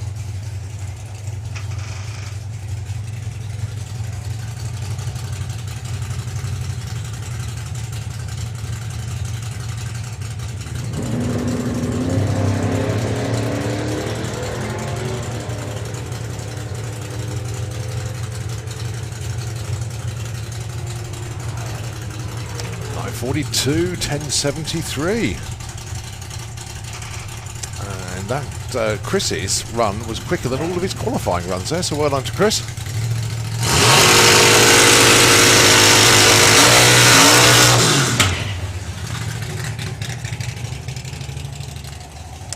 Martin Payne then.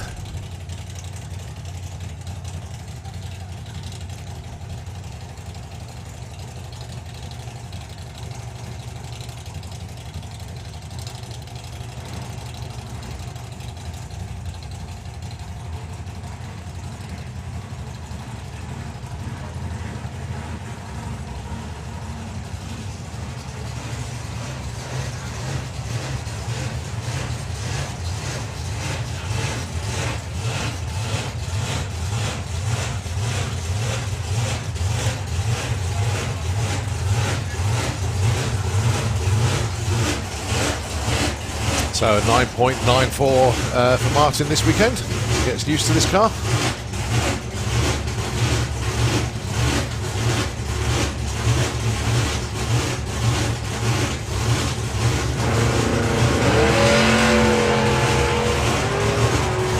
Bit of a hot skip and a jump there on the trans brake, I think.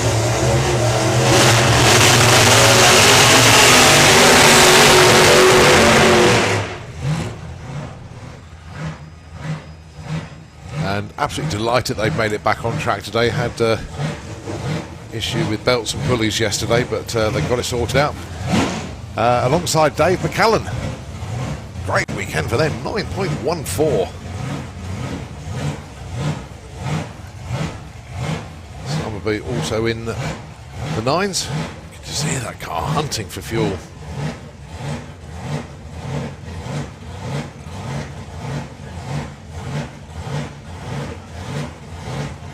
No, something not quite right underneath the car. What a shame for Simon.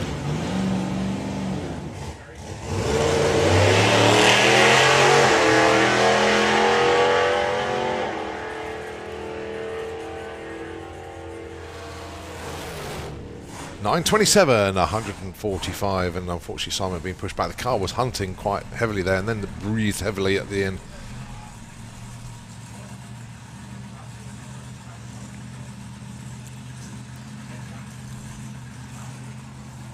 Ian Marshall, one of the most respected start line guys in the world of drag racing. I'm not saying that just over the UK and Europe. He's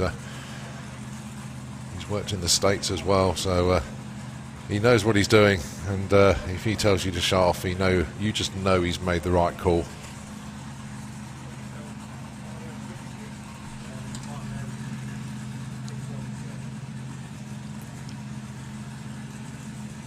And basically, the little rule we have is if you get a tiny drip on the start line, when you unleash the machine and go for the full pass on the quarter mile, that leak can turn into a torrent.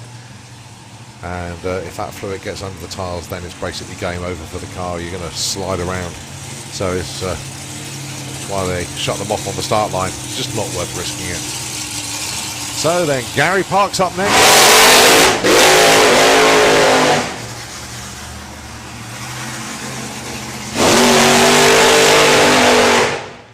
Purple Days with Gary Parks and Mick Checkett. Now Mick been in the mid-7s with a 7.5. Gary Parks, 8.3s this weekend. But Mick Checkett has just been brilliant with this car this weekend. So debuted the car.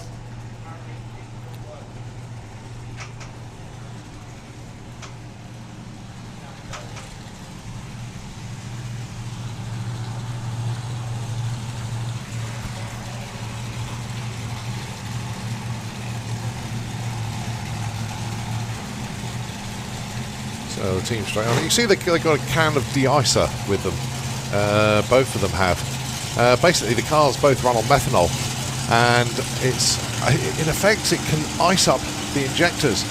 So what they do is they put a bit of de-icer on there to stop or prevent the ice from forming, because when they hit the loud paddle, they want those in the butt catcher to open. There's flaps on the front. They need them to open, and if they get frozen, they will stay closed, and not what you want. So a little bit de-icer.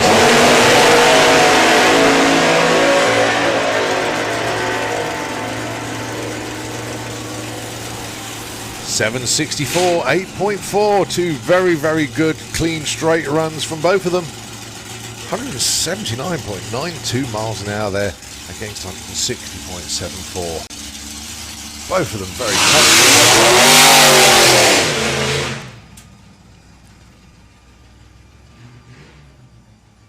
Ah, Simon, I'm gutted for you, mate. It's going to work eventually. We know it is. Going through torture at the moment. But he's a man that does not give up. The whole team flat out working on that, and when it comes good, it's absolutely brilliant. And wishing you all the best, mate.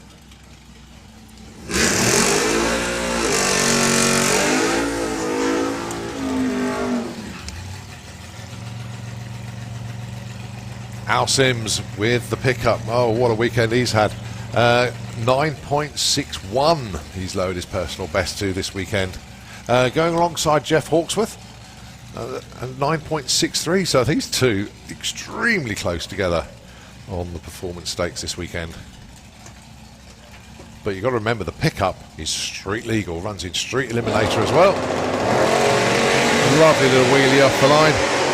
Still got the tailwind helping him a bit as well. Lovely warm track.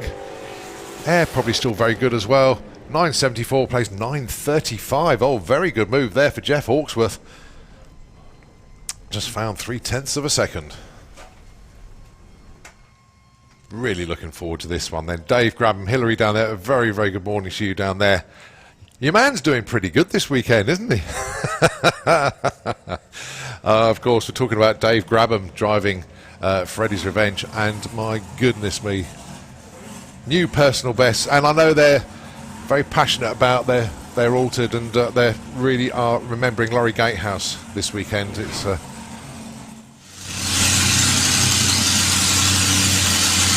I hope you've all been fed and watered. Nice chill out session as well. And now we're back.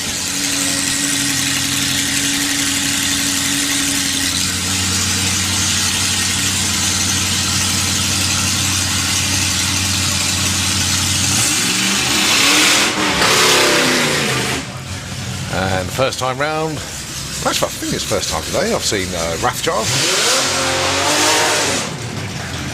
Concentrating running two cars, it's a tough old job for a small team.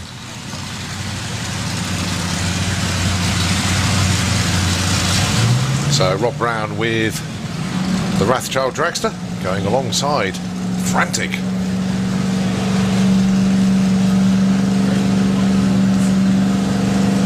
So it's Andy Stones in the STP lane.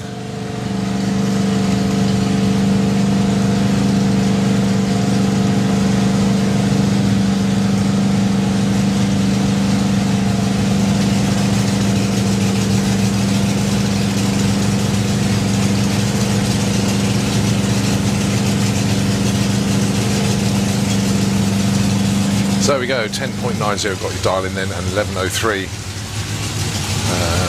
for Rathjar.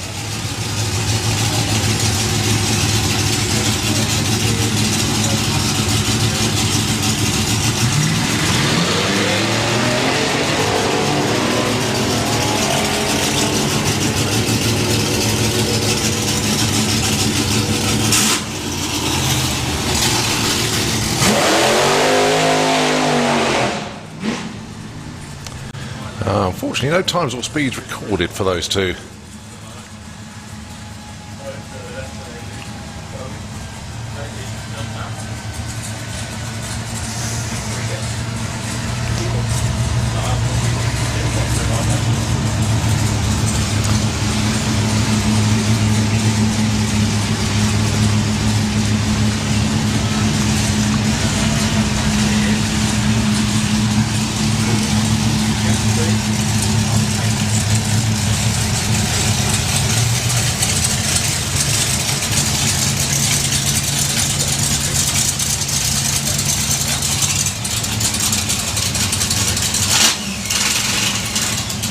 So Rob Brown with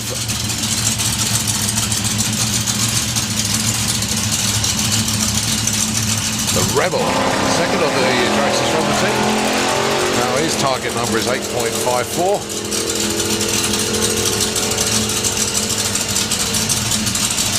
.52, not bad.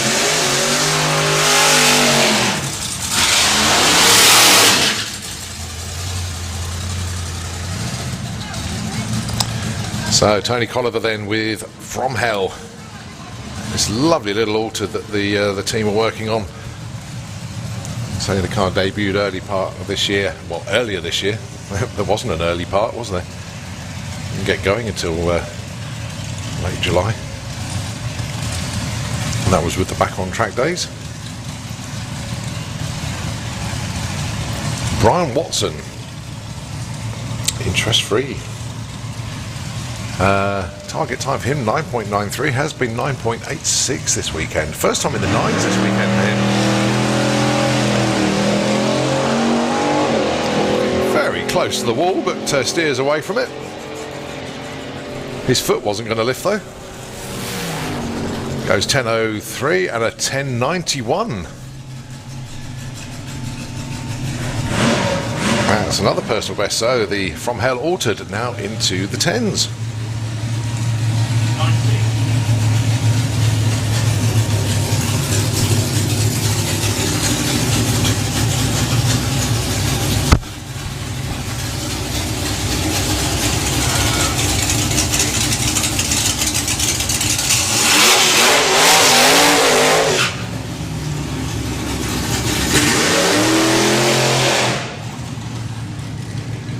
Alright, so this time it's Wayne Colliver with the Misfit Slingshot and Chris Hartnell. Well, I'm saying Chris, I'm going to have a look round just to see if I can see him walking. No, it's... Trouble is, when they share a car, it's... no, it's Mark Hartnell this time, because I can see Chris in the lanes. Well, the car has gone quicker than it's ever gone this weekend. 8.62 on that previous run with Crazy Chris behind the wheel. Let's see what Mark can do.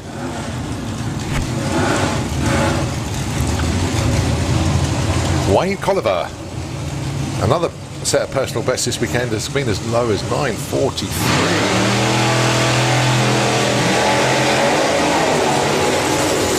Front wheels think hang in the air for quite a while.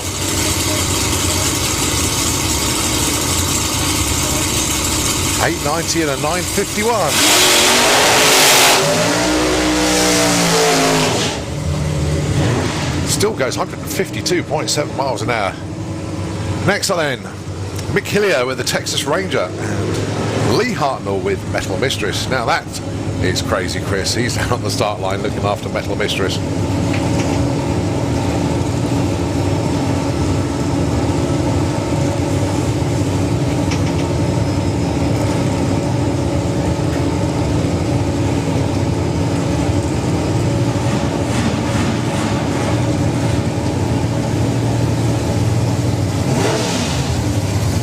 So the target time's 8.95 in the SDP lane for Mick Hillier and 9.95 for Lee Hartnell. So 1 second between them as they leave the line. The idea being we'll try and get them to cross the line together at the stripe. But whoever judges it's better off the line without breaking out in effect gets the round win. Taking the scenic route is Lee.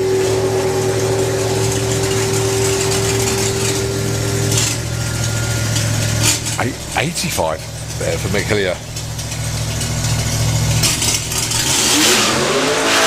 And 11.87. So Ollie H, oh what a dream weekend for him. He's having a fantastic time.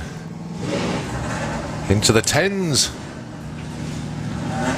for the first time with the car. Steve Heaven, another one, yep, personal bests yet again.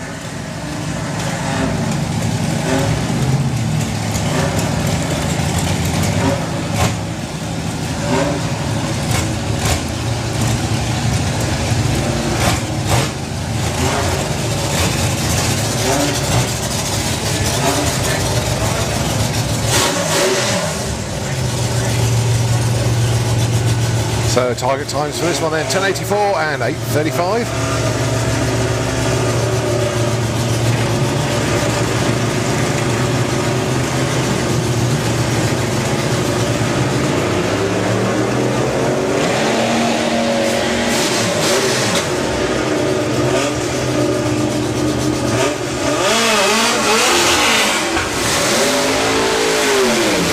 .89 plays a 9:09.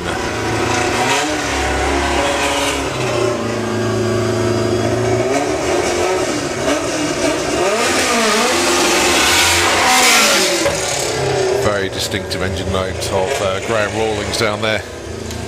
The Little Digger being in the 9s this weekend, 9.67 is best.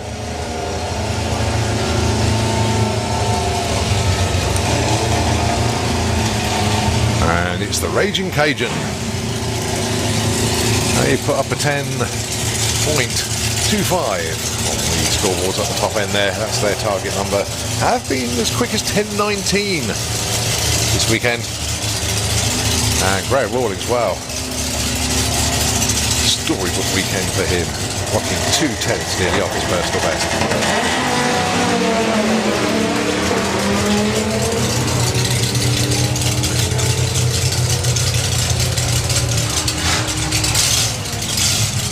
.10.20 and 9.92.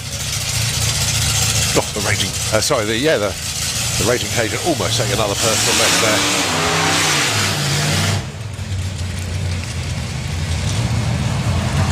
All right, JJ with the Ratchet Strap Racing Jeep Thrills Dragster. And don't see many outings for Bradley Cooper, but great to see him down on track having some fun this weekend. And transmission specialist by trade. And he's one of the guys that helped me get back out on track, so massive thanks to Brad.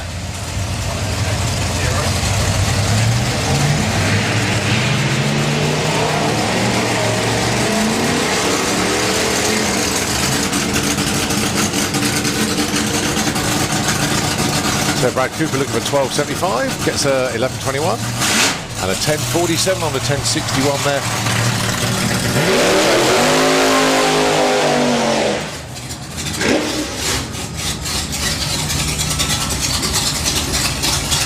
Mark Corsell with the ball breaker slingshot.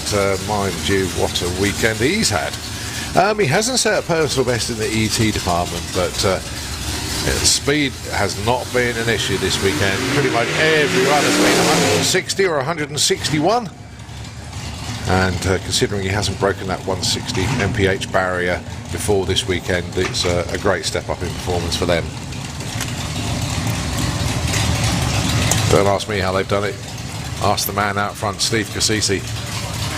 He's the guru that works his wonder on that engine.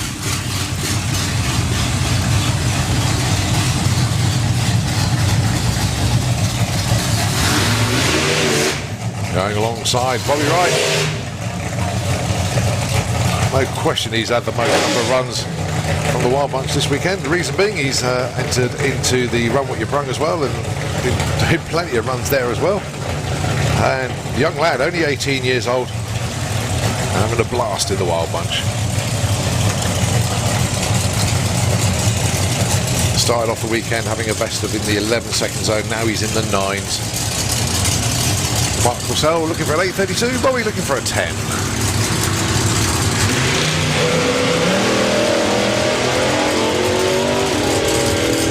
Well, as straight as you like from both of them.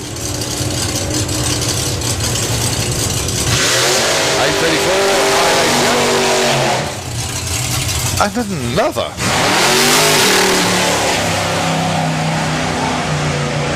Yet another 160 mile an hour pass there for Mark Corsell. Now he's running the 160s. He doesn't want to stay out of them. And how about Callum Swinchat this weekend into the 8.7s? A best of 8.74 so far, and considering only even been in the 8.7, I think he may have just tickled into with an 8.79 before, but certainly nowhere near an 8.74. In Wild Bunch, the best they run is an 8.88 before for this weekend. But there's certainly something in the air this weekend.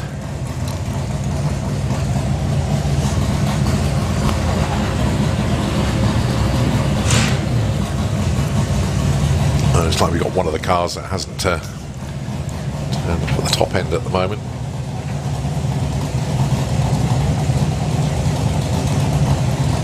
Yeah, that's Dan Boone with the American Pie Dragster. He did the burnout, but wasn't able to slow the car down or stop, so or of course engage reverse, so he's gone straight to the top end and turned left. So Cal's got the track to himself. Let's see what he's got for us then.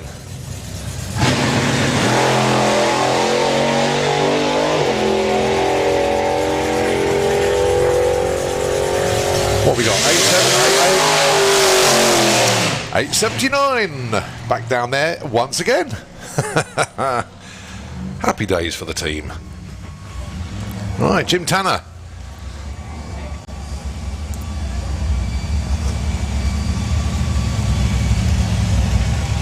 With the Shindigger.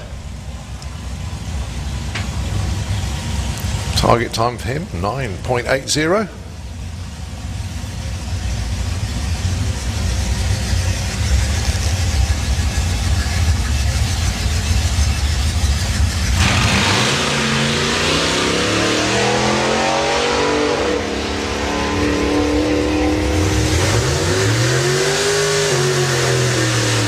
Oh, that'll do his best run of the weekend. 9.49, 149 miles an hour.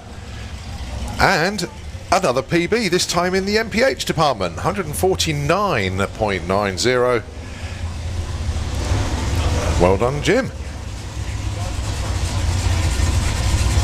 Right, we move on to Gasser Circus.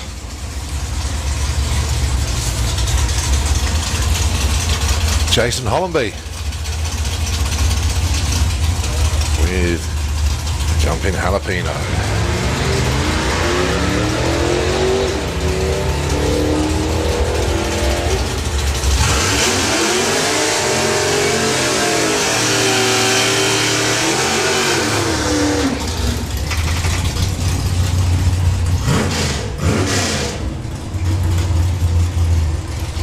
So, key matchup then. Sean Milsom, Nick Barnett.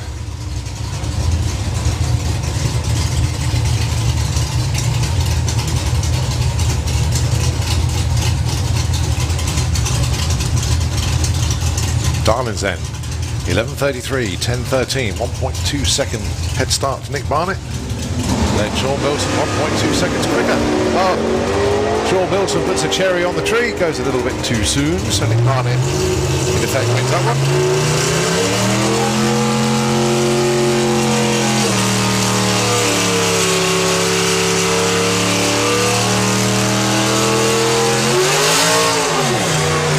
Goes 11.36 on a 33.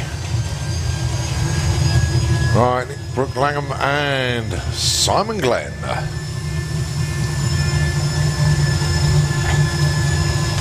Nick dialing in 11.65. Simon looking for a 13. Ooh,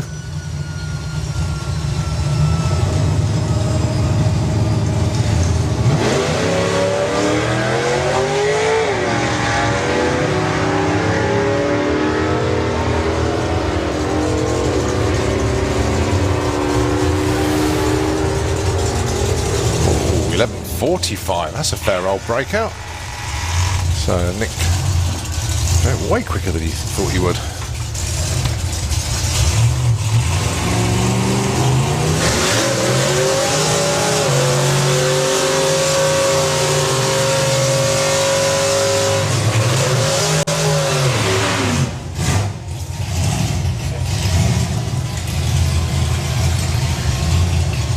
Ray Irish and Graham Barton.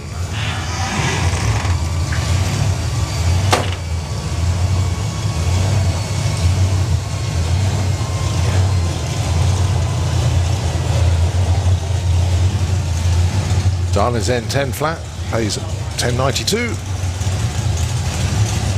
Off goes the high anxiety level, the gas junkie chasing him down.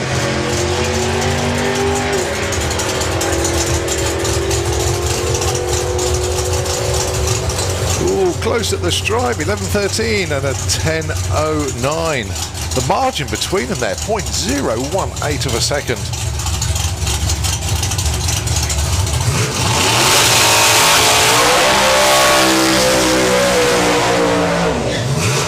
Outlaw Anglia.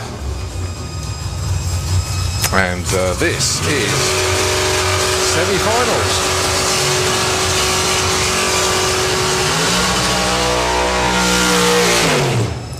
So semi-finals then, and this is for the main part of Outlaw Anglia. Don't forget they've got the ET bracket as well, but for the actual Hot Rod Drags event itself, this is semi-final number 1. Mick Taylor, who has found 7-second form this weekend. Ronnie Mercer, who has found 8-second form this weekend. Both of them the first time in those respective territories. Well, whatever happens, both of these guys are going to leave the facility very happy indeed as they've broken new ground for themselves.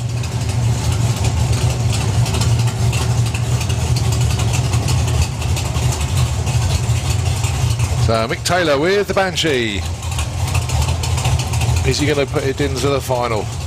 Another 7-second run will do the job, but Ronnie Mercer, canny customer he is. Knows how to race. Not going to pull any tricks though. But if Mick drops the ball, Ronnie will pick it up and run with it and get that touchdown. Let's see what happens then. Outlaw Anglia, semi-final, number 1.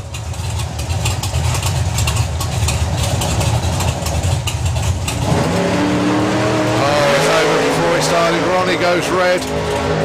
Mick Taylor going to go into the finals with an 8.02 with 175 miles an hour.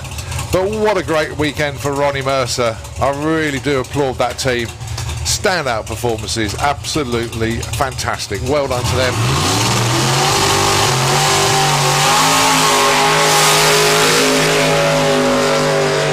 But Mick Taylor is through to the final in Outlaw Anglia. And he's going to be racing this man. It's Ginner. It's just the way the ladder's worked out. He's going to get a solo into the final.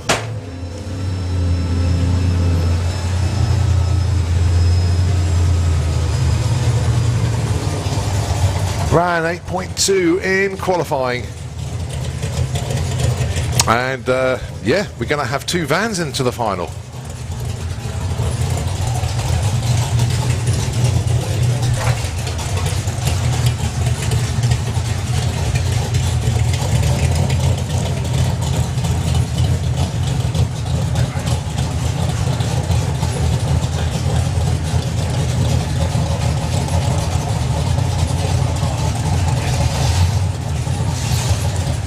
So Ginner coming up to the line, there he goes.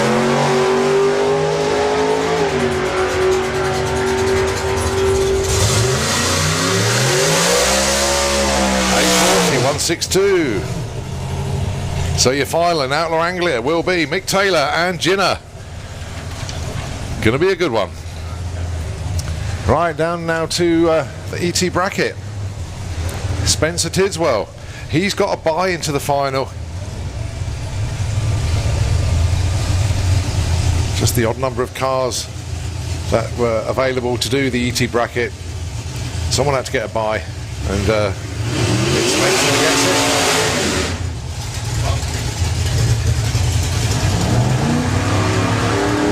Dials in at 10.90. The win light is already on for him though, nobody in the other lane.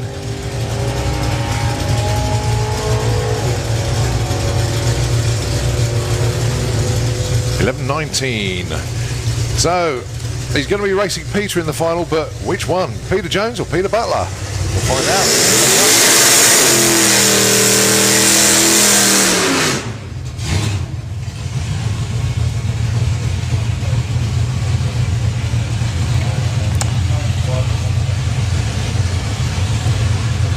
So Pete Butler with the gold car in the Autocom lane, dialing in 10.79. Peter Jones with the black one.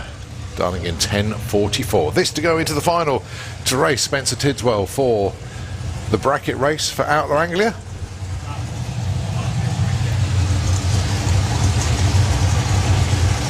Both into stage.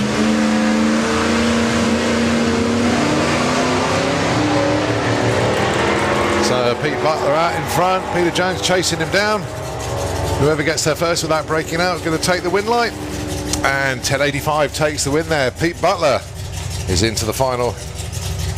Peter Jones goes through with a 10:43, breaks out by 100th of a second, but Pete Butler got there first anyway. So that sets the final for the bracket. Right, now this is where the fun really starts, because we've got some time trial runs coming up, and Simon Barlow's come down into the lanes. John Webster has come down into the lanes. The cars that didn't make it through eliminations going to get some time trial runs in, and really looking forward to seeing what they can do. So first up then, John Webster.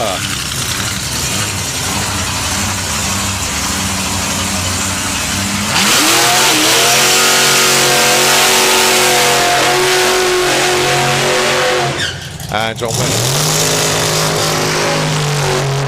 Webster going to go alongside Martin Payne here. Now John, obviously a new car this weekend, debuted it yesterday, and he's already into the sevens with this. Qualified with an 8:55, that was his first run, but went into eliminations and then the 7 came up. But his last round eliminations though, couldn't find reverse, so just took it to the end of the track, cleared it out of the way, but still had some runs left in the car, so here they are again on a time trial pass.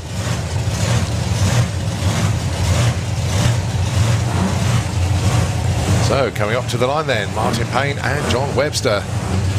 John already set a 60-foot record for Outlaw Anglia at 106. Let's see what he can do here. And of course Martin Payne, looking for good numbers from him as well.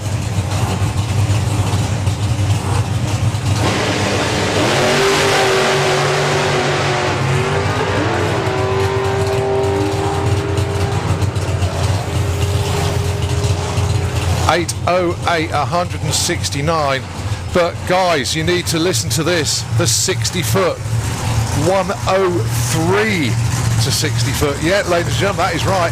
103 to 60 foot for John Webster. Wow. Martin Payne goes through with a 9.12 at 148 miles an hour. But that was staggering from John Webster. Although the car didn't make it all the way up the track under full power, that 60 foot was staggering.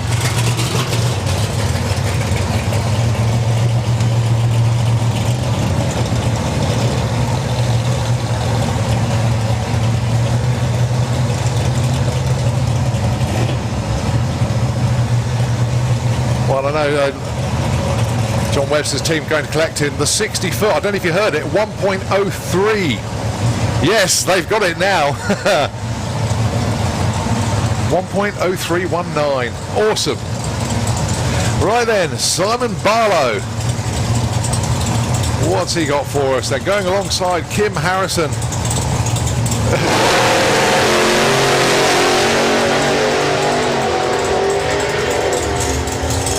Arrow straight there for Simon Barlow. 8:36, 161 miles an hour.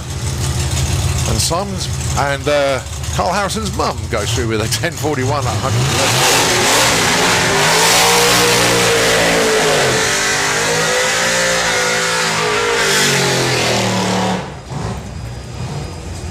111. Gary Hill, so it must be the birthday girl going to chase him down alongside Rob Nixon.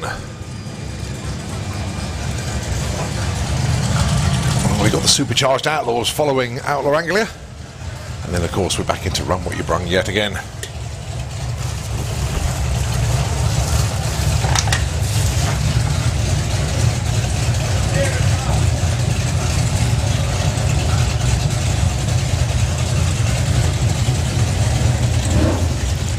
Gary Hill and Rob Nixon. These are time trial runs. They're not in the T bracket, they're not in competition, but they're still getting runs. It's all about testing and track time for them. So let's have a look at what they qualified with then. Gary Hill went 9.65, Rob Nixon in the high 10s. And Rob Nixon on the pass earlier was into the 9s.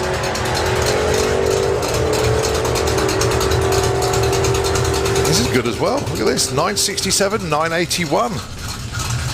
Rob Nixon certainly got that one sorted now. Well done, gang. Awesome job. Yeah.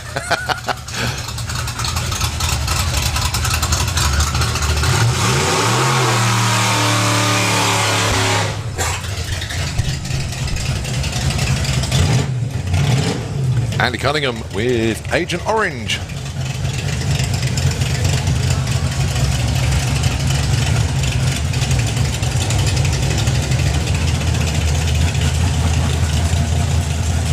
But they're still working on the back end of the car as well. It just looks a little bit straighter each time it comes around.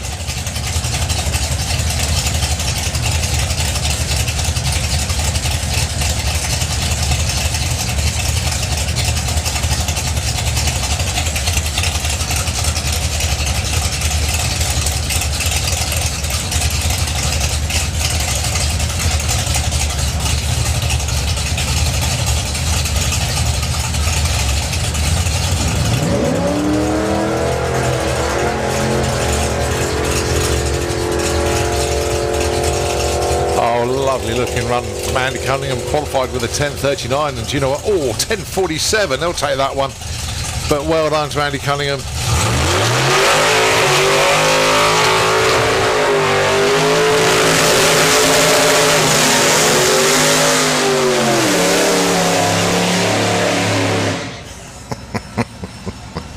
Oh dear.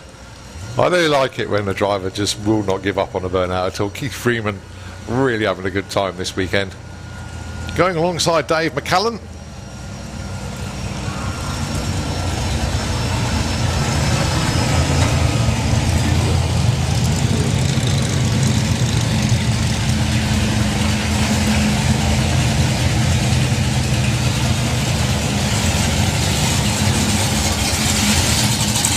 So best so far for these two. Dave McCallan 9.14. Keith 9.86.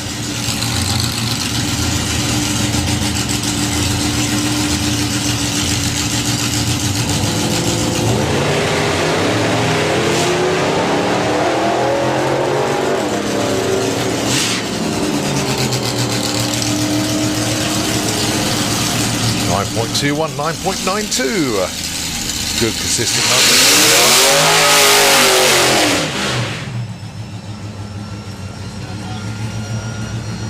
Right, this is Jeff Hawksworth. Was in the high 9s then, just pulled a 9.35 out last time round. Unfortunately, we're not going to see Andy Hadfield with Twister at all today, and I'm really gutted for him because he's put so much work and effort into that car this season, and as soon as something doesn't go right, he's on it, getting it sorted, and he comes back and goes at it again. And the car was looking really, really good, but on the last pass last night, the engine decided that's enough. I can't take this anymore, and unfortunately it expired in quite a big way. So I know the Fadster will be back. An iconic car, it really is, and I really do wish you all the best, mate. So Jeff Hawksworth with the slingshot.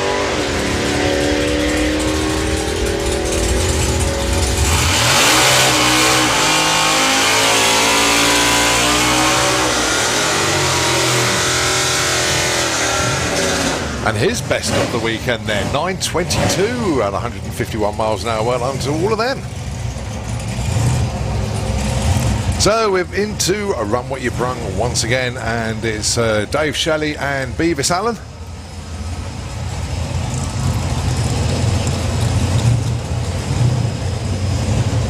So the Perry lane's full of race vehicles.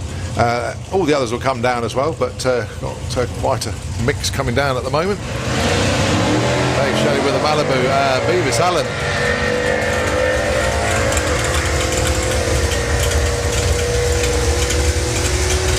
Look at the stride, and it's a 10.42 and a 10.33. So they're both easily in the 10s pretty much every single time these days. Going very well.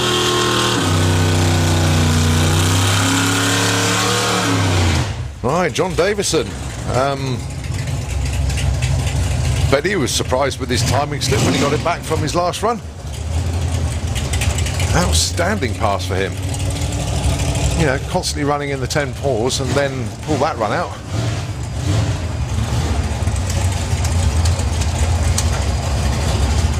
Yeah, he's in the 10.3s now.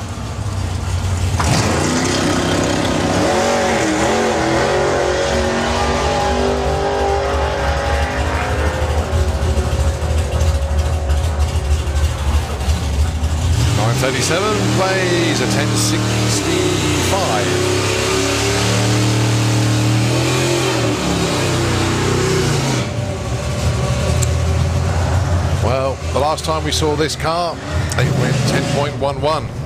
The run before that, it went 10.11. This is Guy King, part of the Williams Brothers Racing stable, going alongside that gorgeous 67 Camaro.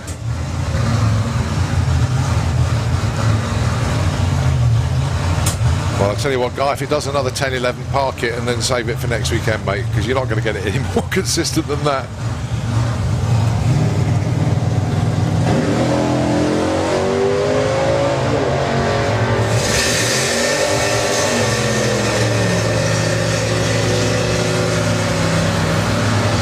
Oh, that's 3 in a row.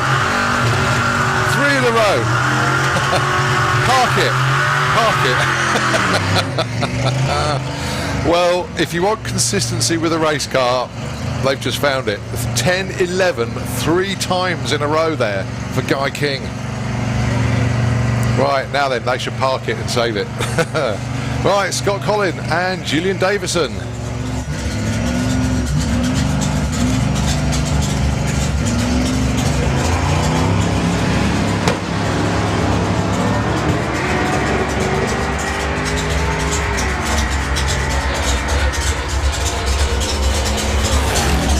Scott Collin in the 10.5 yet again, 10.56. And 11 flat there for Julian Davison. See, Scott Collins, another one, got a very consistent car there. Apart from one 10.4 second run, which obviously they're delighted with, every other one has been a 10.5.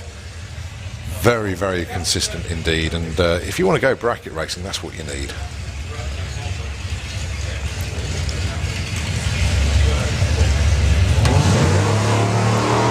.32.4, that's consistently in the 10s as well.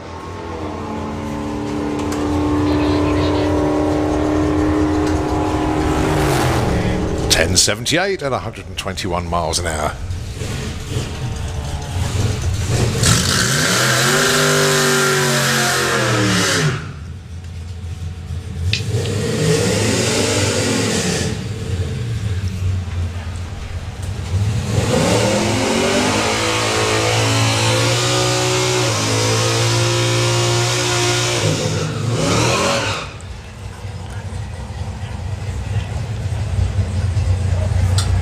Right, well, I haven't seen this car. Well, I've seen the car in a garage, but I've never seen it on the track. Is it Laurie? So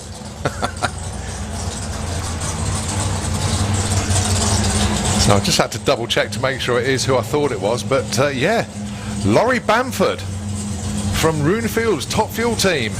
He's had this car for donkey's years and hasn't run it for ages. But finally, he's got it out of the garage and brought it up to the track.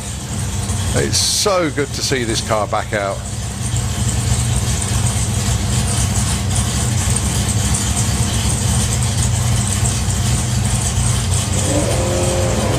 Oh, little wheel stand off the line as well.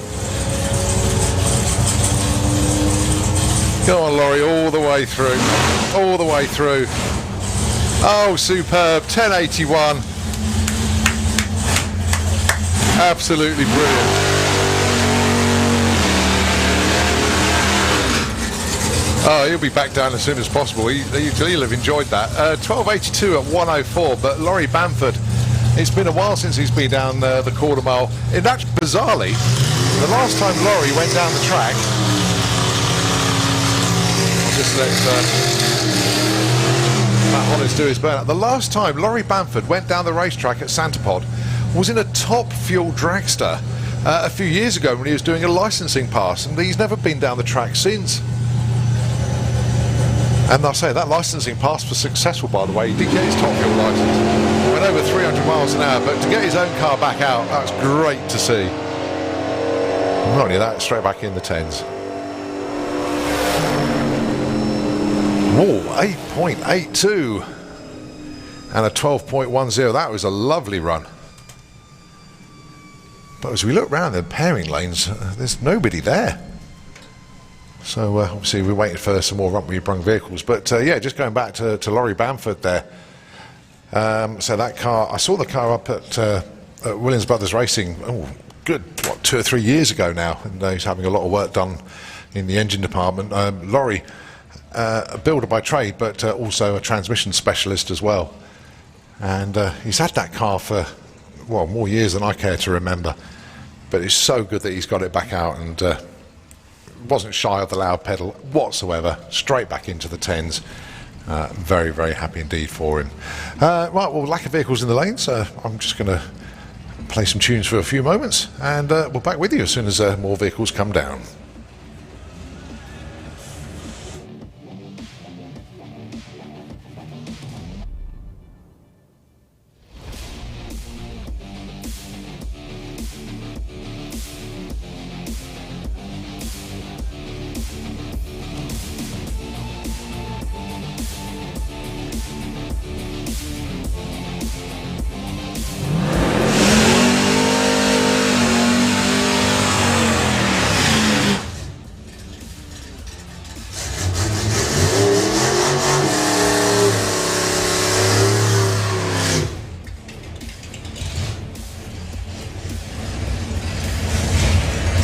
Well, it's sacrilege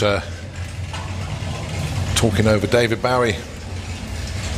But yeah, as soon as I have put the music on, cars appeared in the pairing lanes. So basically, if you want to get a run in, just come down into the lanes, turn left, and you'll get straight on. That obviously applies to people that are signed on for Run What You've Brung. Not anybody can join it, unfortunately.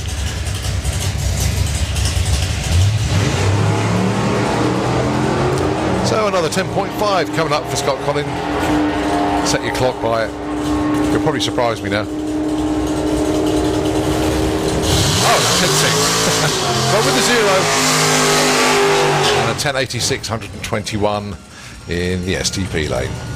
So yeah, Scott need to cool the car down and then it'll go back into the 10.5s. Can't stop him, can you? Can't stop him. He's having a great time.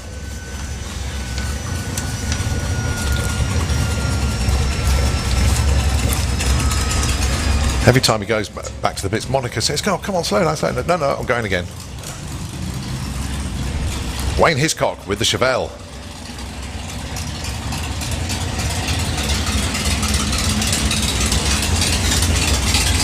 Consistent low to mid nines.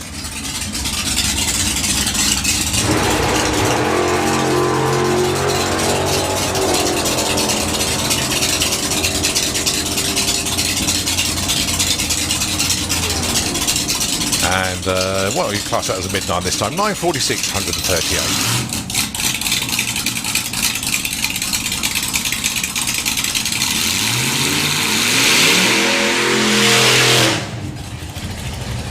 So, young Bobby with the altered then.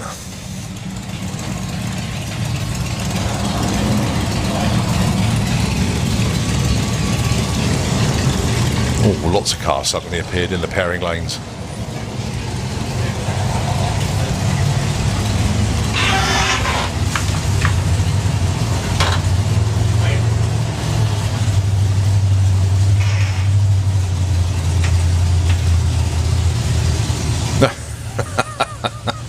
No, they forgot about that bit.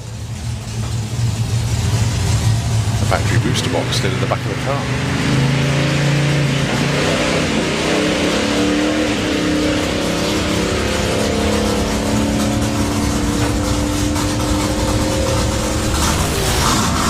Bobby goes through with a 10.05 at 137 miles an hour. So for the Watt Speed Shop, this is Dave Simcock.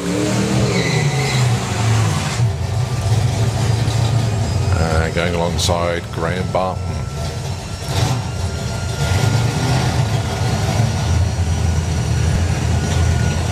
So Dave Simcock with a bottle of gas on there as well. So I'm purging the nitrous there.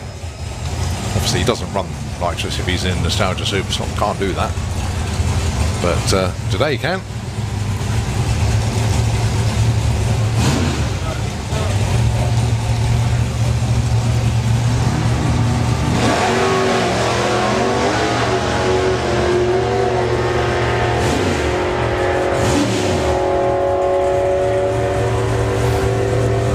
.67 at 140 miles an hour, plays at 10.97 at 117.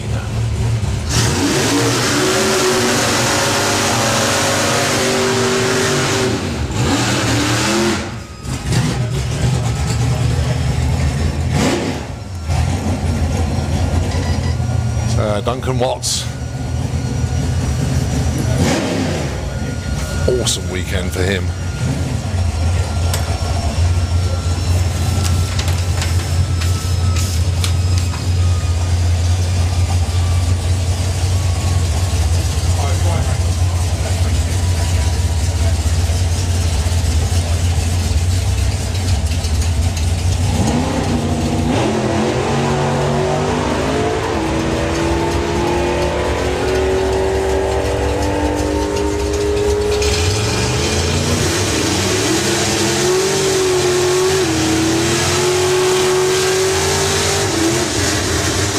.907 at 148, plays a 12.83 at 102.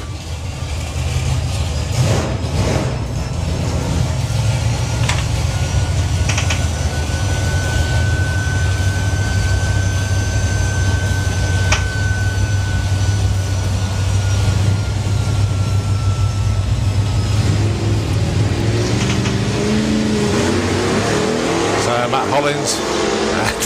Yeah, the Watt Speed Shop, very, very busy today. All cars still running well. 10.56 and a 12.36.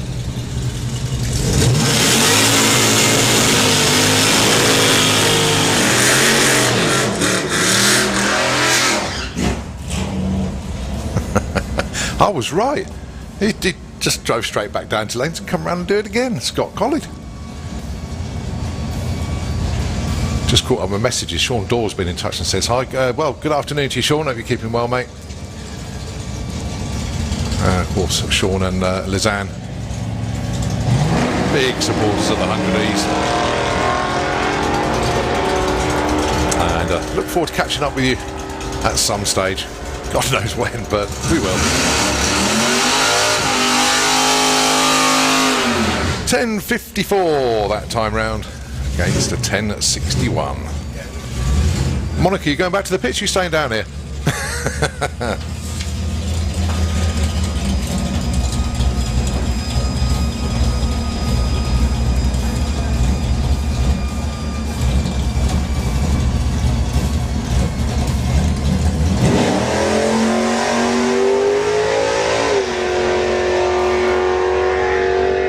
So the Fright.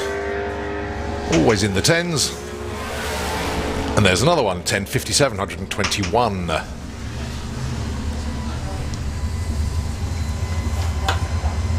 Ah, the Buick Skylark, I really like that.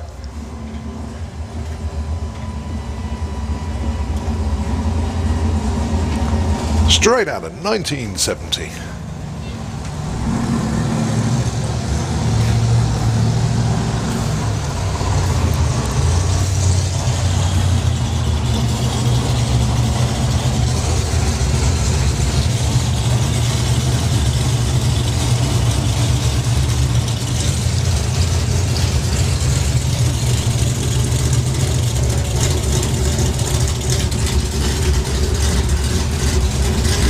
Goes with the 15.7.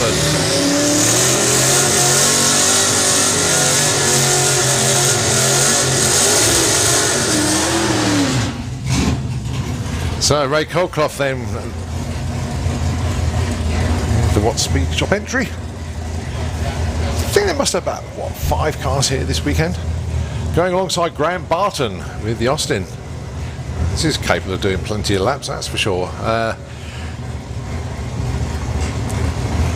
Qualified number 1 in the Gasser Circus with his first pass, went bang on his number, dialed in a 1085 and went 1085.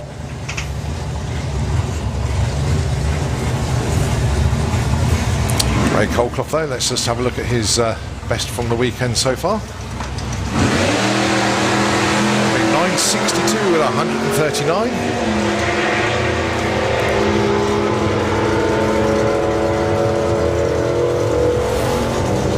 And 965 this time round. Very consistent indeed. And a Grand Gosu with all the ones. 11.11.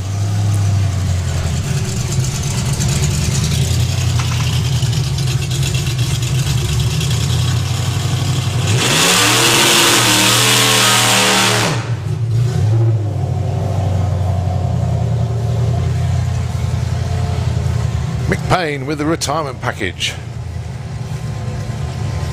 Johnny Morris and Mick having a nice chilled out weekend. They had the day off yesterday. And going alongside. How cool is that?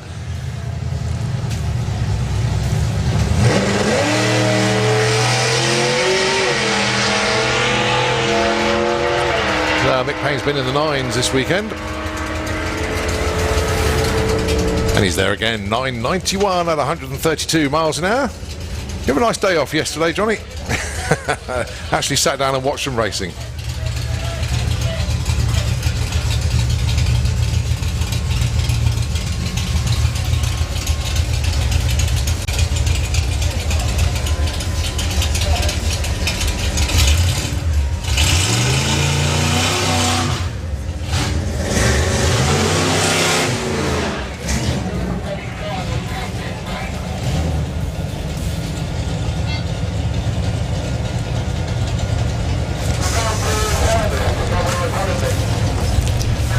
Hollins. Again, loads of races for him.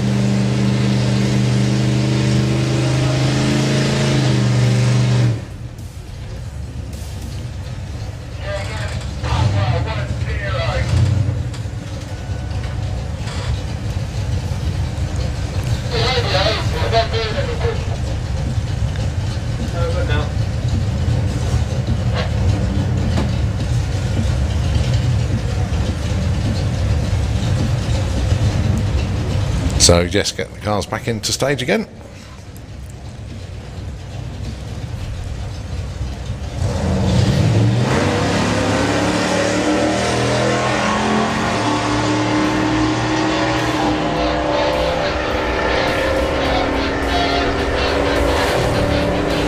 $10.70, very nice indeed, and $12.09 for Matt Hollins, 110.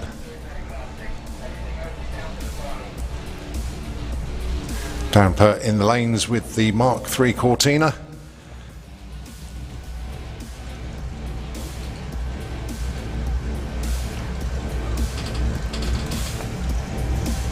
Once they sorted out the launch and got the car settled down, it really did pick up.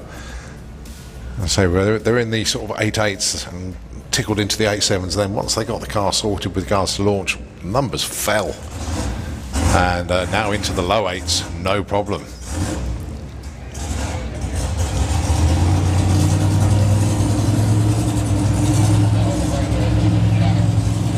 Well, one thing's for sure, the track is very, very sticky indeed. It's holding everything at the moment, and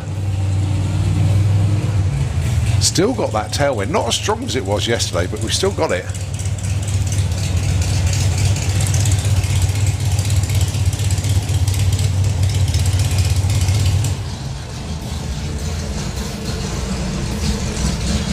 So they're just doing a little bit of work in the SDP lane there. A little bit of a clean up there, but yeah, run where you brung in full flow. A lot of cars hot lapping at the moment, so if you've signed on, come on down, get another run in.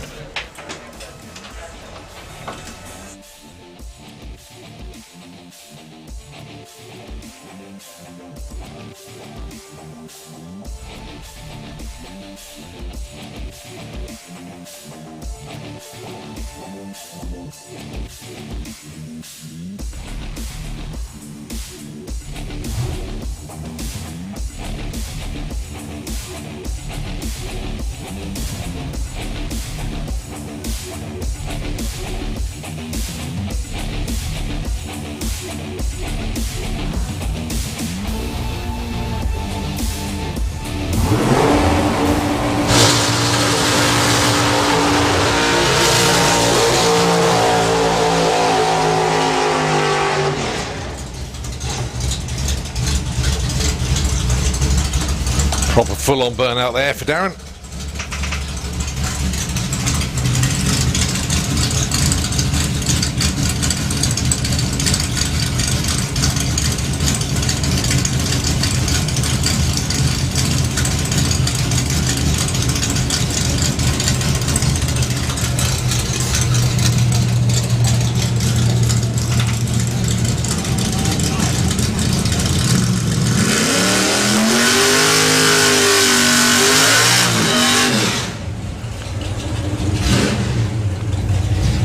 And of all the times that I've seen Fright, I've never really taken notice, but it's actually left-hand drive.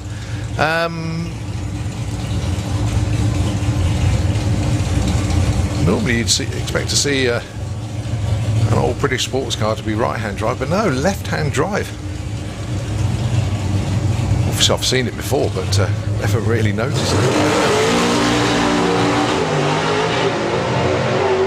125.60, and at the 8th, 5:33 at 134. The Cortina goes through the stripe with 8:24 at 167 miles an hour. Now the car is working a lot better. I think they were looking for a little bit more though. 10:69, 123 for Fright.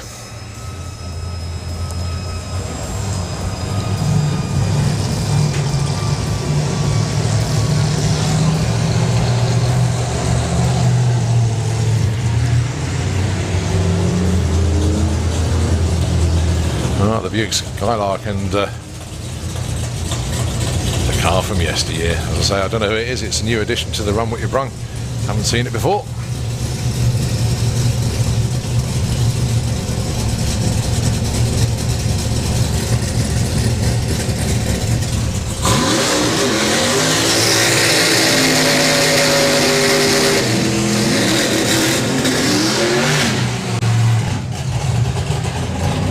Duncan Watts then with the old school Pro Stock Hemi going alongside Graham Barton. Well, fair to say that Duncan's had a pretty good weekend with this car. A best of 8:21 so far, into the top 10 of quick runs this weekend. He's in the number 9 spot.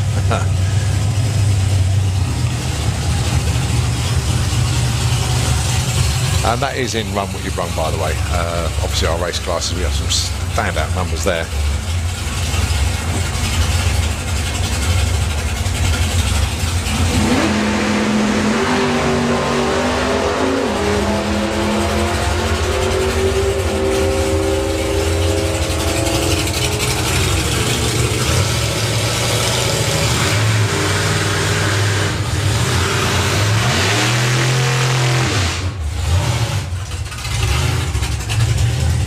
So 10.98 there for Graham.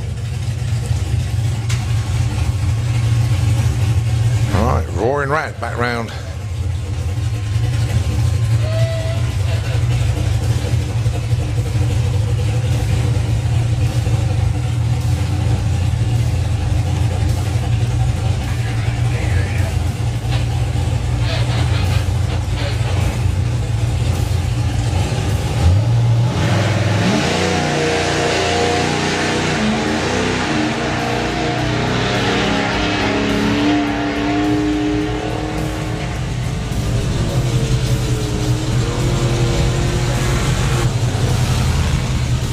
.14.54 and 92 at the stripe.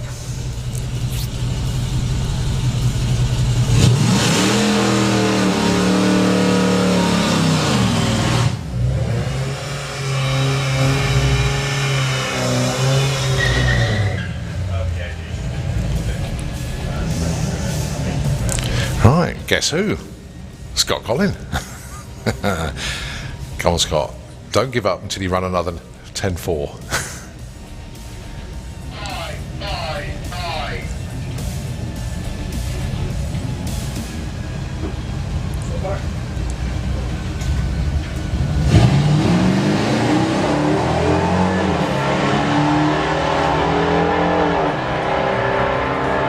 Well, the 8th mile comes up in 6.81 at 103 miles an hour. 10.64, 127 miles an hour.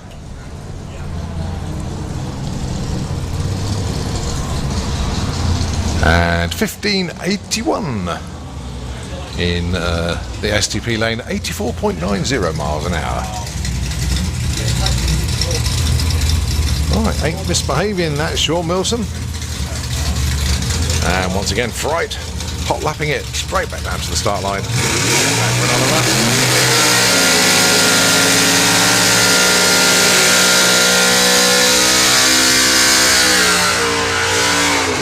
I'd love to know what tyres that team are running, because you normally get about sort of, I don't know, 8 or 9 burnouts on a set of tyres and they're gone, but they're still going. How do you do it? How many sets of tyres? 1. Oh, 11. 5 sets, okay.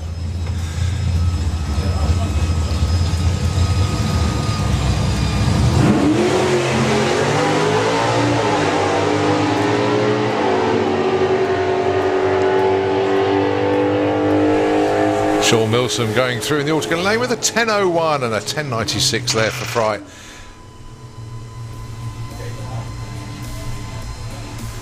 Sean Milsom in the Gasser Circus tickles the 9.9s, but 10.0 is where that car normally lives, and they're just proving that point there.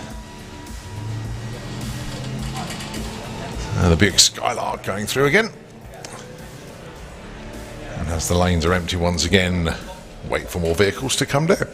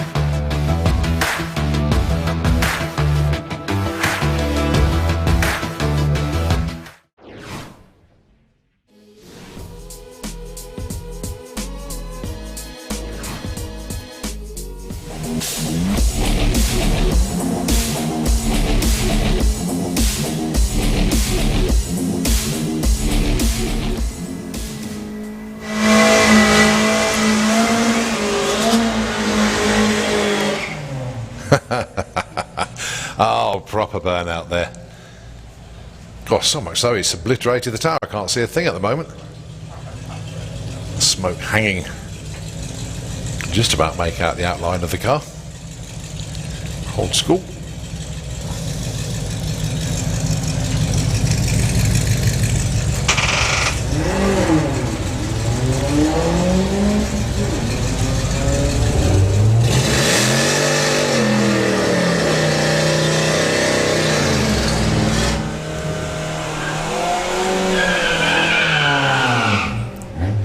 So Scott Collin with the 100E once again.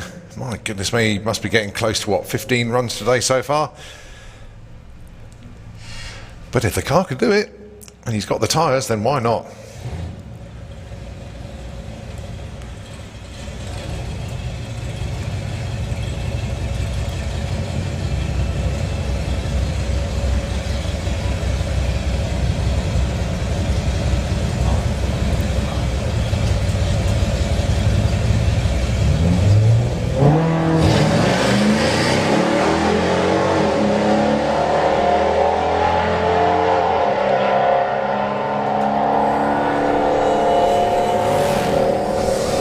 10:54, pretty much what he ran last time. And a 15:64.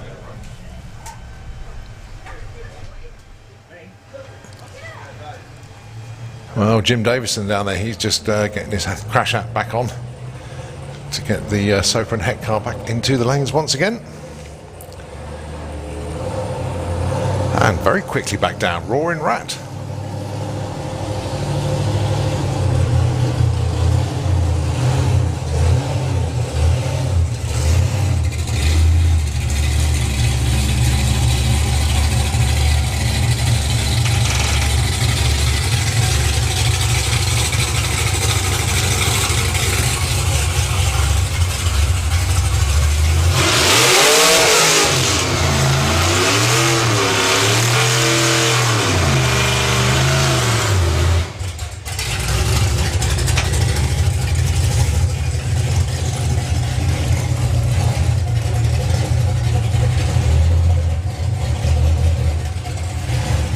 So Williams Brothers Racing helping out Roaring Rat today.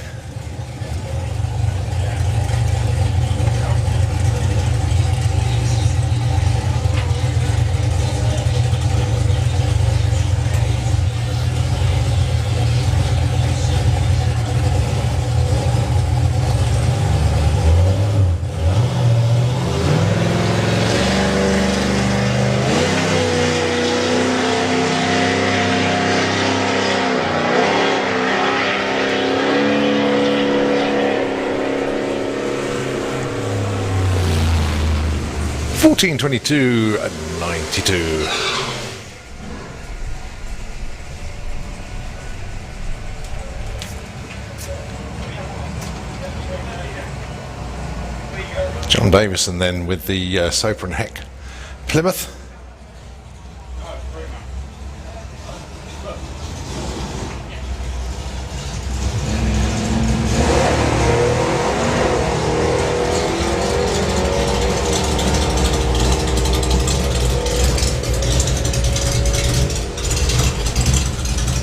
Oh, he's in the 10.3s once again. 10.38, 129 miles an hour at the stripe. Nicely done there, John.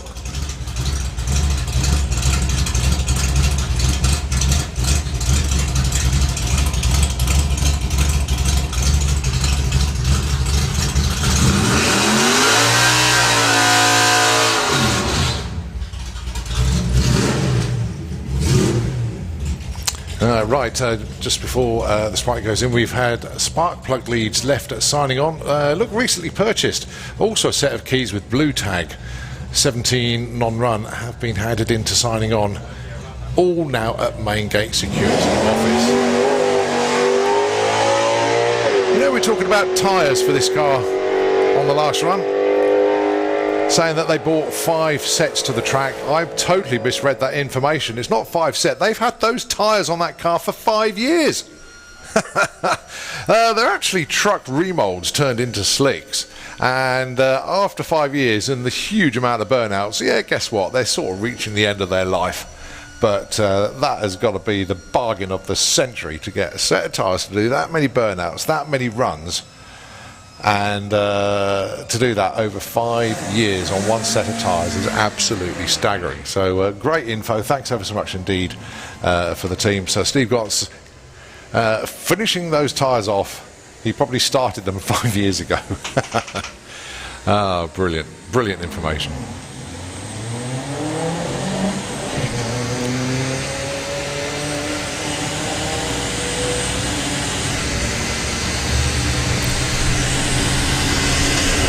Well, just to give you a bit of a heads up, the finals for all of our classes that were scheduled for 4:30 and now been brought forward to 4 o'clock actually, so being brought forward half an hour earlier.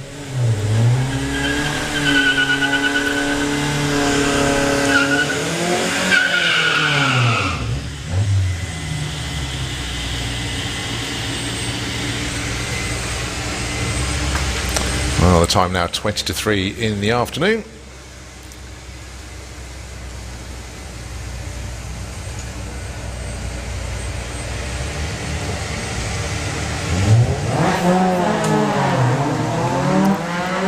Pair of Anglias, gotta love them.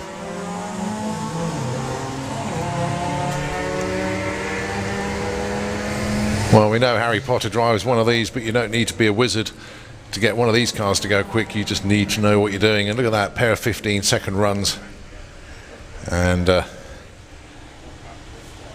they'll come down and they'll do more runs as well. Well, it's not too late to go and visit the NSRA stands. They're still here. Northants tyres are still here. Northants tyres are in the display area where all the show cars are parked. That's thinning out just a little bit now, but that's been an awesome display around there today. And of course the NSRA being here all weekend long. Of course it's their event in conjunction with Santa Pod Raceway, the 32nd running of the Hot Rod Drags here this weekend. And massive thanks to the NSRA for the continued involvement.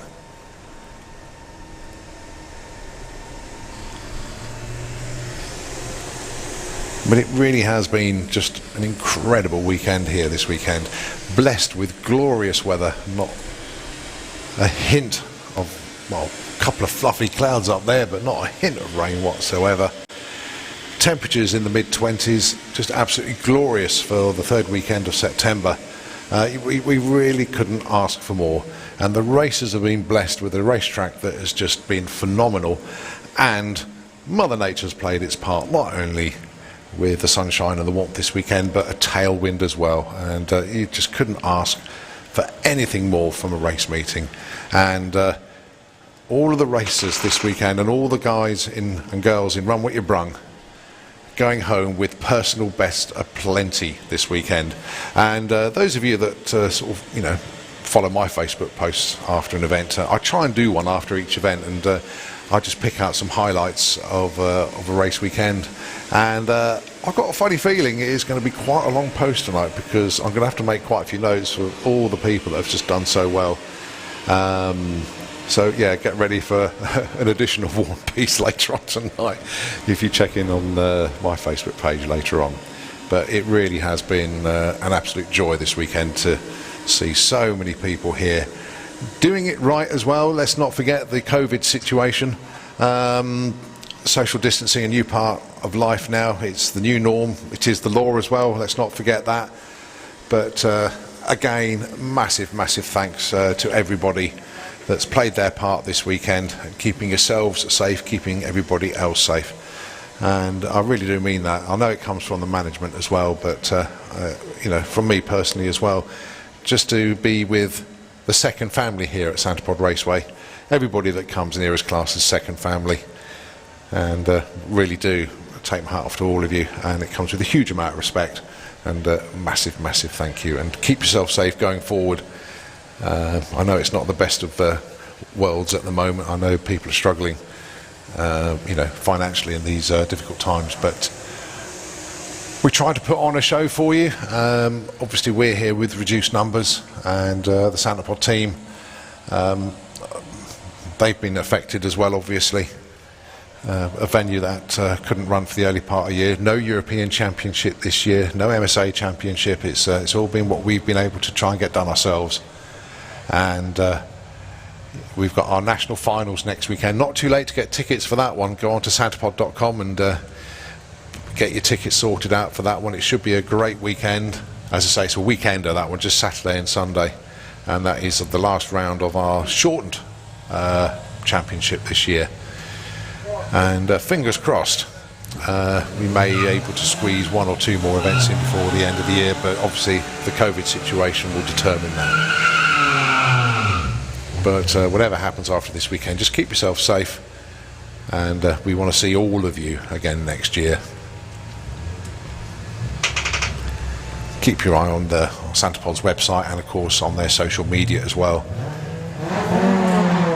And of course everybody here knows the website address, everybody here knows their social media, as you've all got tickets, but there's people tuned in at home that may not. And of course it is santapod.com, or the .co.uk will take you there. And if you're watching at home, then you're watching the live feed through Santa Pod, so you know how to find us. So keep your eye on all of our pages, and you'll be able to find out what's going on up here. Don't forget to visit the merchandise shop as well. It's all online. We can get everything posted out to you. Such a cool range of merchandise that you can get.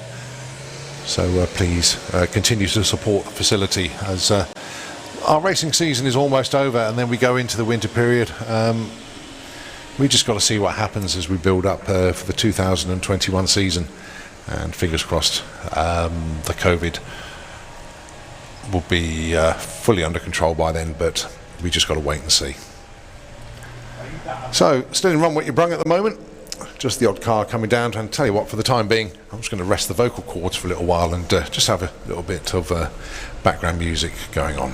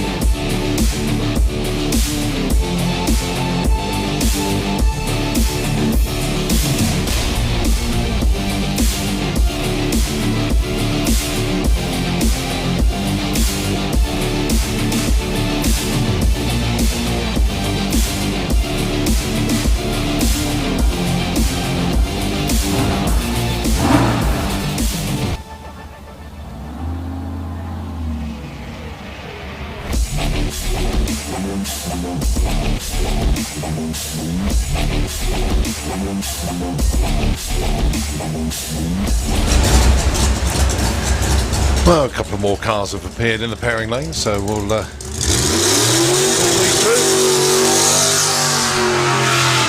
Dave Cherritt with the Dark Revenger. Personal best from him this weekend. Done amazingly well, considering the heat out there, but getting a few racers messaging me saying that the track is very, very sticky indeed. So great news, got loads of traction for people.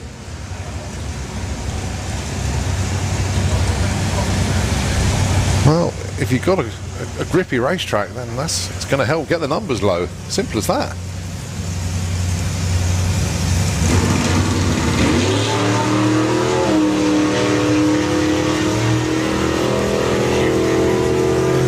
Nice looking run here for Dave Cherritt. Going to be a 9, but what type? 962. Oh, very, very good indeed. 136 mile an hour.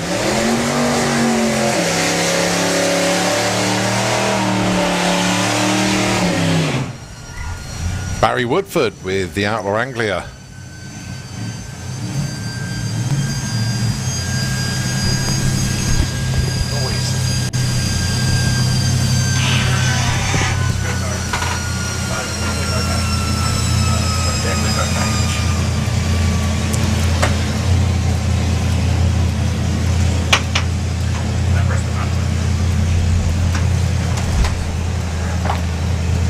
So Barry Woodford then on a checkout pass. Oh, lifts the front wheels off the deck very nicely indeed.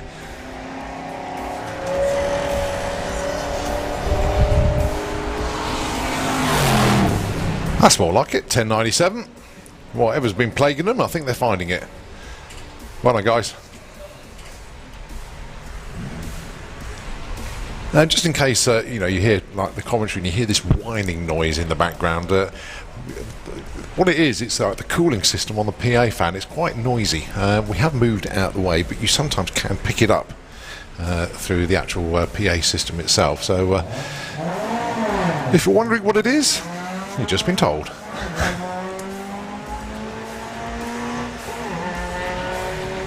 What we did at the last event, we did move it to another part of the tower, but the microphone still picks it up, and that's why you hear this sort of like whining noise. It sounds like a jet fan in the distance, but that's what it is. It's just our PA system cooling fan.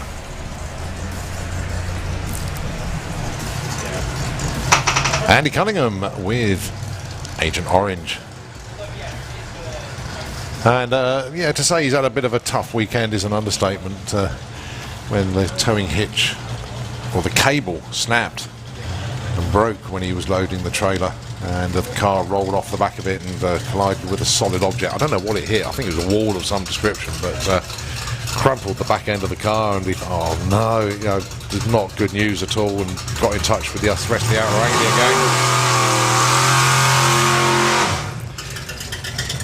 gang. And they said, well, still bring it to the track. Let's have a look at it. And that's what he did. Everybody had a look at it, and they started getting it fixed, and luckily a few people know what they're doing with regards to panel beating and straightening things out, and those about back axles and things. Unfortunately, the running gear not affected at all. And I'll tell you what, that car looks pretty good now. Yes, obviously it's going to need to visit a paint shop, but that doesn't look as bad as it did.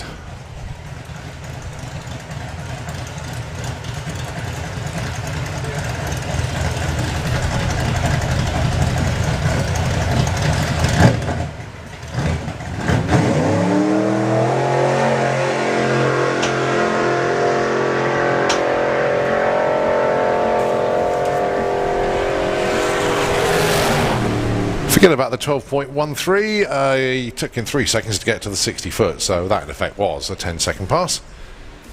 It bobbled off the line before the foot was completely buried into the firewall. So, right, got a call out then for the Supercharged Outlaws to come into the pairing lanes, please. Supercharged Outlaws, if you can come into the pairing lanes, please.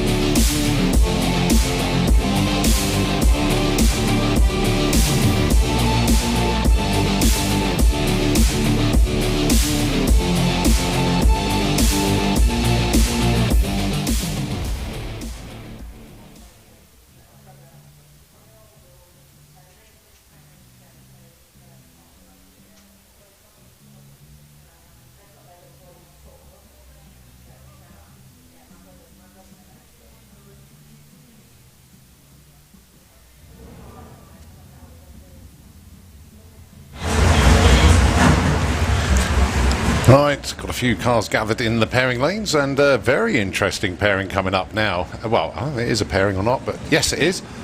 Really good to see Laurie Bamford coming back round. And yes, he's got a sneaky Williams Brothers Racing logo on the hood there.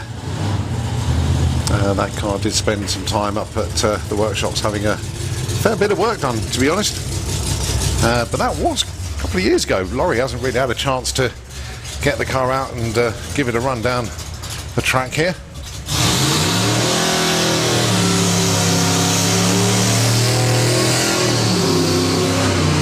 And he's going to go alongside Guy King, obviously one of the team cars here for Williams Brothers Racing. Now then, I cannot believe he's going to get 4 10.11s in a row. He's managed to get 3 of them. But if he gets... Well, I thought he'd park it after his 3rd one in a row, but no, he's going to have another go. So, Laurie Bamford then, straight back out into the 10s with this car. Going alongside Guy King with a Chevelle.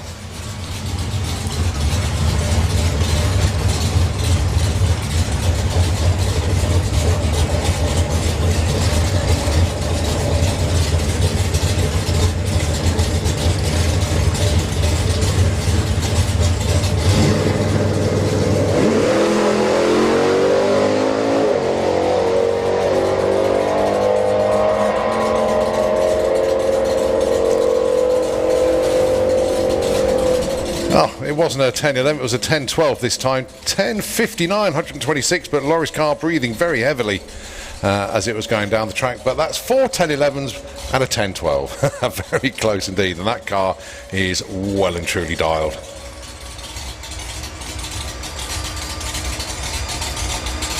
Well, certainly no drop-off in performance for Laurie. It was just billowing as it was going up the track, so fingers crossed. It's A-OK. And we get to see another run from him a little bit later on, but excellent job.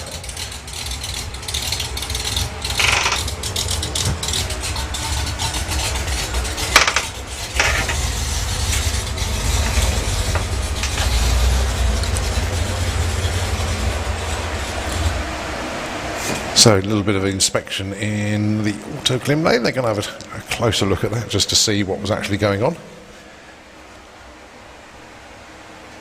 So we'll let the track crew do what they do.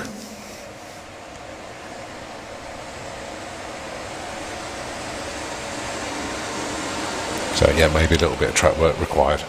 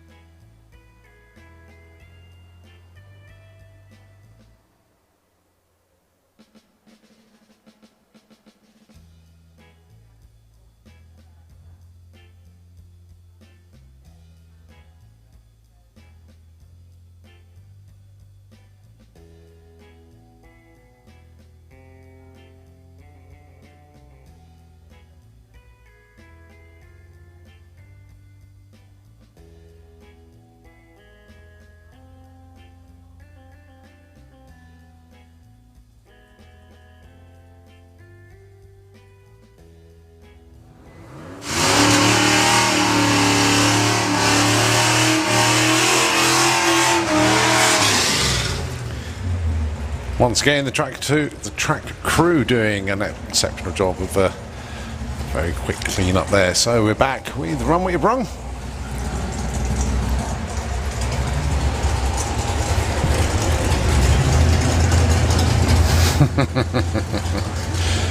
Oh dear, can't keep him away, can you?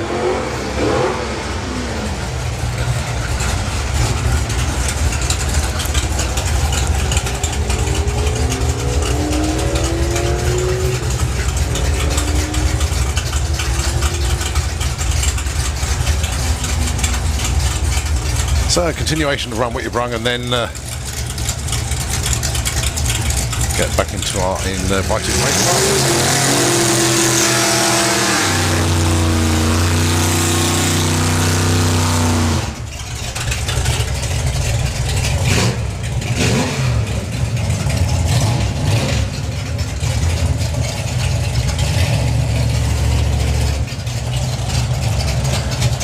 Well, as I said to you, we're getting reports from a few of the drivers out there that the track is exceptionally sticky out there. So yeah, really, really good, and it's very helpful for them to get some good times. Outlaw Street Camaro, that's been running in the low 9s at will. Andy Cunningham comfortably in the mid to low 10s.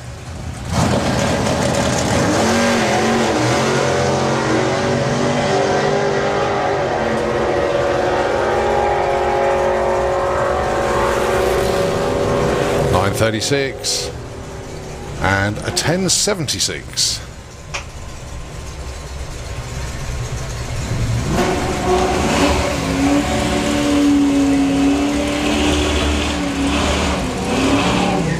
All right, Scott Collin once again. Now then, he's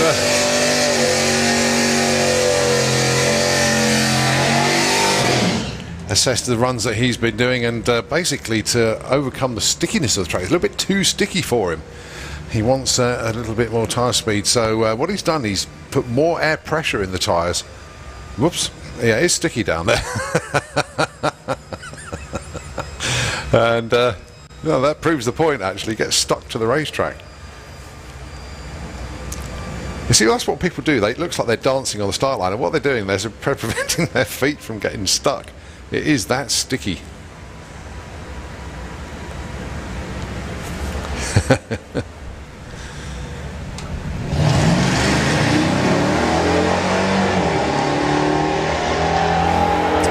So Scott Collin at the 8th goes 683 at 92. And at 1161 at 106. I think he clicked it very early that time round. Phil, thanks for your sticker, mate. Did you get mine this morning? You did. Thanks, mate.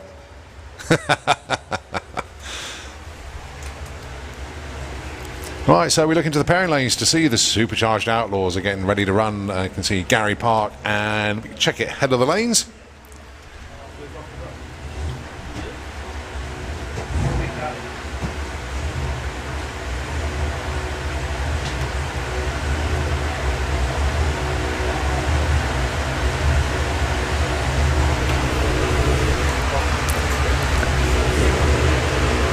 So yeah, what a weekend for Mick Checkett. It really has been absolutely superb. To say he got comfortable in the car very quickly is a slight understatement. It's like he'd been doing it every single day of every single week, month and year. It just like runs like clockwork. But he's had a great time. And on the Sunday afternoon, he's still out there playing.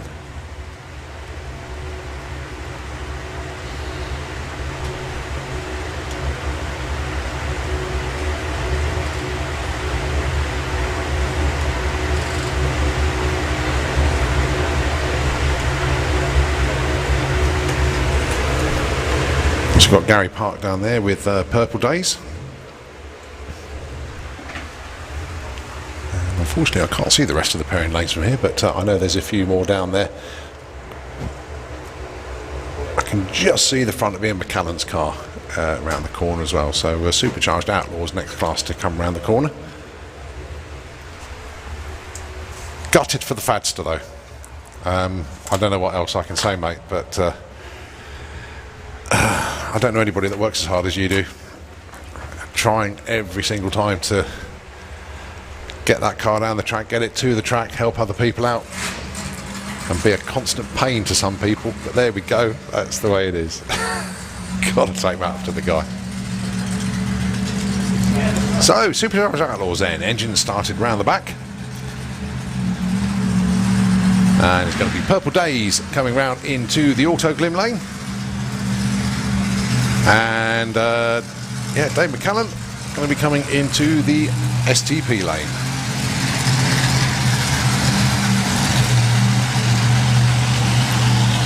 I think I said Ian McCallan earlier. I do apologise, it is Dave.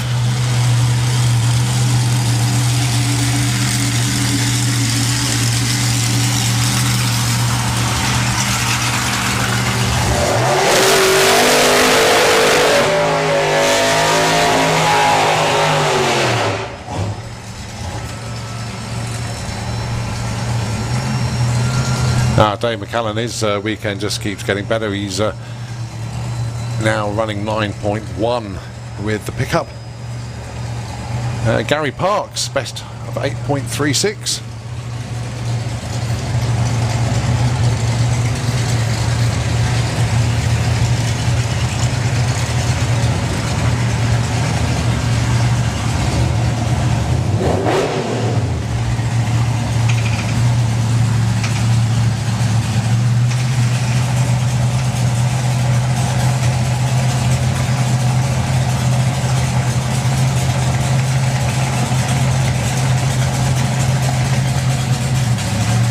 Okay, so the burnout procedure, the pre-run procedure, all finished. Just bring them up to the line, then mash that loud pedal when the tree drops.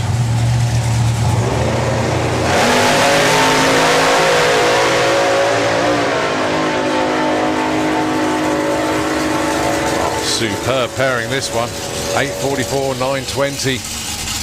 That'll do nicely. Gary Parks. Dave McCallan going through.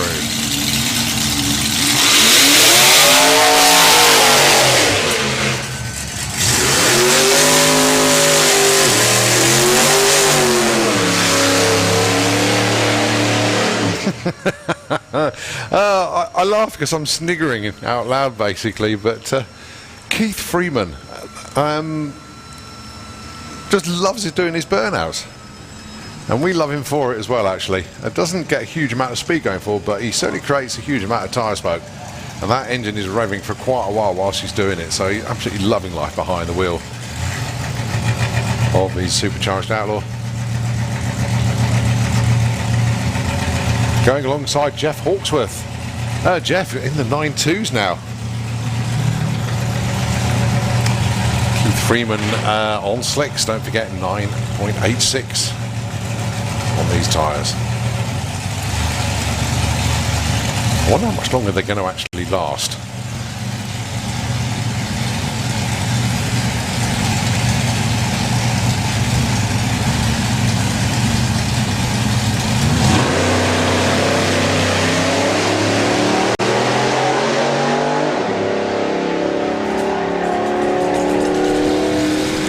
Well, I'm going to Keith, who gets there first this time, 9.93, 138. Happy days for them. And 12.26 at just 70 mile an hour for Jeff.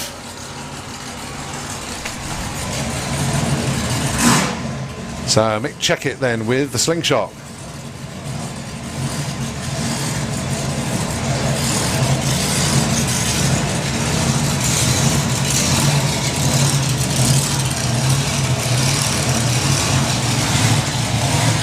And going alongside Joe Bond.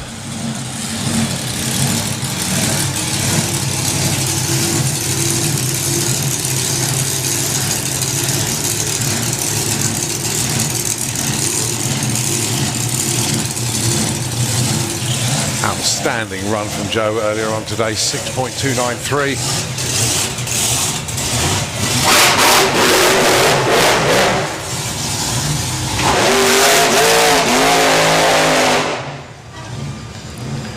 Well, Joe didn't get the burnout that he wanted.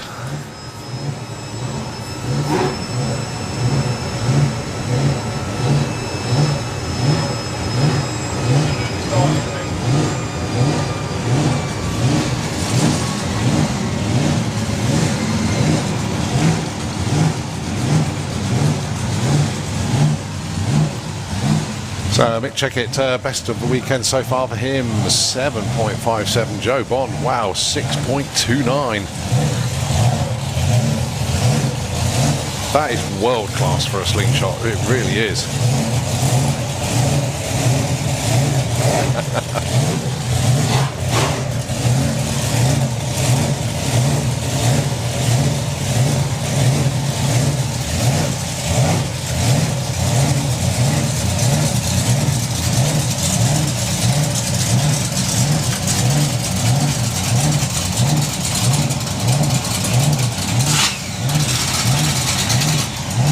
Well, the conditions still favourable-ish to go quick. Let's see what they get on then. Supercharged out.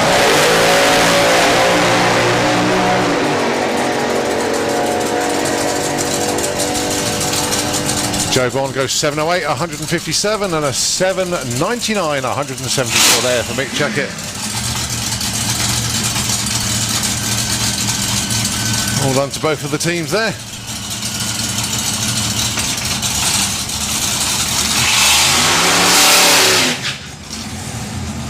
We move into the Wild Bunch.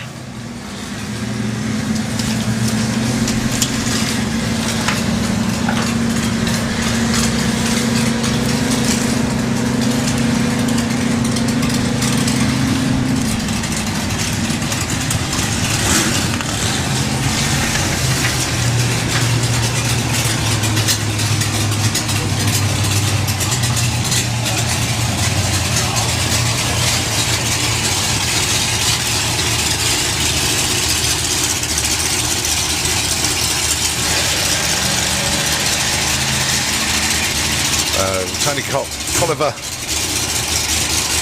finally getting the car into the 10s this weekend.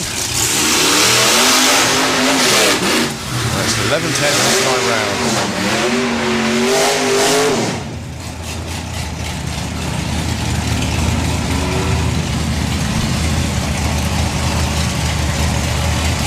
So Bobby Wright with the altered then. From the 11s into the 9s in one weekend. Going alongside the Raging Cajun. Dan and Elliot Jones field this car. New PB for them this weekend, 10.19.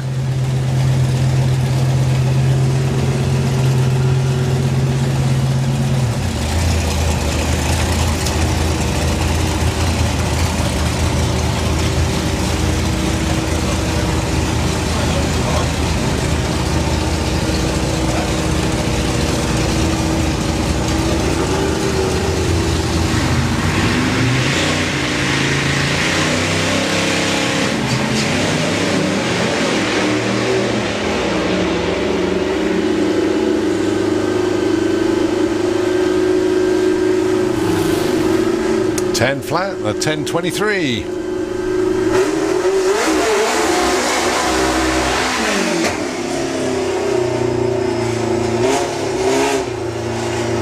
Oh, Rathchild not going to be able to make this pass. That's a shame. Are they disheartened? No, they're always smiling.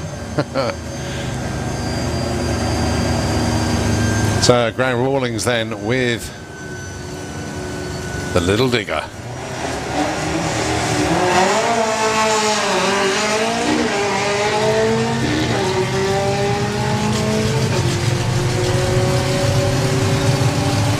What's he got for us on this one? 10.15, 133. But congrats to them on the even lowering their PB and increasing their speed, pretty much like everybody in the Wild Bunch this weekend, but getting it to go in the 9.6s. Superb.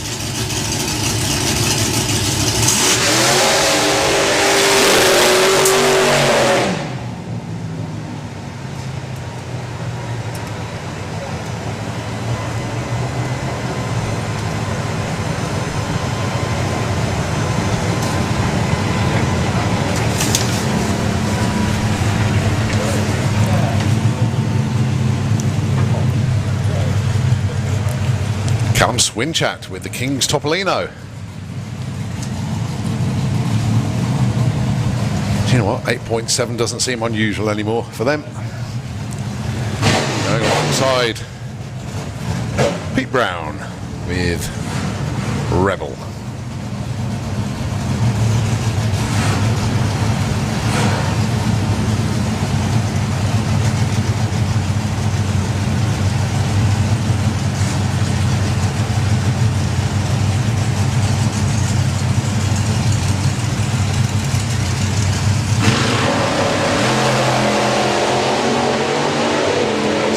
target numbers then 8.8 and 8.54.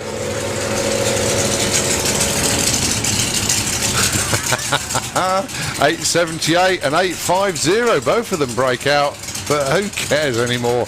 This is just great fun, great entertainment, great racing with great friends. 878 and 850, double breakout.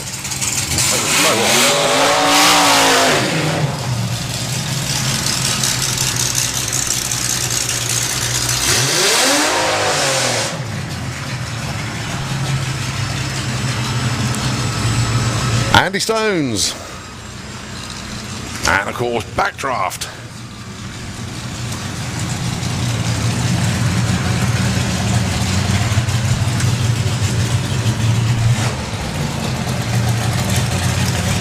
Crazy Chris back behind the wheel.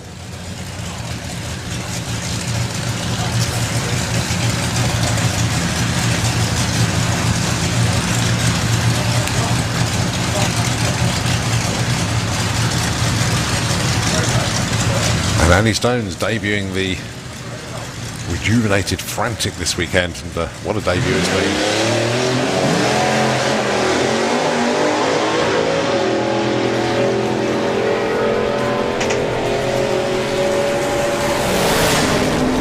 8.82. Okay, it's a 1080.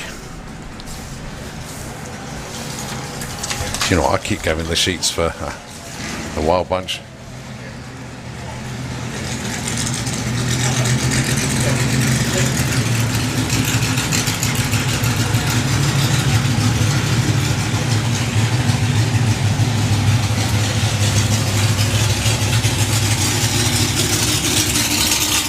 Jim Tanner and Wayne Colliver.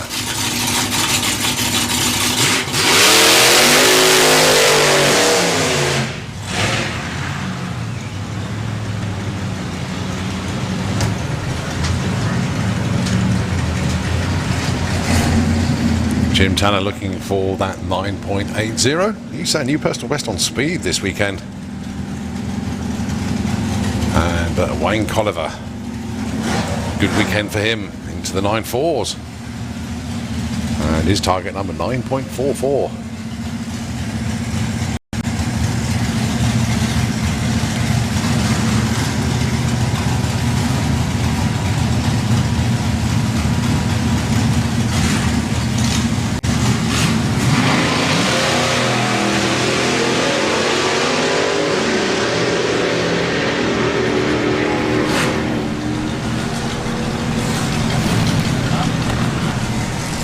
$9.93 there for Jim. Wayne actually backed out of it before the stripe. Early shut off 10.23 at 89.6 miles an hour. Ollie H with Cooped Up going alongside Steve Heaven with the Tight Fit Dragster.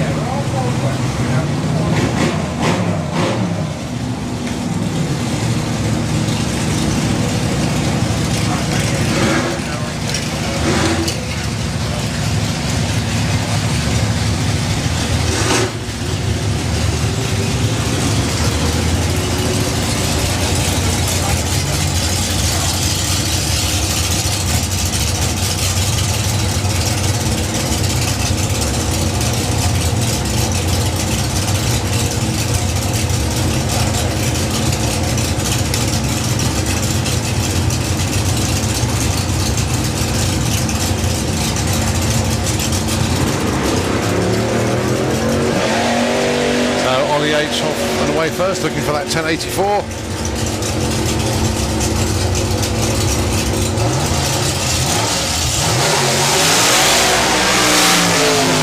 And he gets the 1084. Can't ask any more than that. 873 there for Steve Heaven.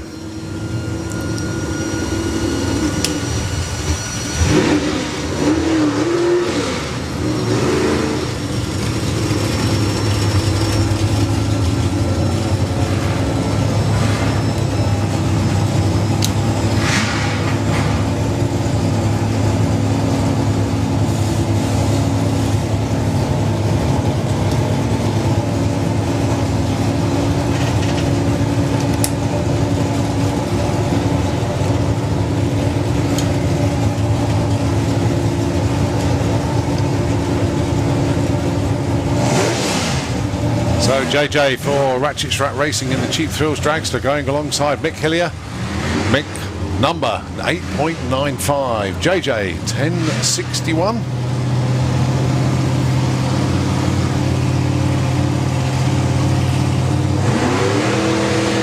JJ away. There goes Mick.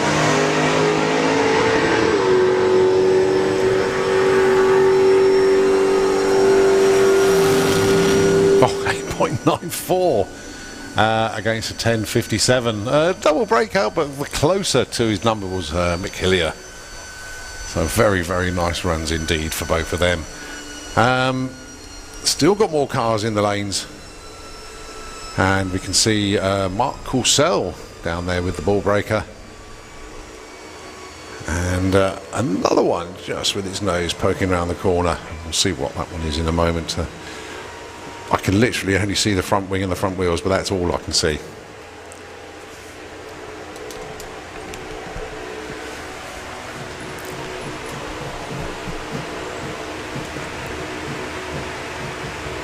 So Mark Courcelle, Mr. 160 this weekend. But doing it pretty much every single run. There was one that went 161, but we'll still count that one as well.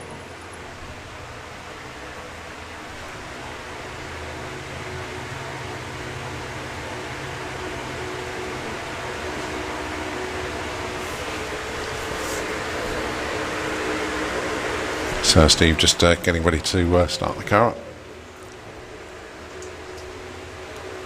And he will be the next one to come round as we get ready to continue the closing stages, funnily enough, of the Hot Rod Drags this weekend. We've still got some more Run What You Brung to come on. We've still got our finals to run.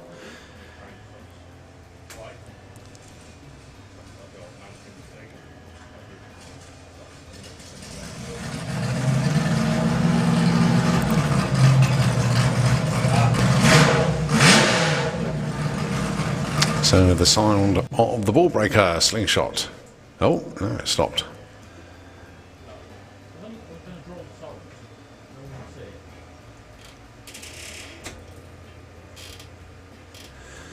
Oh, that's frustrating for Mark. He's actually climbing out of the car. Oh, gutted for him.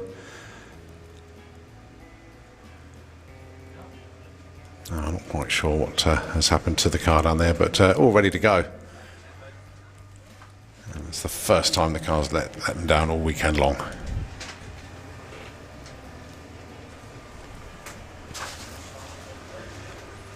Well, the weather continues to bathe us in sunshine here late in September, and you cannot ask any more from the weather gods this weekend. They've really, really been helpful to us, enabling us to have a fantastic meeting here for the Hot Rod Drags. And do you know what? There's even less cloud in the sky than there was earlier. When I say less cloud, there's just a couple of little fluffy white ones. That's it. Nothing else. I think we may have one, possibly 2 more days of this, and then temperatures are going to drop going forwards as it becomes a little bit more autumnal. Let's hope we can hold on to good weather next weekend. Long range forecast is dry, which is good news. But say it will be a little bit cooler.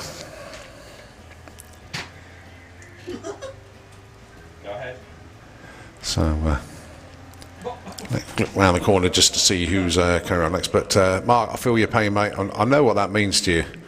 I know he's absolutely gutted at the moment. So let's just have a look to see. I thought it was. I didn't want to say the name of the car just in case. But it's the Malibu Express. Oh, strange. This car's been steeped in history. Jeff Morris, pilot. And say this car hasn't run for a considerable amount of time.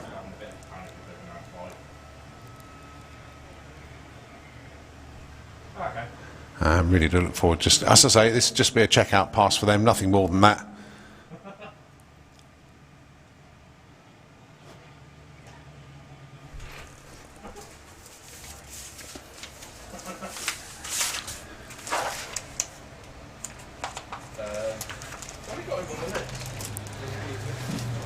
Yeah, blown on methanol, this one. Yes, as I say, driven by Jeff. Jeff was one of the 4 builders of the original Malibu Express way back in 1969, which, funnily enough, is now Chris Hartnell's backdraft.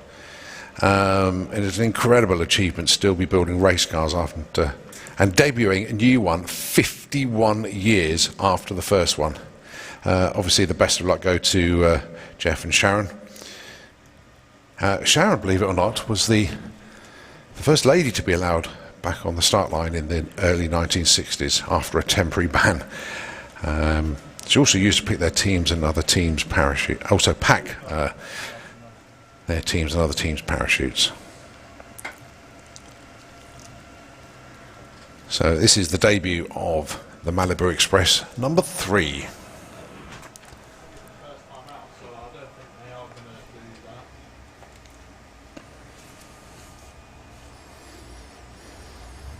Car looks absolutely fantastic down there. As I say, supercharged on methanol, and that engine is an absolute work of art as well.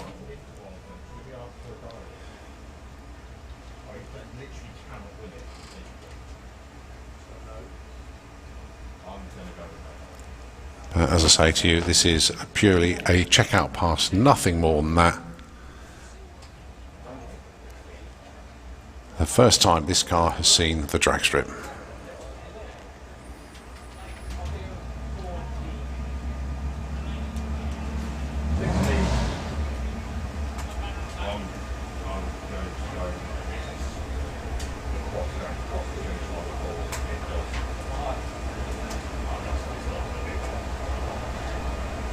First one out.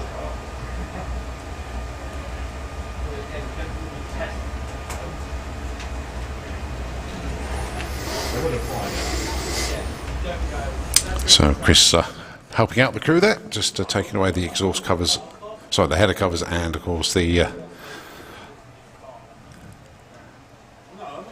bug catcher cover.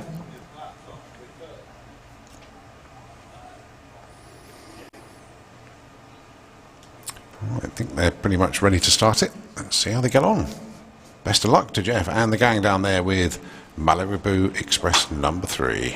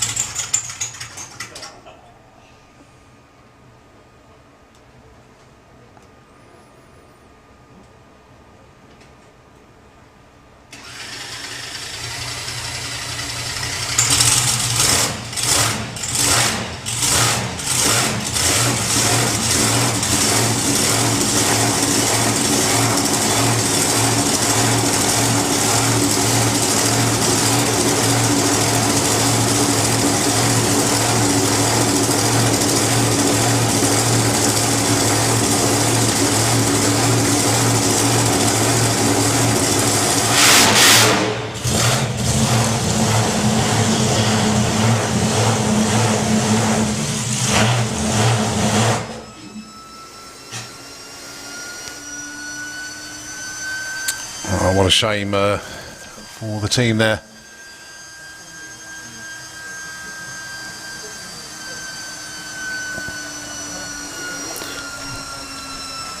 So the team's on that one straight away.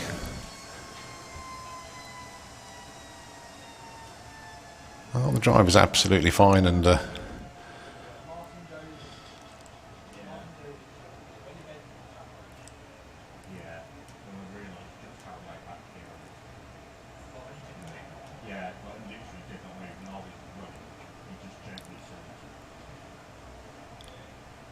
so we'll let one sort it all out, and we'll be back with you very, very shortly indeed.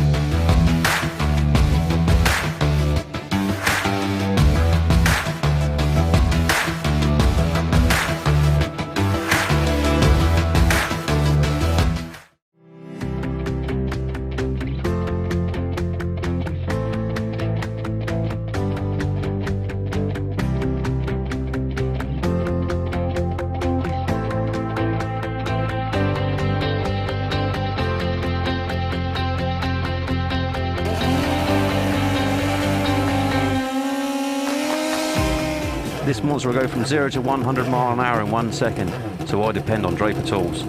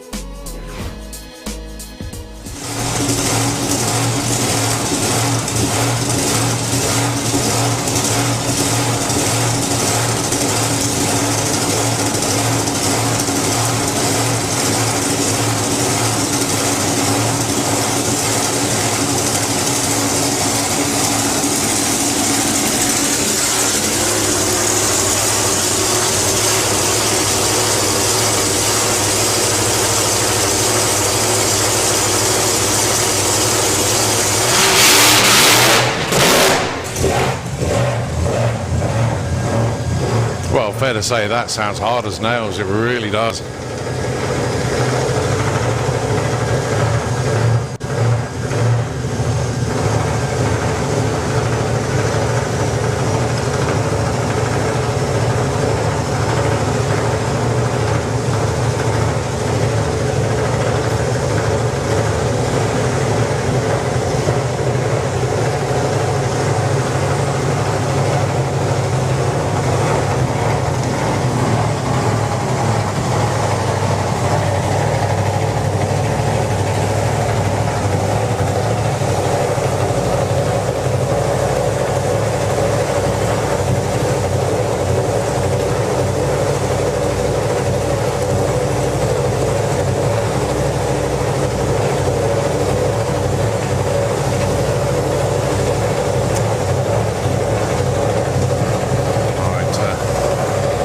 So check out pass then.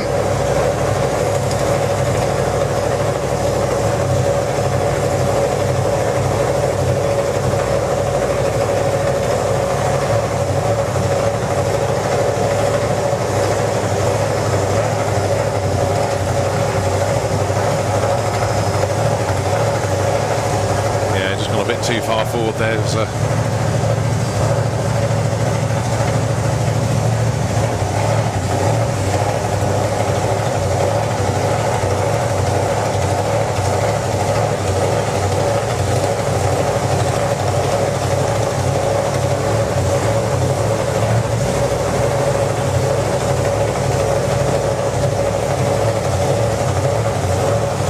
The Malibu Express then.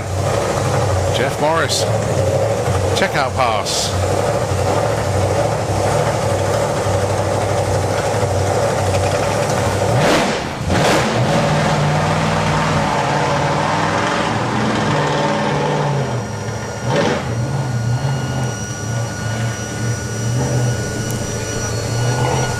Well, basically, when you get something that's brand spanking new and just getting the whole thing to work all together, it's just a feat in its own. So, well done to the team for actually getting it down to the start line. Obviously, no time or speed recorded, but nevertheless, they got it down to the start line, got it fired up, and got it down the track.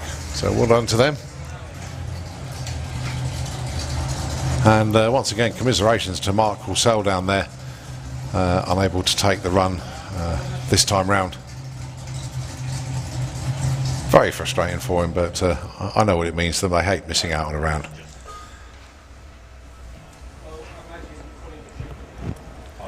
So we've got some of the Outlaw Anglias getting themselves ready to go. And nice to see Simon Barlow coming down for another run.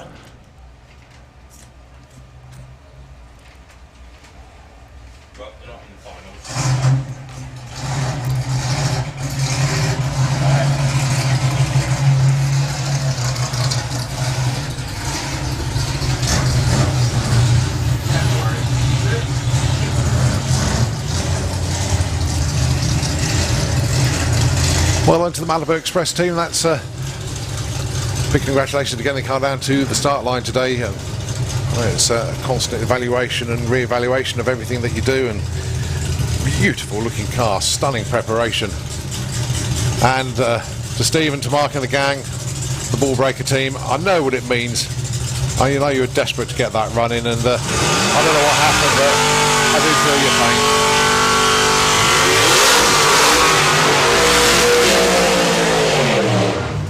So Rob Nixon and Gary Hill continuing to have a great weekend here. Well, there's an old saying that goes, a bad day at the drags is better than a good day anywhere else, but when you have a good day at the drags, nothing is better on this planet.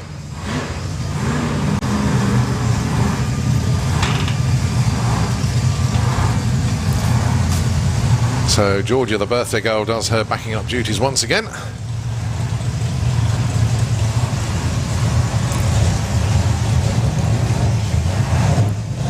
So Gary Hill running in the 9.6s this weekend. Really got some good performance out of this car. And Rob Nixon also in the 9s.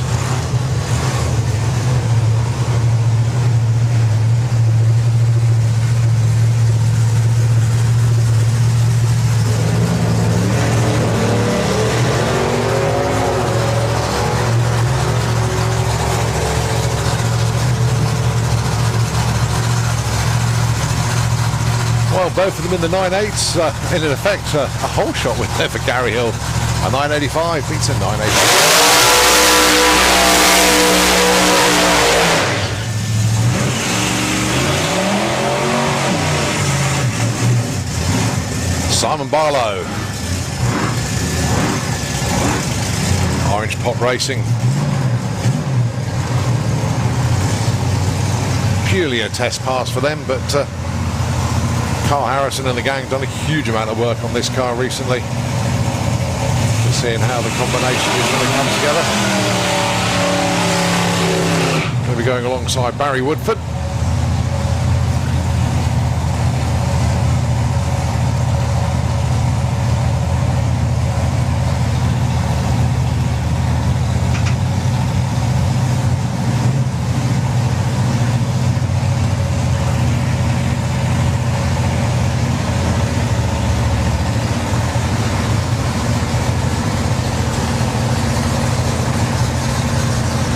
Simon Barlow stops literally on the free stage line, just allowing Barry to come up. Barry's into stage. Here goes Simon.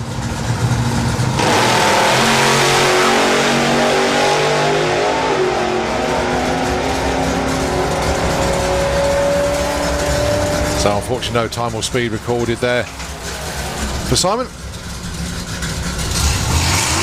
Barry goes through in 11th lap.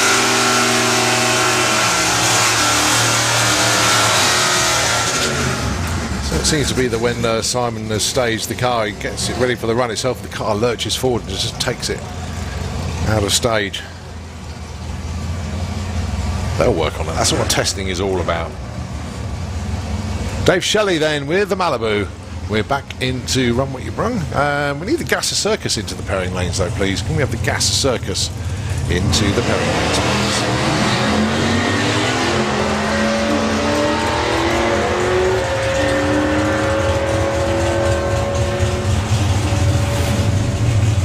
.39, 130 miles an hour. That's his best run of the weekend there, Dave. Well done. 12.39, 117 in the Auto Glim lane.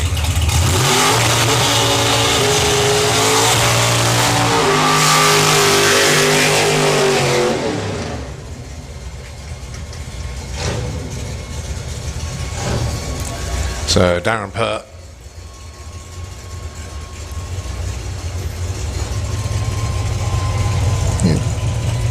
despite getting a bit frustrated with that last pass from the team. I know what they're trying to do, but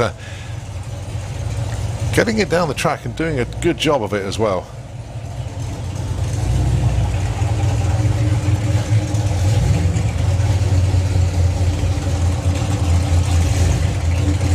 Best this weekend so far, 8.10, 7th quickest car in Run What You Brung.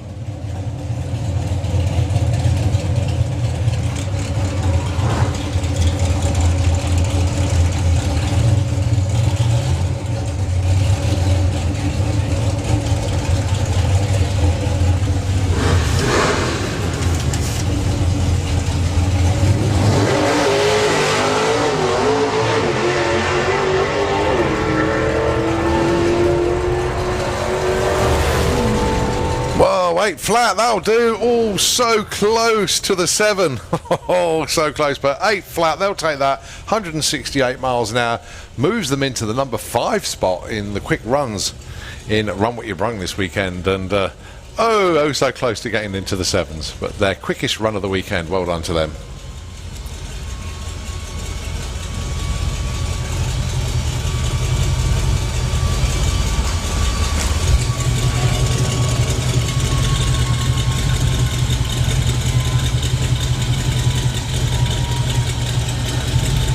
As the Fadster heads home, and safe journey, buddy. We'll catch up with you soon.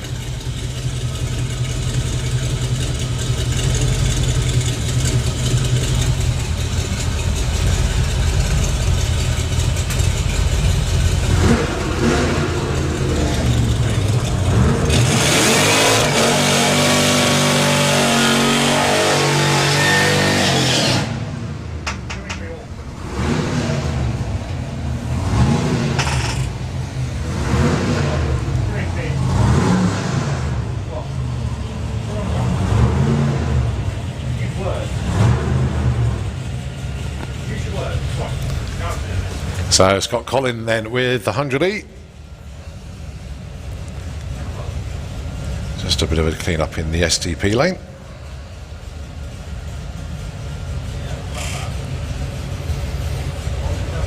Right, now what's he got for us then? Can say consistent 10.5s. He's played around with tyre pressures just to see if he can overcome the stickiness of the track.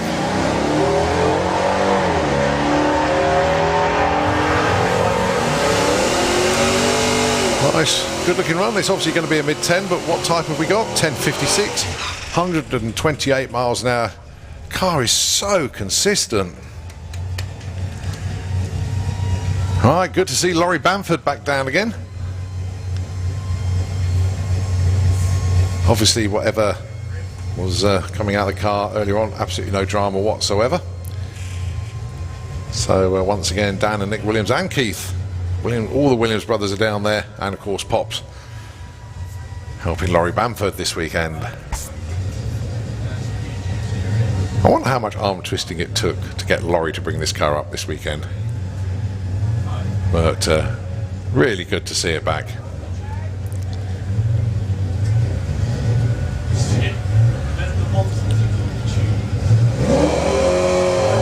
Oh, lovely wheel stand off the line as well.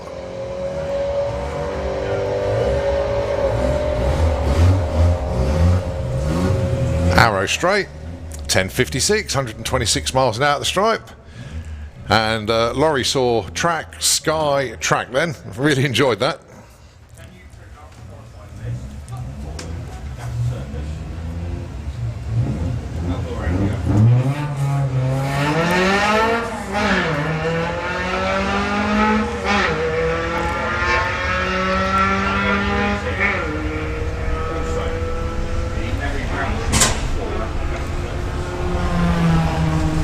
Well, the chilled out runs keep on coming in at 14.85 there for that lovely little van.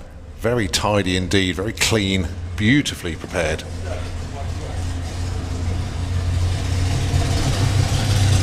All right, Glyn Boardman for the watch shop with the Plymouth.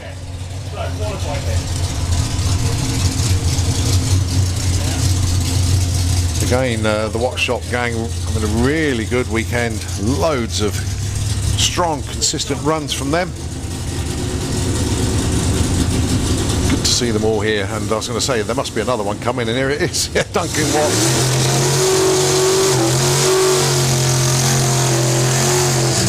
With the Hemi Pro Stocker, going back way back when, this car.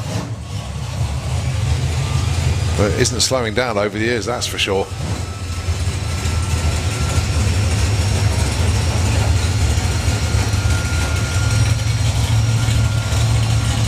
So the Plymouth stage, and off it goes.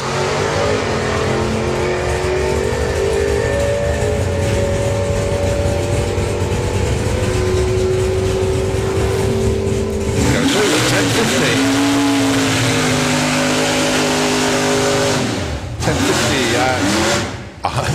10.50, 128 miles an hour. Quickest run of the weekend for that car, so well done to them.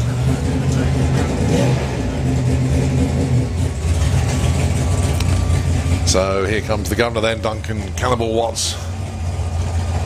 So best this weekend of an 8.21.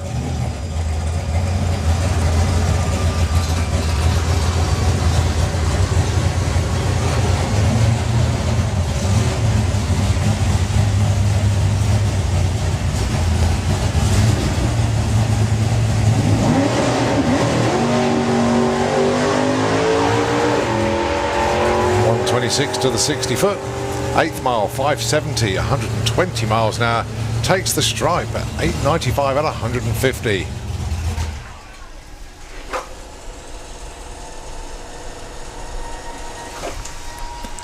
So beneath us then Dave Simcock.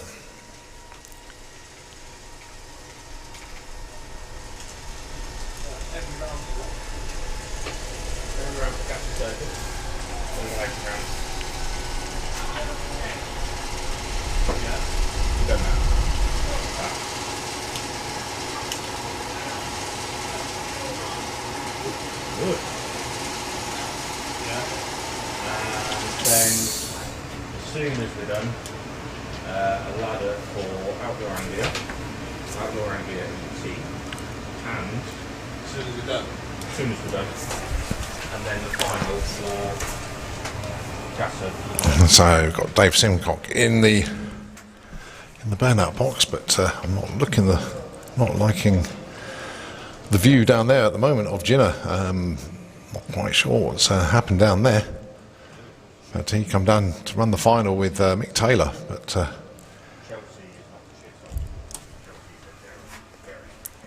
just to let you know, run closes in the next 10 or 15 minutes.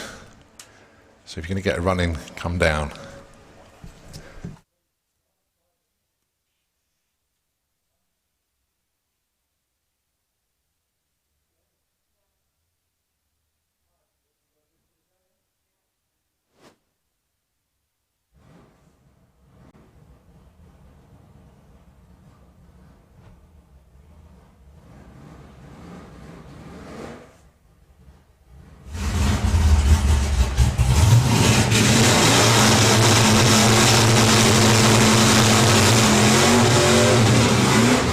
So Dave Simcock then going to get the run in.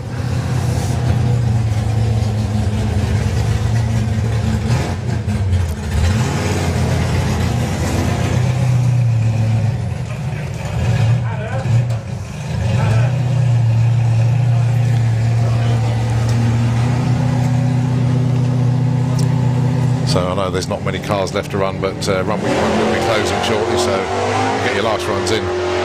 Need to get into the lanes. I know a lot of people are actually heading off now. 10:07, 131 miles an hour.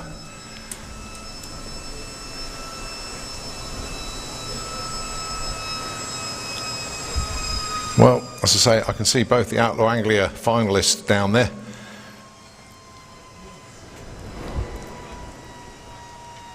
But they're working away on one of them just to see if we can cure it.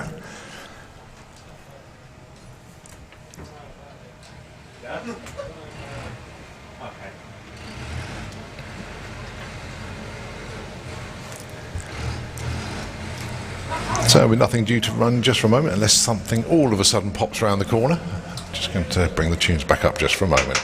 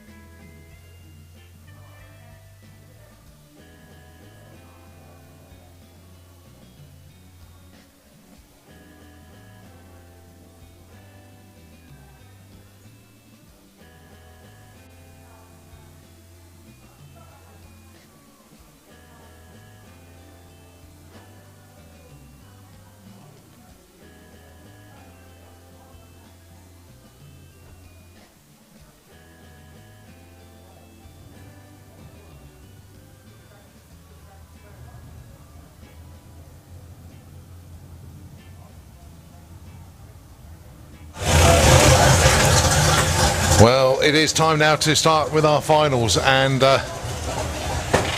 Outlaw Anglia final, Mick Taylor and Ginner, but there's only one car going to be coming round to take to the track. I've just had a quick chat with Ginner and Dave, and the car came down, no problem at all, but started to cough and splutter, and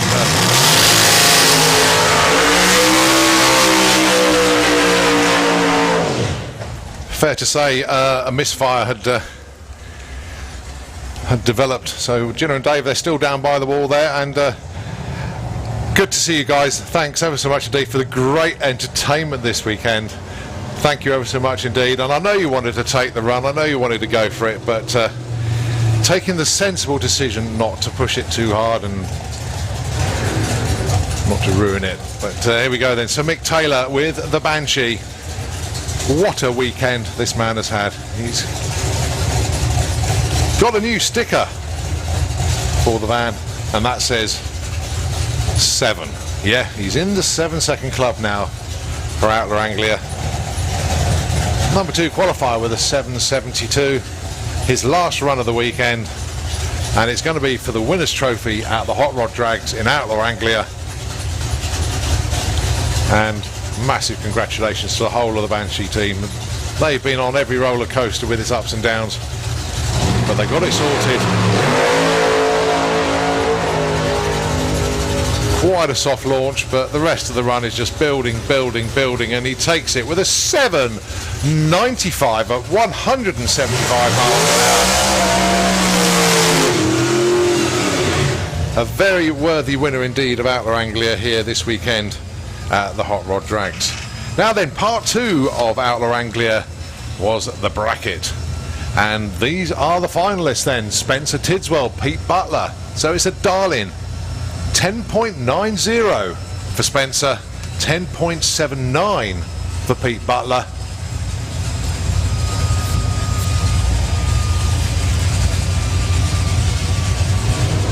I've got the Darlins.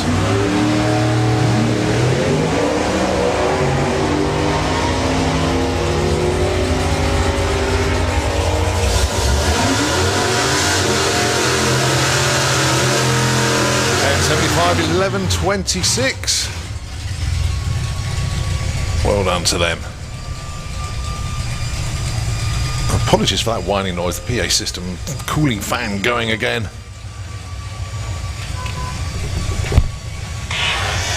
Now that was the bracket final, yeah.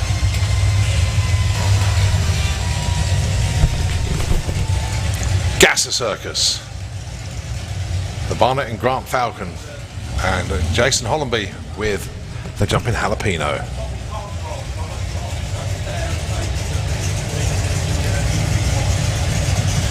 The Darlins then, 11.33 plays 12.92. Auto Glim Lane will be leaving first. Here we go. So Nick Barnett in chase mode. Now then, Jason Hollenby hit his Darlin bang on in the previous round, and he's taken the win there as well. 12.98 beats an 11.36. Oh, a round of applause for Ginner as he goes back to the pits. I know he wanted to run that final, unfortunately just developed a misfire is the short terminology. What actually caused it we don't know, but what a shame for them.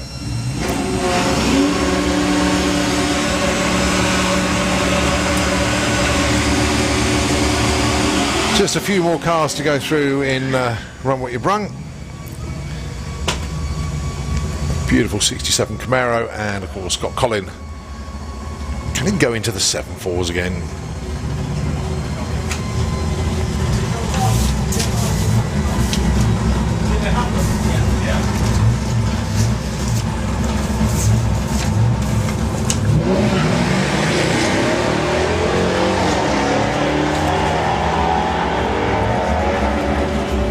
Well, he was pitting right next door to Phil Moore, so Phil helping him out.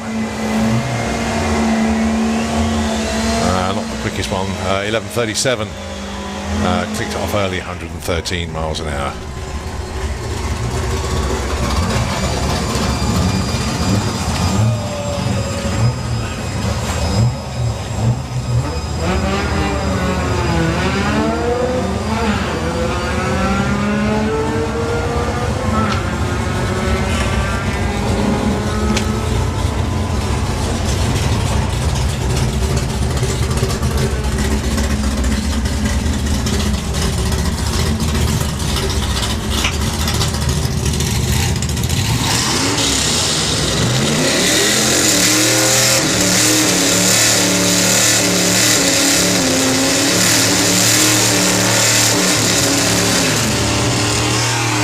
Ray Coulter from the Watch Shop, getting his last run in of the weekend.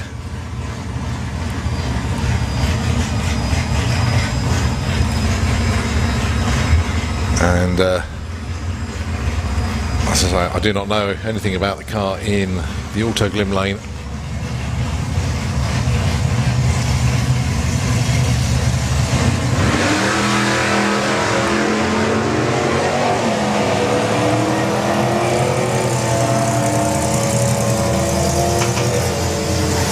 Ray Holcroft going through with a 966, 139 miles an hour. Been very consistent in the mid-9s this weekend.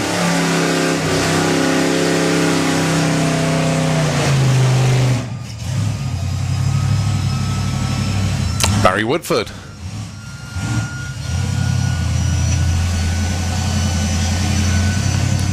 Little purge of the nitrous, and fair to say they've had a few gremlins this weekend, but they're coming out the other side of it now.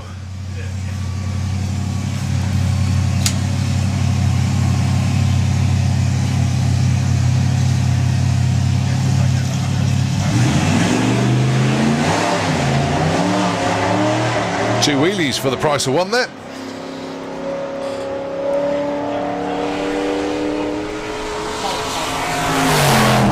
And goes through there with a 1087 at 125 miles an hour.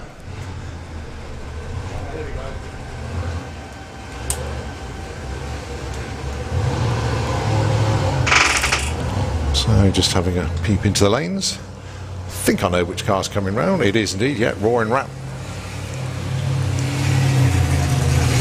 The front cover car for this weekend, and I mean, this car's been around 40 plus years in the history of Santa Pod Raceway,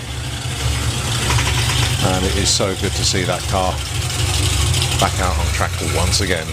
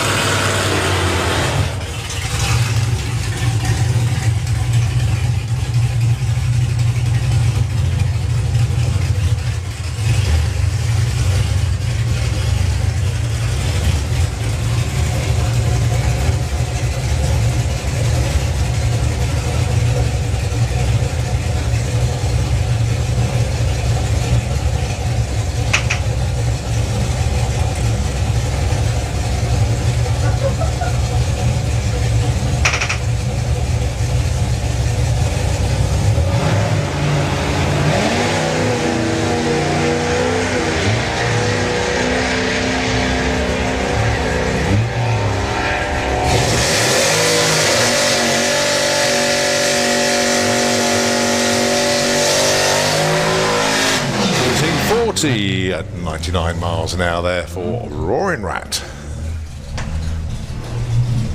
Well, we're getting to the closing stages now of One What You Brung. Not that many more vehicles to come through.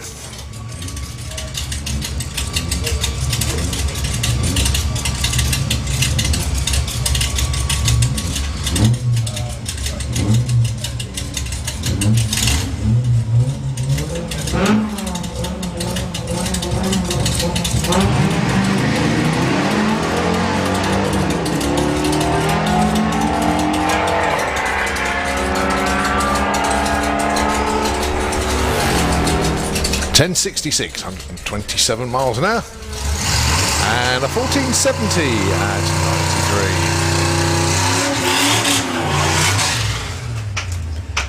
93. Well, certainly getting a few late runs in. So I do not know what this is based on or anything about the car at all, but good to see it.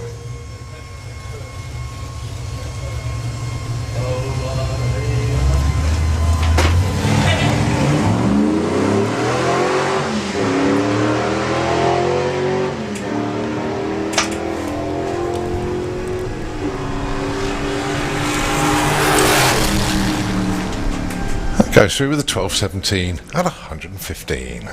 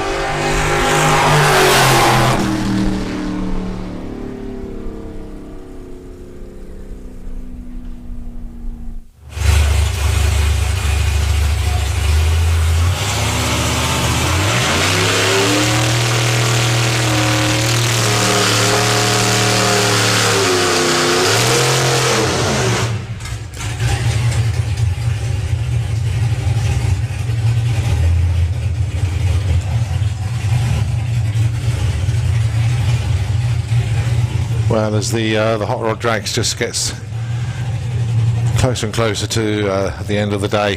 What a brilliant event it has been. Roaring Rat coming up to the start line for what could possibly be its last run of the day. Might sneak one more in, but we'll have to see.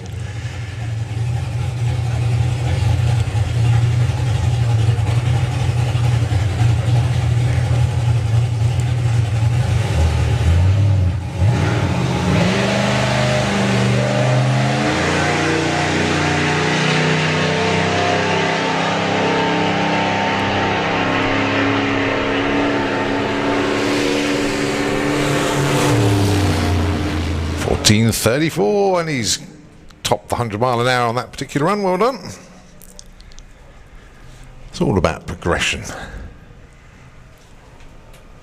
But as I was saying, it's just been an incredible 3 days here at Santa Pod Raceway. It's been a highly enjoyable event, bathed in sunshine, with a tailwind as well.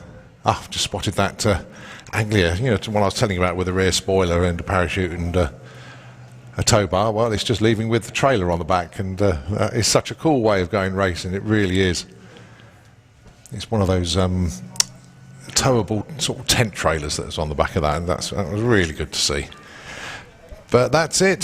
That is the end of the meeting. That is the end of the Run What You Brung. It's the end of the racing. I'd like to wish you all a very safe journey home. Thank you so much indeed for coming along, enjoying yourselves, and best of all, we've had an event where we can prove that we can hold events in a crazy world at the moment with regards to this coronavirus. And your social distancing has been fantastic this weekend. Everybody's aware of what's at stake for the facility here. Everybody's aware of what's at stake in general.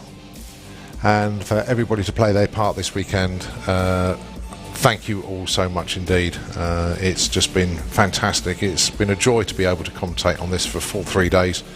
I thoroughly enjoyed it. It was a phenomenal day on Friday with Run What You Brung, and it just got even better on Saturday with the full-on day that we had, with even more personal bests being set and capped off with an amazing fireworks display.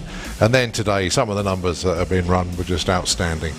Congratulations to everybody that set a personal best, and I'll tell you what, that's a lot of people. And to the track team, the timing crew, thank you ever so much indeed. And to, of course, everybody that's involved in the security team here. They have done an incredible job this weekend, making sure that everybody has been doing the right thing, following the law, because yes, it is law now, and they've had a tough job, but it's been made easier by all of you great people out there, giving them a chance to do their job, and I'm sure they appreciate the support that you've given them this weekend. So to the grandstand teams and the banking teams and everybody on site, massive thank you to you, but all the spectators and all the crews and everybody, you've played your part as well, and a big thank you to you too. It's time for us lot to recharge our batteries, get ourselves sorted, as we're back here on Friday for the test day, and then of course Saturday and Sunday it is the STP National Finals. It's the last round of our shortened championships this year. It's not too late to get tickets for that one, so get yourselves here next weekend and see our last event of the year with regards to full-on racing. We've got a couple of other things planned, but let's just see how it goes. Keep an eye on Santa Pod Raceway's social media. Obviously visit santapod.com, and you'll be able to get all the updates from there. But from the time being, from the tower and from myself, thank you all once again. It's been a brilliant 32nd Hot Rod Drags, and we look forward to the 33rd one next year.